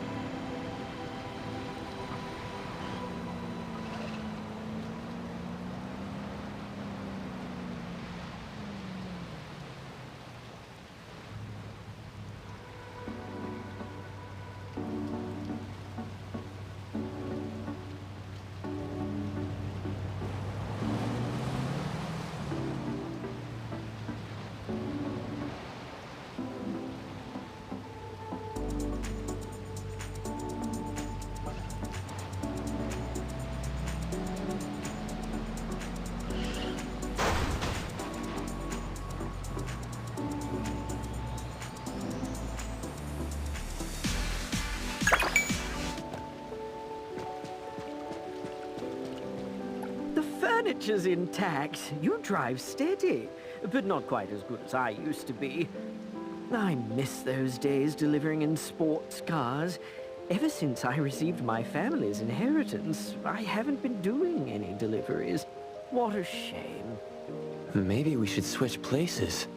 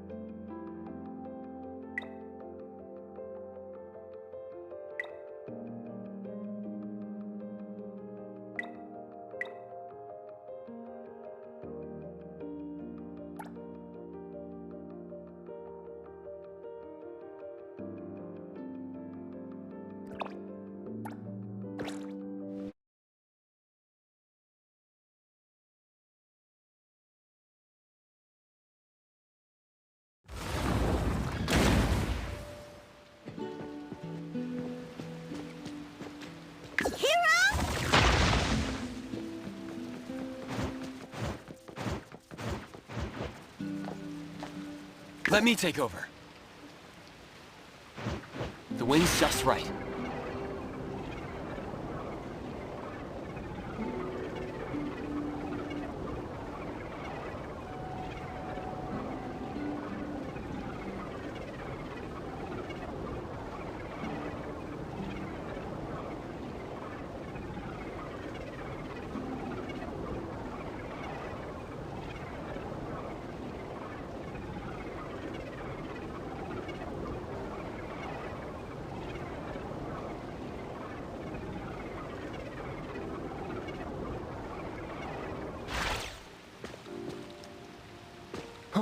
Perfect angle. Hit.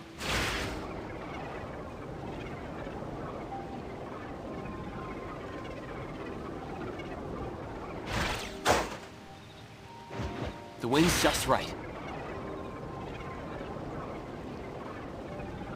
Come on.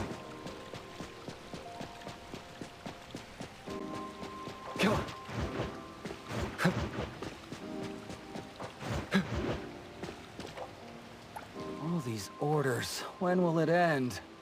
The store's overloaded with orders, and we're short-staffed. Can you help us out? Paid per job. Got it. This one is a common cargo. I've packed it already.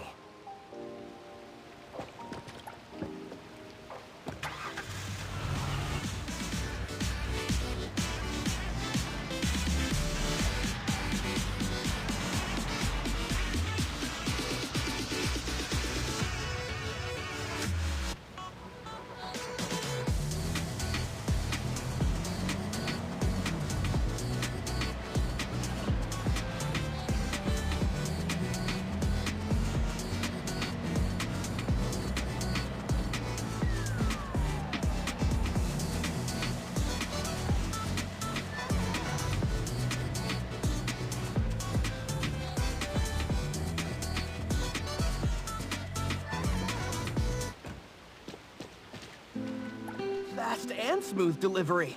Thanks a ton. That's enough food to last days. Got it done. Wonder how much I'll make this time.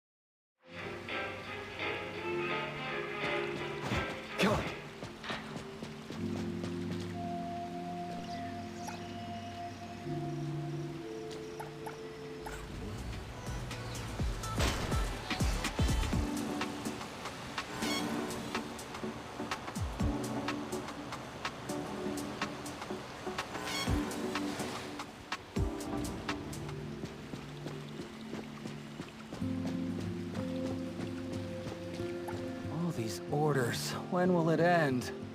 The store's overloaded with orders, and we're short-staffed. Can you help us out? Paid per job. Got it. This one is a common cargo. I've packed it already.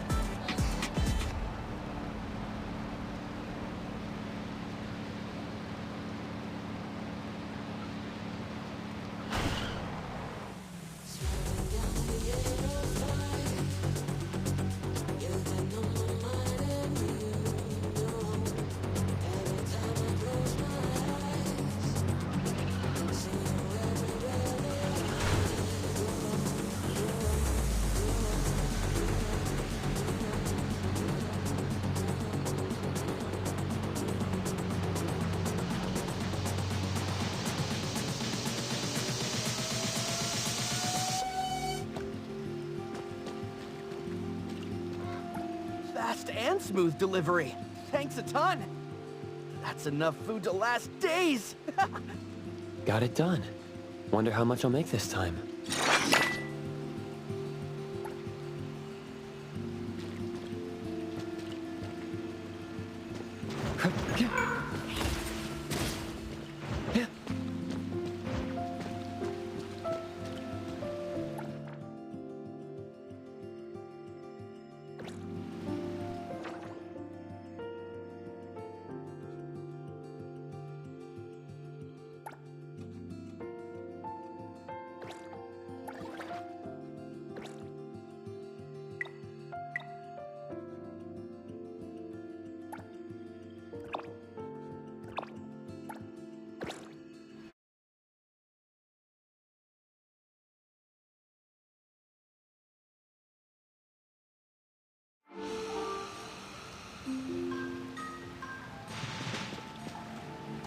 Yeah. Time for a change!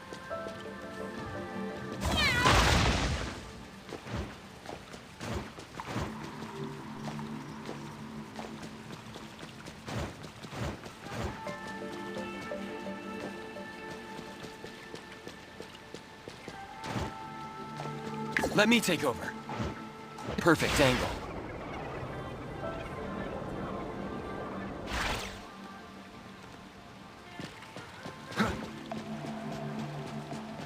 The wind's just right. Perfect angle.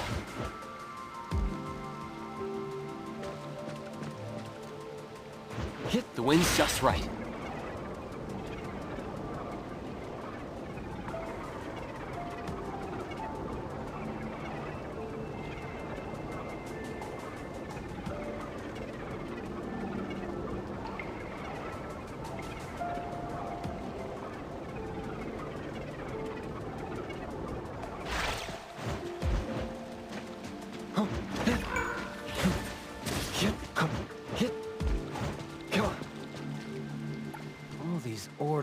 When will it end?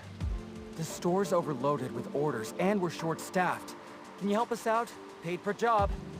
Got it. This one is a common cargo. I've packed it already.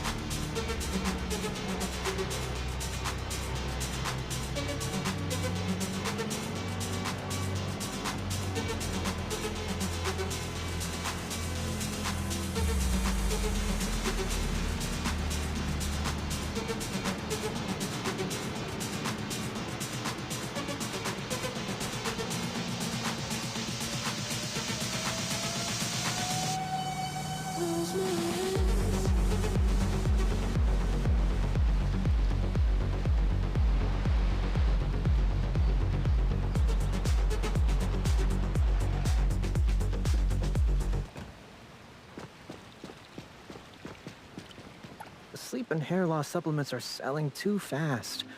We'll probably need another restock soon. Really hope the office workers in Hethereau stop losing hair from overworking. Then maybe I could stop working overtime too. The last part is probably the truth.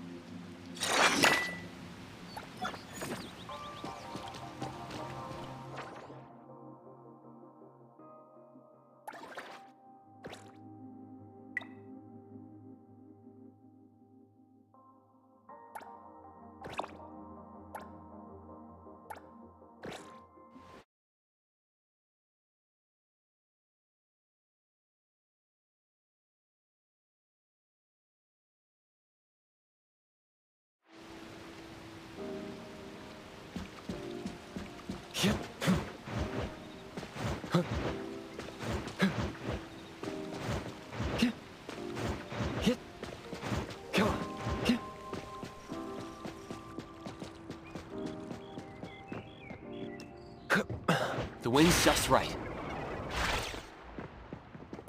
All these orders. When will it end? The store's overloaded with orders, and we're short-staffed. Can you help us out? Paid per job. Got it. This one is a common cargo. I've packed it already.